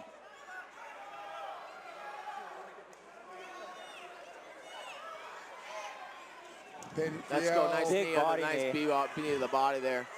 Duma pushes Penafeil into the center and starts landing a big combination of his own. Nice right hand.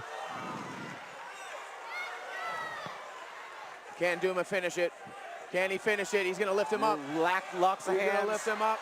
Wow, great balance. Great hips from Penafeil there. Don't get turned around. Oh, there it is. That would have been a big one right there.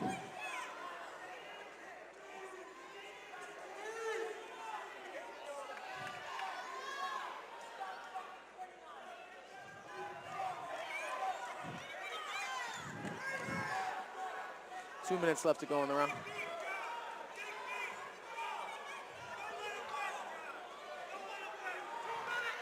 Shoulder checks. I think that the party's gotten enough of a lead. He seems happy to hang on to it here. He's really come away. The onus is on Duma to find a solution right now. Duma's got to do some work to get off here.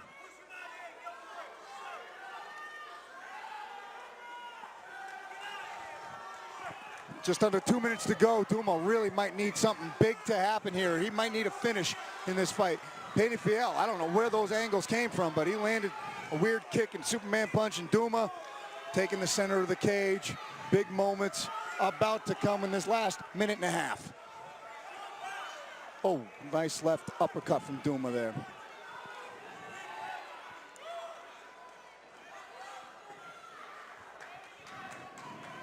Minute left in the round.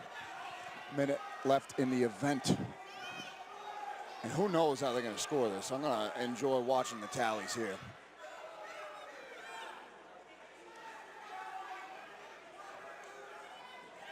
Takedown from Penafeil late. That's probably going to seal it right there. Yeah, with a minute on left, hard to come back from that. and starting to just flail the ground and pound, if you will. Hammer fists in tight, not even posturing up. What a grind this fight has been. A bloody affair, but a perfect way to close out a historic event. 30 seconds left in the round. Really incredible skill, grit, determination, tenacity shown by both of them. I mean, we've gotten a lot of that across the board tonight, but this is definitely title fight material and top tier skill here. Last 15 seconds of the fight. Penafeil on top. He's got a good mount here, good quarter mount. Penafeil trying to close it out with the biggest moments of the fight. Big top pressure and big ground and pound. Big ground. Big ground and pound finish for Joe Penafeil towards the end of the fight. Who knows how the judges are going to score the first 3 rounds, but it's going to come down to the judges' scorecards in this decision here. Penafeil really started coming away with the offense in the latter 2 rounds of this fight, but Duma really started implementing a jab, started cracking some big shots. Every moment, I mean, every round Duma had his moments. Back and forth wrestling exchanges. And just an incredible showcase of heart and grit from both guys, and both leaving all the blood in the cage. Hey, I had my doubts after about that war. I had my doubts about what would come of Penafeil after the first 2 rounds. He came back, he showed grit, showed heart, swung from his pocketbooks, and he landed. He really showed himself in there. Definitely worthy of either man deserves a win. Definitely a good fight, a good way to cap off the event. Congratulations to both men. I'll see the winner soon. And I am sure that they're going to squash whatever beef that they had after that showcase. Impossible not to respect a man who shares a war like that. No, absolutely, absolutely. Great stuff from both men. I expect the party might come out with this one.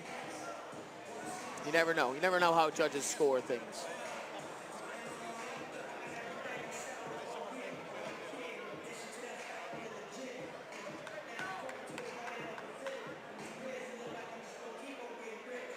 No, I think you're right. It's hard to really see it any other way. Yeah.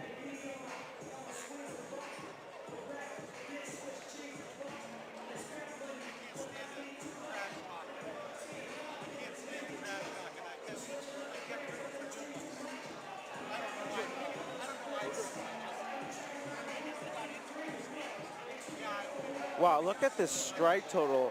300, essentially Strikes. 300 apiece. Almost 200 punches. Oh my God. Over 300 at this point. 212, 171. These are landed as well. That's a crazy pace. Congratulations to both men.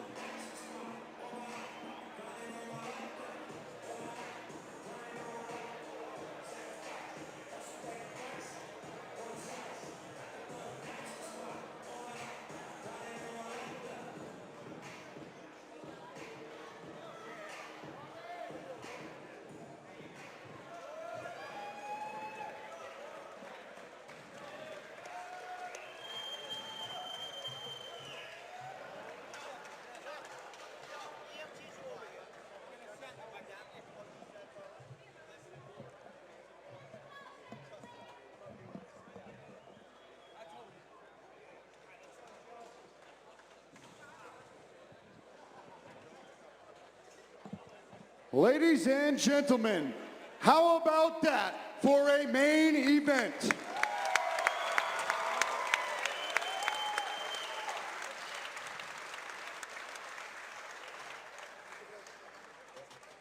After 5 rounds of action, we go to the judges' scorecards for a decision. With scores of 48-47, 48-47, and 49-45, we have your winner by unanimous decision, and still cage Cage Titans Professional Bantamweight Champion, Joe the Party Penafeil.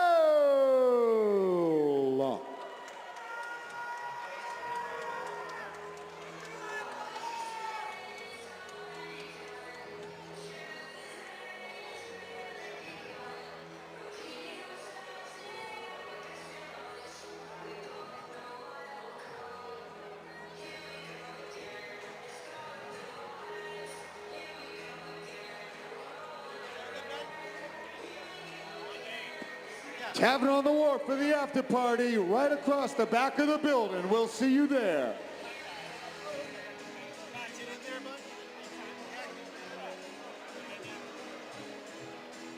I'm here with your winner, Joe the Party Penafeil. Come here, sir.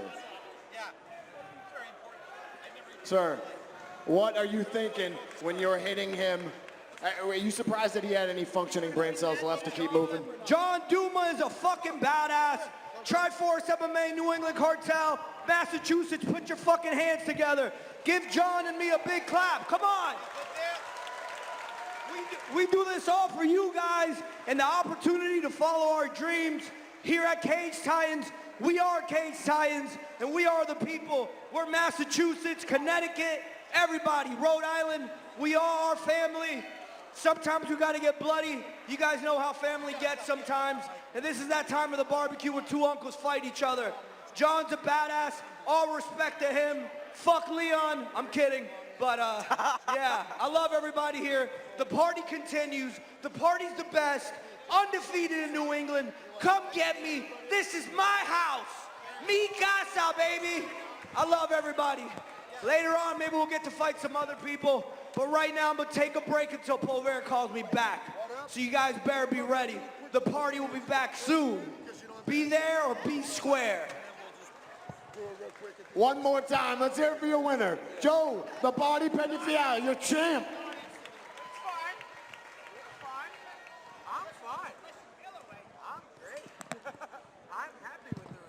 Look out, Nick. Nick, you're in the shot. Nick, you're in the shot. Go. No, we're good. Oh, good. I got you. We're good? You stand up, kid. Go ahead. Hey, we got to wrap up this absolutely historic event. Thank you, Pat. Listen, Cage Titans 58 in the books. Historic decision in the title fight. One of the craziest co-main event fights I have ever seen. And it's top to bottom. All finishes outside of that incredible night. Ken Moore, Jay Perrin, your thoughts on it? That card was crazy. And at the top it all off, the main event, the co-main event, what a great way to put a cherry on top of just a perfect Sunday that is an afternoon and evening of violence. I couldn't be more happy having been here and celebrated it and watched it with these two men right next to me. Cage Titans' first all-pro card. There was a lot of hype behind this, and oh my God, did it exceed the hype. There was never a show in New England better than this one, and if you ask me, and what a way to end the night. It was a pleasure, you two. Absolutely, fantastic. And I gotta say, it was a pleasure addition bringing Maddie Levine into the broadcast booth. So we're bringing her in. I'm gonna donate the headset so she can wrap up her thoughts on the night. Maddie, welcome to the Cage Titans crew. What are your thoughts on your first event here? I'm tall, I'll stand back here. I have one word for Cage Titans tonight, and that is savagery. I mean, that was just top to bottom, so much fun to watch. I had the best seat in the house with the best broadcasting team tonight, but not only did the co-main event just blow my mind, to have that be the main event after something that I didn't expect to be topped. We saw high-level grappling. We saw very intense Muay Thai. The amount of knees and elbows tonight, guys. Just wonderful Muay Thai. So Madness! Exciting. I will always be a lover of striking. Loved it. But very calculated on the ground as well. Overall, 10 out of 10, baby. 10 Absolutely. out of 10. Good, we'll recommend. I'm good to go, guys. Thank you, Maddie. You're the best. You don't have to leave. You don't have to go anywhere yet. But we're going to be back here in this building May 27th. I don't know if it's going to be all pro. I don't know if it's going to be one event, two events, three events, five events. I don't know what's next, but Cage Titans 59 coming your way later this spring. Thank you for joining us on St. Paddy's Day weekend, whether here at Memorial Hall or at home watching on Spectation Sports. I'm Andy Kurz, Ken Moy, Jay Perrin, Maddie Levine. We're out. Cage Titans 58 is done. We're all toasted. Thank you so much. Cheers, everybody. We'll see you in May. Deuces.